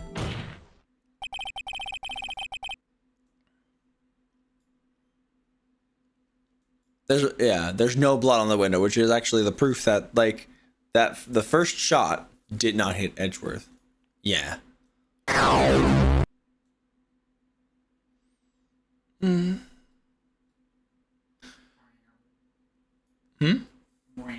Wow. Cheese. That should be obvious. The contradiction is here. I see a bullet hole in the door. Your Honor, Gregory Edgeworth was killed by a shot from the pistol. Yet there's also a bullet hole in the elevator door. We also know that the murder weapon was fired twice.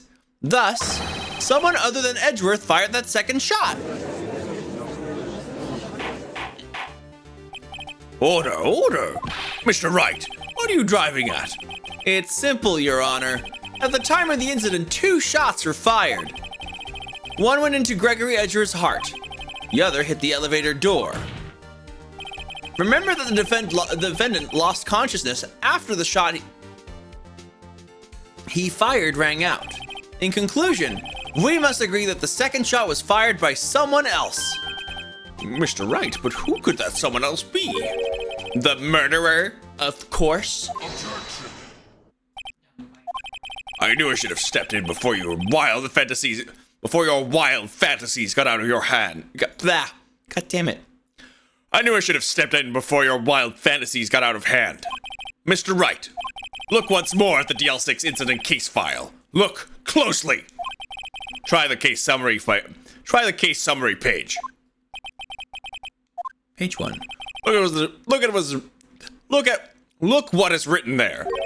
Not a single clue was found on the scene.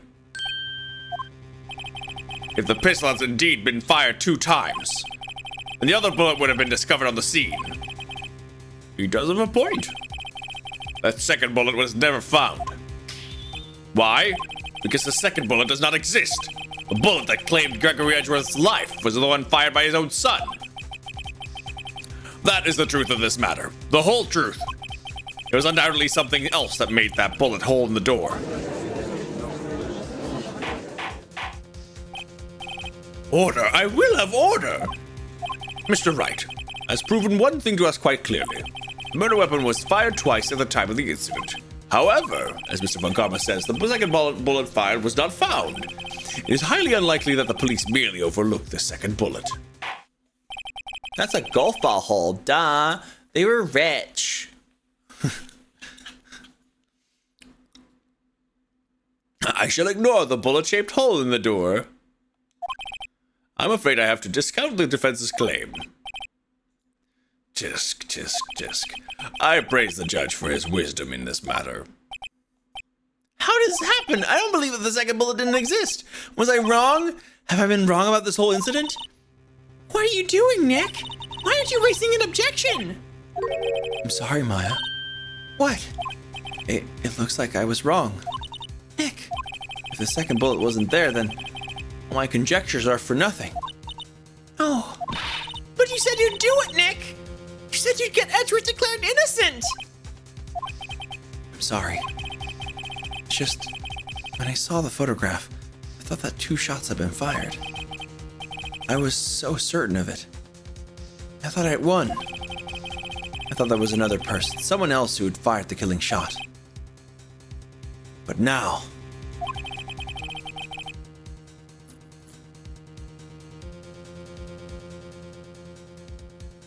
What of a 4th shooter? A 5th shooter? Whoa! What of the first bullet had a second gun? God damn it.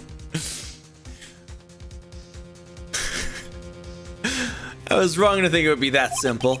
This case has stood unsolved for 15 years. Nick!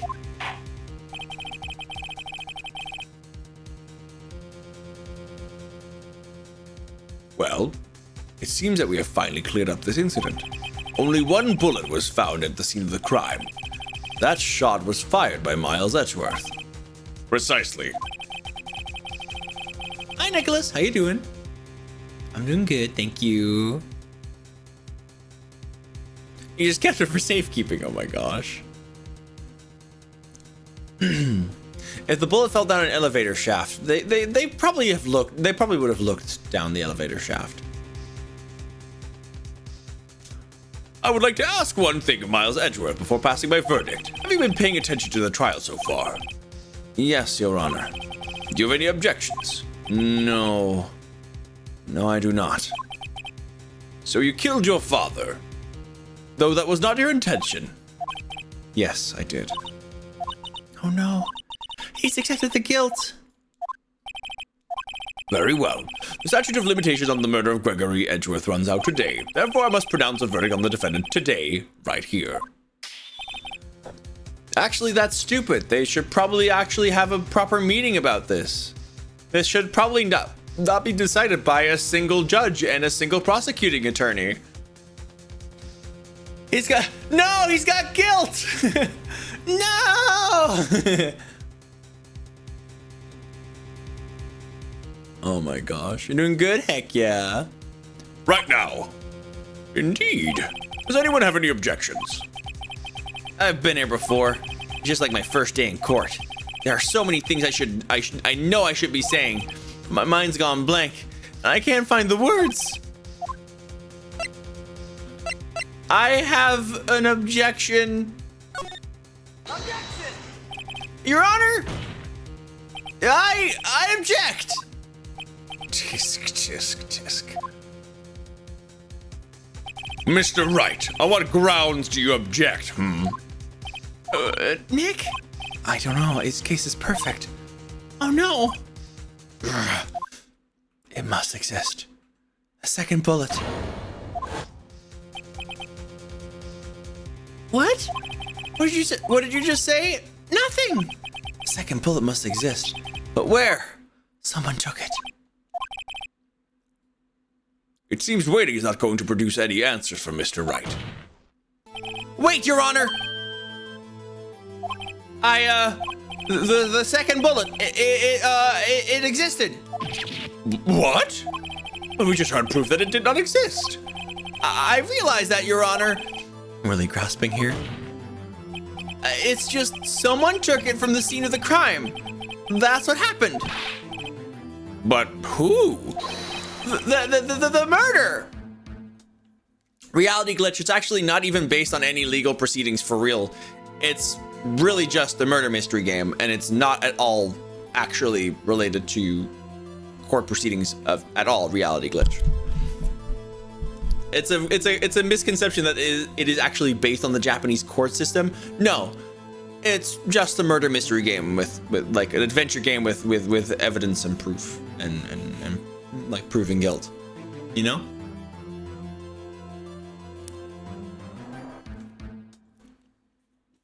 In fact, originally the main character was going to be a detective, but then they made the game. They made the games take place in the courthouse later because that just fit like more how there would be like this like back and forth with a prosecutor, you know? Anyway, the murderer.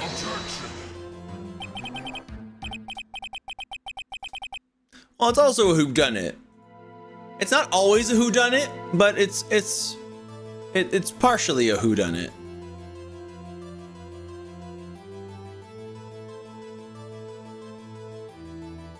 The murderer? The murderer. Then tell us, just who is this murderer? I'm still thinking about that one. The criminal took a second bullet, but why? Huh? First of all, how would they have found it? It's not easy to find a stray bullet, Mr. Wright. Is there some pressing need for the murderer to search for that bullet? The murderer didn't need it. How would a murderer have spent the time to look for a stray bullet? I haven't got a clue. What's wrong, Mr. Wright? Bah! The murderer had no reason to take that bullet. You don't want to admit it, but it's true. Had to take it. Had to take it? What does that mean?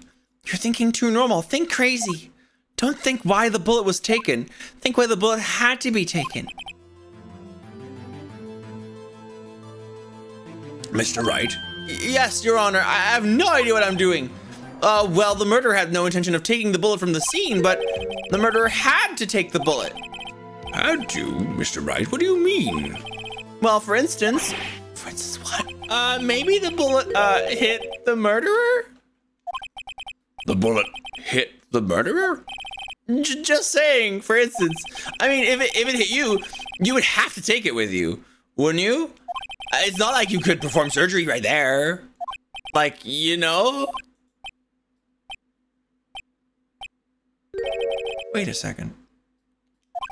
I was just talking off the top of my head, but what if that's really what happened? Let me get this straight. So at the time of the murder, the murderer himself was shot, and they left with the second bullet still inside of them, thus leaving only one bullet at the scene of the crime. Yes, I guess that's how it would work, yes? But there's a problem with that. The other two people rescued from that elevator, Miles Edgeworth and Yadi Yogi, were both unharmed.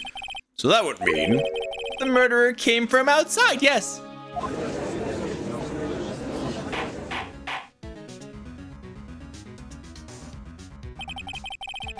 The two men fight inside the elevator. Trying to stop them, the boy picks up the pistol at his feet and throws it. The pistol discharges the bullet. The bullet goes through the elevator door and hits the murderer outside. The boy loses consciousness. Then the murderer opens the elevator door and sees the men inside.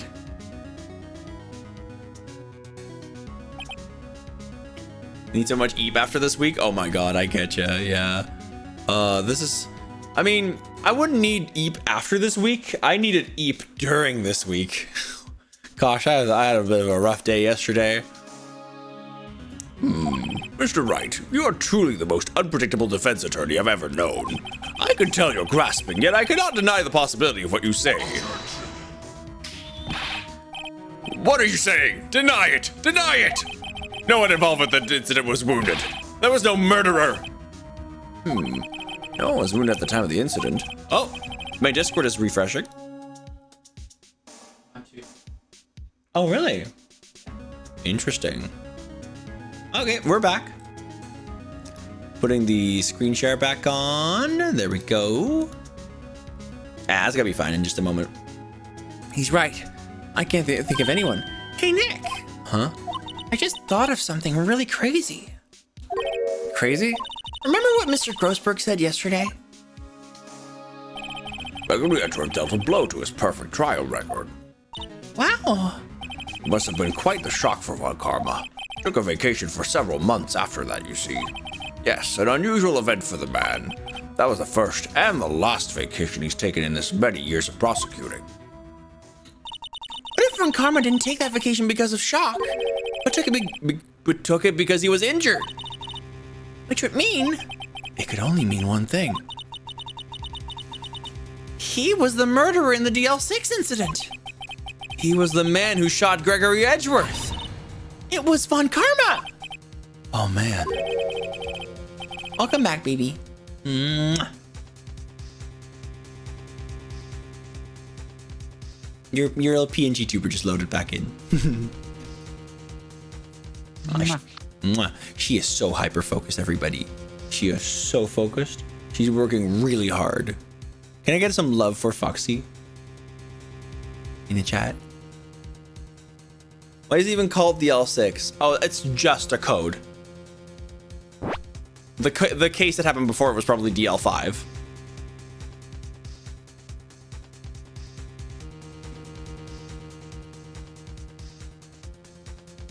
Yeah.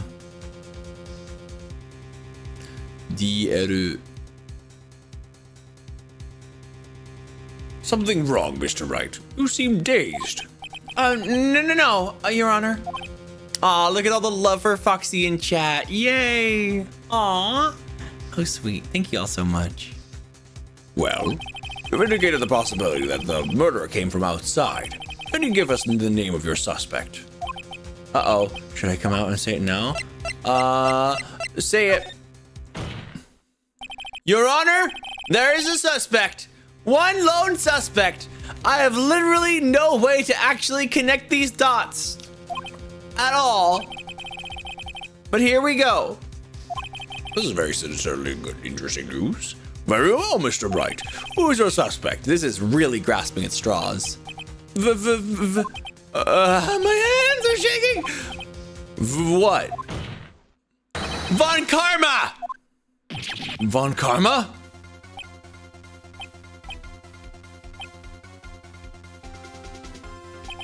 You mean the Von Karma, the prosecutor? The one standing right over there? Bah! You don't object? I see no need. Why honor this ridiculous outburst with my objection?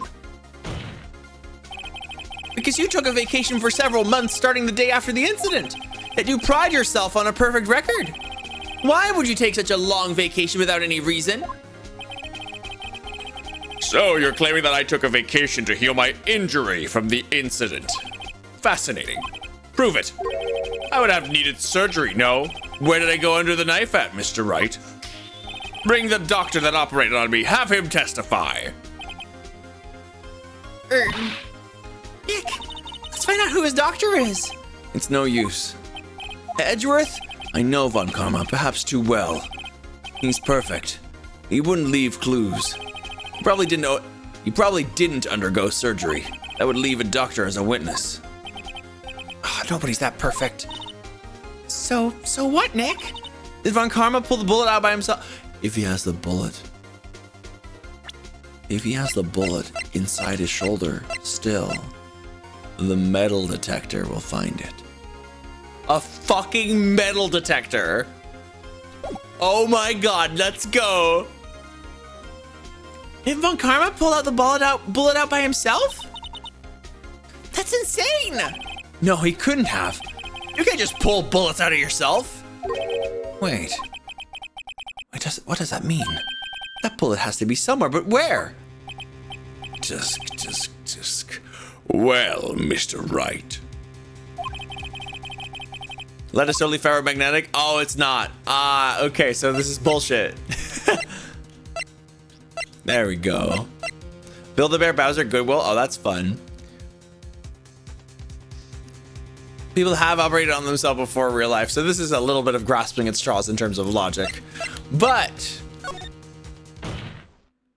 all right, Von Karma, I'll prove it, and I'll even use evidence. I know how you like it so much. What? The evidence that proves Von Karma is shot is... Von Karma is perfect. He wouldn't risk surgery leaving an evidence trail. So then, I ask, where is that bullet now? I think it unlikely that Von Karma performed surgery on himself. You don't mean. I do. There's the possibility that the bullet is still inside Von Karma. Is that even possible for all these years? Well, there's one way to find out. We could use this metal detector. Well, Von Karma, I'm gonna run this over you and see what we find. Oh, we got him! Look at him! Oh, we got him! Oh, he's fucked after being perfect the whole time.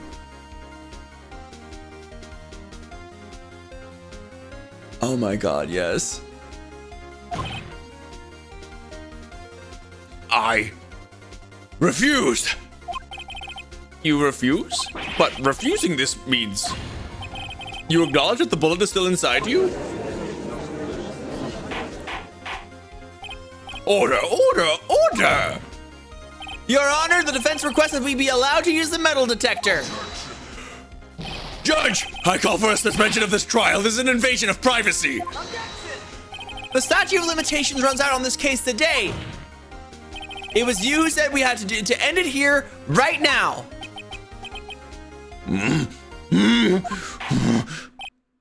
Enough. I permit the use of the metal detector. Mr. Von Karma, you will submit yourself to testing. Nick, what does this mean?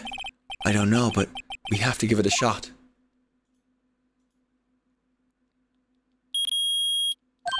It reacted.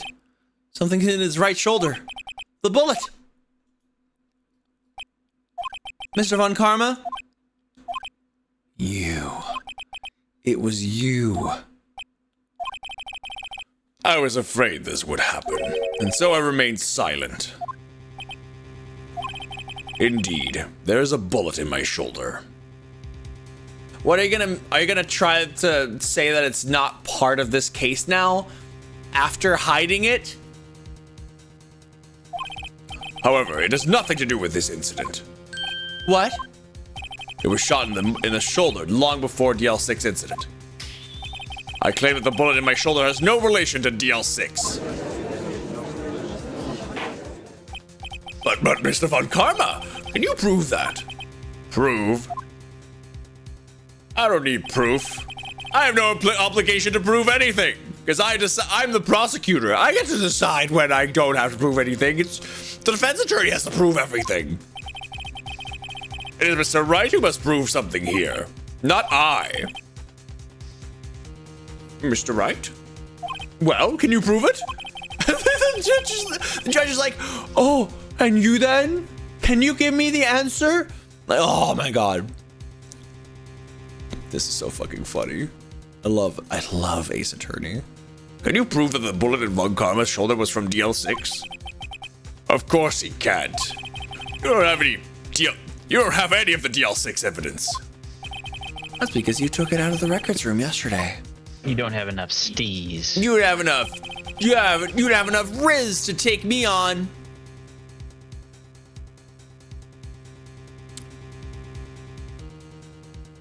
With no proof, you cannot convict me of any crime. So sorry, Mr. Wright. No, I'm the one who's sorry, Mr. Von Karma. What? You were close. 1 day away from freedom. But you see, I have proof. What? Who would have thought you would dig your own grave trying to convict Edgeworth? I can link that bullet in your shoulder to the DL6 incident. And here's my final proof. That's a bullet? Where did you get that? This is the bullet used in the DL6 incident. This was taken from the heart of the victim, Mr. Gregory Edgeworth. The bullet is preserved quite nicely with all the ballistic markings intact. Ballistic markings? You may recall the term. It came up in the first trial 2 days ago. Ballistic markers are the fingerprints of a weapon. All bullets fired from a gun are marked with that weapon's unique pattern. By examining the markings, you can tell which weapon fired the bullet. It's quite accurate. La la la la. We have 2 bullets in our possession. One, the bullet removed from the Gregory's Edgeworth's heart, and the other, Mr. Von Karma, is the bullet buried in your shoulder. We can analyze both bullets. Then, if the markings matched, we would know that both bullets have been fired from the same gun. The very same pistol, in other words, the murder weapon that killed Gregory Edgeworth. Mr. Von Karma, you will let us remove the bullet from your shoulder. Then we'll compare the ballistic markings to those on this bullet. And solve this case once and for all. Well, Mr. Von Karma?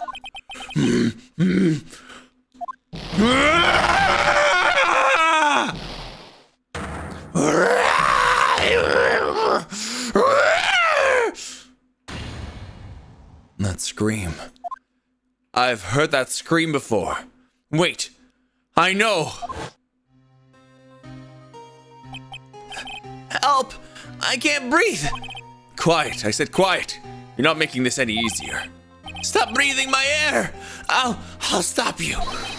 Stop breathing my air! Get away. Get away from my father!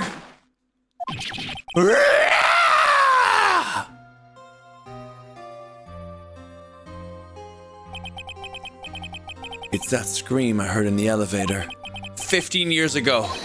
Von Karma, it was you who screamed! Mr. Von Karma. Edgeworth! Edgeworth, only you will terrify me! So it was you! You and your father are my curse! Holy shit. Your father shamed me with your penalty on my record, and you left a scar on my shoulder that would never fade. I'll bury you with my bare hands. Death, death. 15 years earlier. Chief Prosecutor, I am sorry. Von Karma, it's not like you to make this kind of error. I never would have thought that Edgeworth would be the one to catch you. I was careless. I'm sorry, but you will have to be penalized. I've covered for you in the past, but not this time. Edgeworth! It was a shock like none I'd ever known. Me? Penalized? It took hours for me to regain my composure. Suddenly, I found myself in the darkness. I was in the court records room. Must have wandered in there without thinking where I was going. The room was pitch black. Lights must have gone out. I went out into the hall and felt my way to the elevator. I pressed the button, but nothing happened. Then, there was a noise. I was in pain.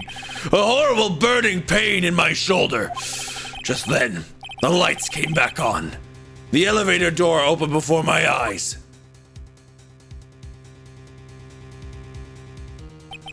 I saw 3 people inside, all lying unconscious from oxygen deprivation. Much to my surprise, a pistol lay at my feet. I knew then it was destiny.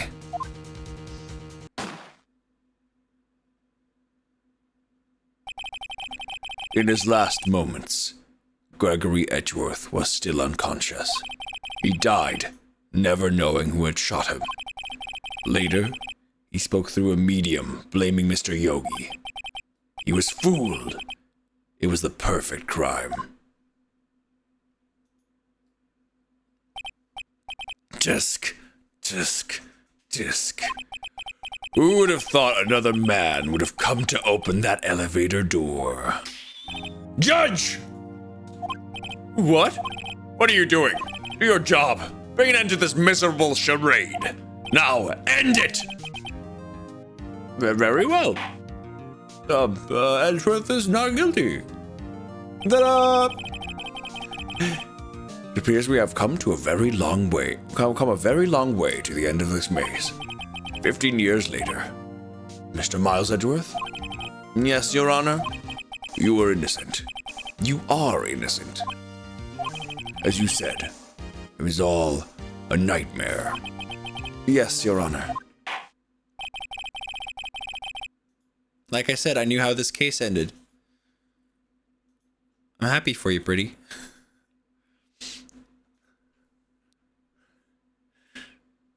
This court finds the defendant, Mr. Miles Edgeworth, not guilty.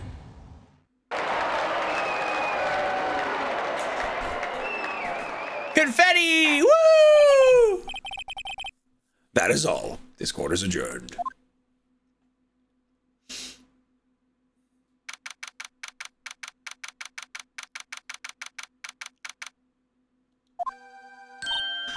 Nick, we did it! Did you see his face? Von Karma looked even paler than usual. He's pretending to be all cool, but inside you crushed him, Nick. Crushed! I gotta say, I'm impressed. Also, hello, Phoenix Affinity. How you doing? I hope you're doing lovely. Gosh, that breakdown was absolutely fucking amazing. Holy shit. That was so good. That was so good. God. The fact that he kept like banging his head, that was such a good one. Holy shit. It was a funny moment to come back to after lurking. Oh my god, I get you. Holy shit. He lost it. He just, oh my gosh.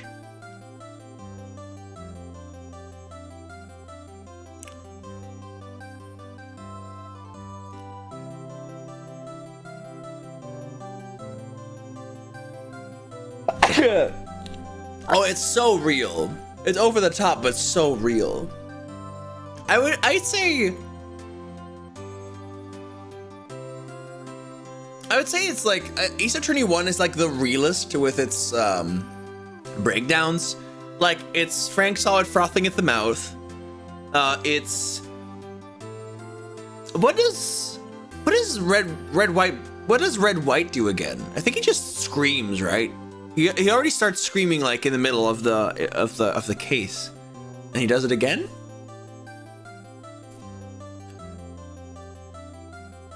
Throws his toupee. That's not the breakdown. That's halfway through, but yes.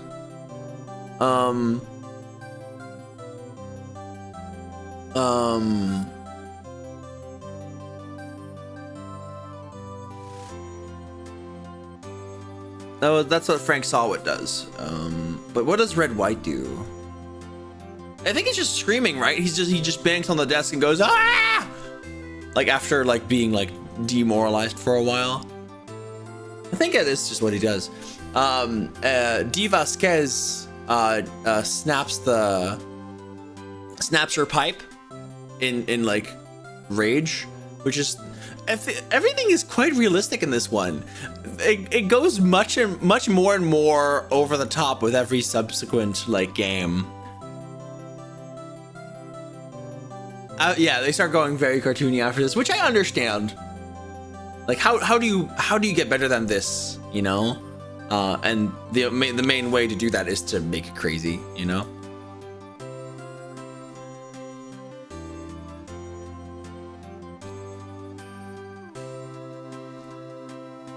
Huh. It was pretty close, though. I was sure we'd had it. I know! I was on the verge of tears the whole time myself! But now it's all just a good memory. So, it's finally over, Edgeworth. Right. Yeah? I'm not sure how to say this. I know! Try thank you, and will you let me kiss you? I see. Thank you, right. You're welcome. I think you could have done better than that. Sorry. I'm not good at this sort of thing. You got a lot to learn, Edgeworth. She's got you there. Woohoo! Amazing, pal. You pulled through just like I thought you would. I'll never forget this. I owe you one, pal. And tonight, let's party. Dinner's on me. Yeah, my salary went down a bit this month, but who cares? We're gonna have instant noodles for everyone.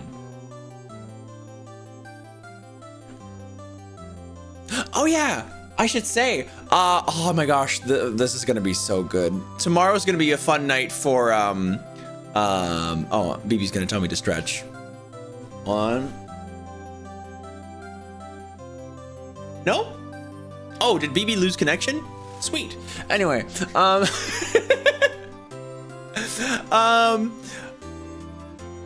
Detective Dick Gumshoe, yes.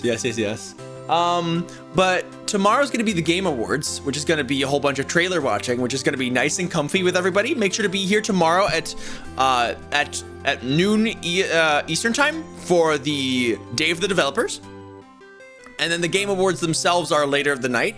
We're probably gonna like raid out in between if there's a big gap. I'll take a look and see what's actually happening during the full day.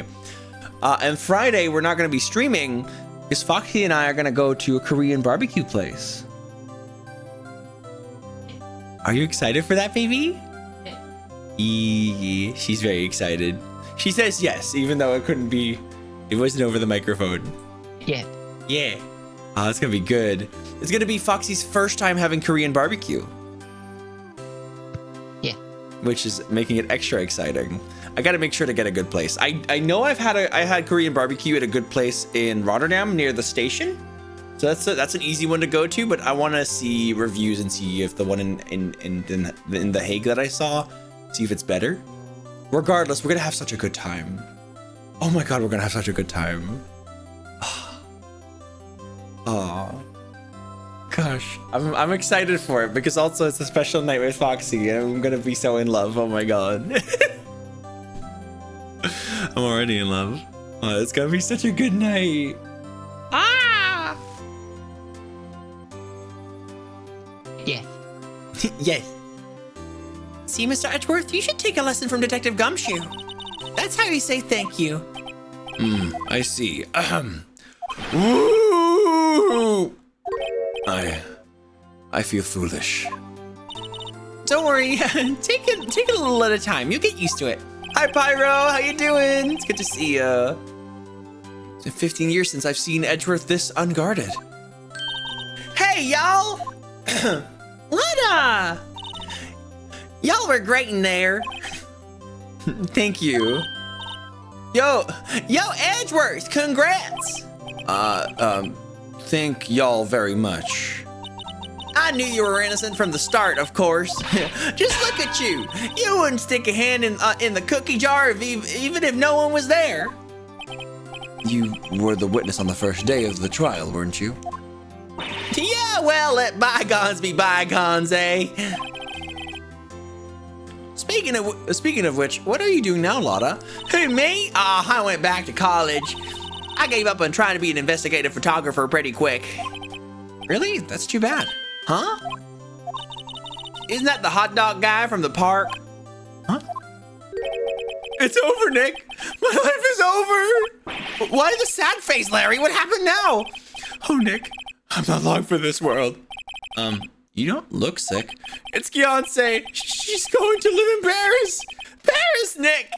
She's leaving me behind. Should have seen that coming. Yo, Edgy, there you are.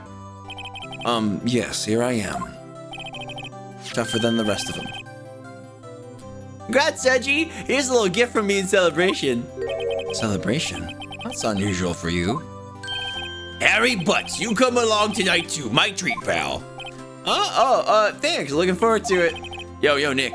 That's the suit that questioned me. When he says treat, that's not police talk for prison food, right? Right? I think you'll be fine, Larry. Right? Yeah, what's up? That envelope that Larry gave me, it's got money in it. Well, yeah, that's not that strange. People give money away to celebrate sometimes. It's $38, right? Huh? What a weird amount. I mean, it's not a little, but it's not a lot either. $38 exactly? Nick! Wasn't that exactly the amount of lunch money that was stolen from Mr. Edgeworth in school? $38. No, Larry, it was you! Why are you so surprised about that, Wright? Huh? Larry was absent that day from school, right? But that doesn't automatically rule him out as a suspect. What? Think back to that day, 15 years ago. Larry took the day off, but he was bored, so he came to school anyway. He saw the money lying there, and the rest is history. I never was good at history. Edgeworth? You didn't know, did you? I suspected. I just couldn't picture Larry protecting you like he did that day. Everyone else was saying you did it. The whole class was against you, remember? Yeah, too well. Right, you may not know this, but we used to have a saying back in school. When something smells, it's usually the butts. I know! Really, right? I'm surprised you didn't figure it out. Well, this sure is an unexpected turn of events, eh? Edgeworth? You should have told me. No, Nick, it was 15 years ago. Don't you think the statute of limitations has run out, Mr. Edgeworth? I'd say so, yes. There you have it. Where does that leave me? I became a defense attorney because of what you two did. Well, you've always been something of an insufferable emotionalist. Yeah, and you get worked up too easily, too. Death! The death sentence for both of you! Man, if only I'd known I would have become a prosecutor! Same goes for me, only the other way around. For the longest time, I thought I might have killed my own father. Thought I might be a criminal. I became a prosecutor in part to punish myself. If I had known the truth, I might have become a defense attorney after all. Edgeworth. Want to switch, Wright? Hey, y'all, line up. I'll take a photo. Hey, photo time. Let's go. And after that, dinner on me. Detective Gumshoe took us out on the town that night. We celebrate Edgeworth's newfound freedom, even though Edgeworth himself was still in detention. Oh no! Aw. Whoa. Whoa, I went a little overboard yesterday. My head hurts. It's only 5. Maybe I should go back to sleep. What is this? Letter?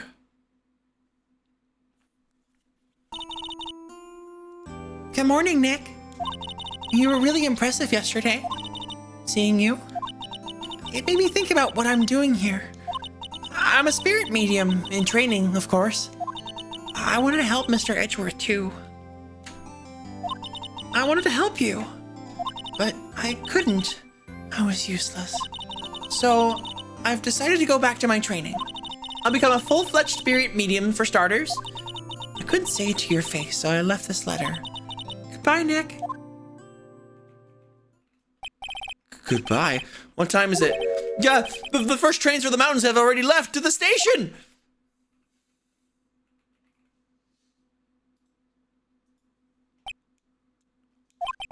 Guess I'm too late. Hey! Nick! Maya! So, you're leaving? Yeah.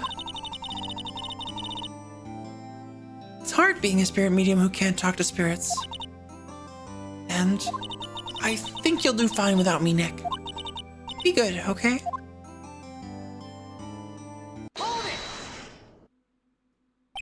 Wait! What? I never could have saved Edgeworth without your help. Huh? On the last day of the trial, I heard her. I heard Mia's voice. You heard my sister? Yes. Only her voice, but still. It was at the very end when I thought we'd lost everything. That's my sister for you. Detective Gumshoe helped, and Mr. Grossberg, and even Larry. I'm the only one who couldn't help. I was useless, Nick. But you were the one who stopped Von Karma, Maya! Huh? I didn't do anything! All I did was wander around in a daze! Sorry, but I have evidence that you helped. Evidence? Show Maya some evidence to cheer her up. It's this bullet. A bullet? Von Karma was convinced he had taken all of the evidence pertaining to DL6. But you were the one who rescued the last piece of evidence we needed. This was the bullet that put an end to Von Karma. And you were the one who gave it to me. Nick. Thanks, Maya. I couldn't have done it without you. I'll be back soon. Huh? I'm going to complete my training and come back. Okay. I'll be waiting. Of course you will. You can't run that office by yourself. You're hopeless. I don't know about that. So, this is it. See you soon. See you soon, Maya.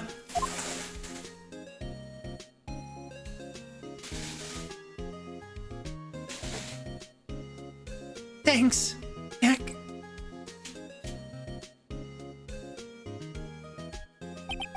And so, my story ends. Time to turn a new page and say goodbye to the novice defense attorney that I once was. Now, a new story begins. With the same old crazy cast of characters. don't think you've graduated yet, amateur. Mr. Wright, perhaps you'd like to rethink that claim. Yes, Your Honor. Uh-oh, I got a bad feeling about this.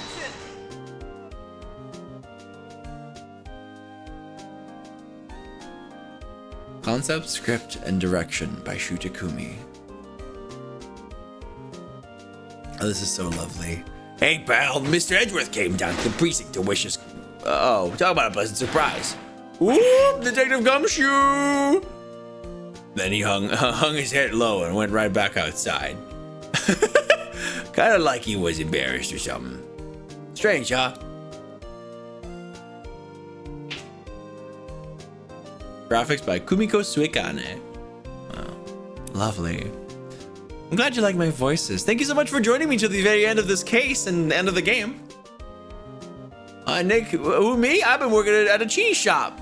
That Missy's a nice lady, but she's not exactly what I'd call a cheap date. Huh? Oh, she's in Hawaii right now? Yeah. Whoops. Yeah, thank you so much for joining me. If you enjoyed today's stream, please consider subscribing or gifting subs if you're able to. It gets you ad-free viewing and emotes. Oh, right. Yeah, I remember him. I hear he's been busy lately. You know, not serving my own bell, but I've sort of taught him everything he knows. I'm sure he's grateful. Oh, how funny. Yeah, no, it gets you ad-free viewing emotes to the channel that I've made myself as a gift from me to you, and it gets us closer to our goals. Phoenix Wright? Ah, the defense attorney from whom I wrote that affidavit. Oh, you should know, I've taken over management of the Gatewater Hotel recently. Should you be in the area, please stop by. Yeah. Who are you? Yeah, right. Who are you? I don't really remember him. Ahem. Oh, it's you. Phoenix Wright? Yes, understudy, was he not? I wonder how he's doing. Haven't seen him of late. The days of my youth. Like the scent of fresh lemon, you see. Great quote again. Masakazu Sugimori did the music. Ooh, someone just came out of Hyperfocus, baby. Yeah, we're gonna go to bed soon. Well, I'm not buying it. You can't be a star with a name like Phoenix. Do you know that they're finally putting DVDs things out in the DVDs? They keep it down. That went too fast. That one actually went too fast. I literally could not read that. Ooh, ooh. It's 1 o'clock in the morning. Hi, it is. We're gonna go to bed soon. Don't worry. Oh, this is the credits. I wouldn't want to ruin any kid's dreams, you know. Oh, yeah. La, la, la, la. Oh, I got a letter from Maya the other day. Sounds like she caught a cold standing under a waterfall. I wanted to visit, but didn't have time, so I sent her some Pink Princess trading cards. She says she can't buy them where she is. What kind of place is she living at anyway?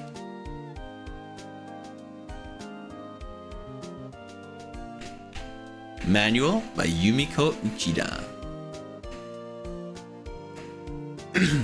Right? Who's that? You want to talk? Let's talk Pink Princess, all right. But you know, I snuck into the studio the other day, and I saw her. The one inside the Pink Princess suit. Oh, what a dog. It was kind of a shock for a boy at my tender age. Oh yeah, because Will Power still plays the role of the Pink Princess. Oh my god. Yeah, I remember Wright, that lawyer guy. Huh, me? I'm in training to become a paranormal photographer. You know that picture I took of everyone? Well, just behind them there was a ghost. For real? Now that's talent. I'm gonna be famous. Is there a ghost? In the group picture? Oh? Oh no, we got sub-exclusive content. Oh no, it's gonna be sub-exclusive. Oh, look, there's Mia on the picture. Babe, look. Oh, how lovely. Sorry, it went by really quick. I'm not pressing the button. Hold it. La la la la la la. A brand new episode has been added. We're not playing that one until we've beaten the game.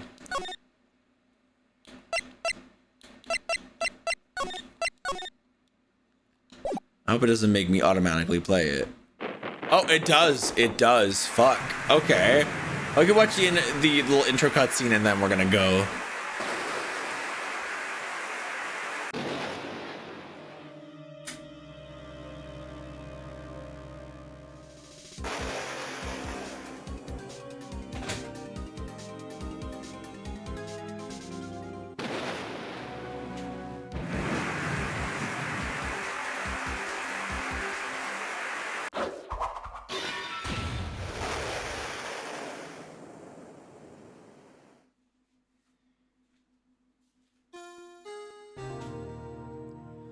La la la.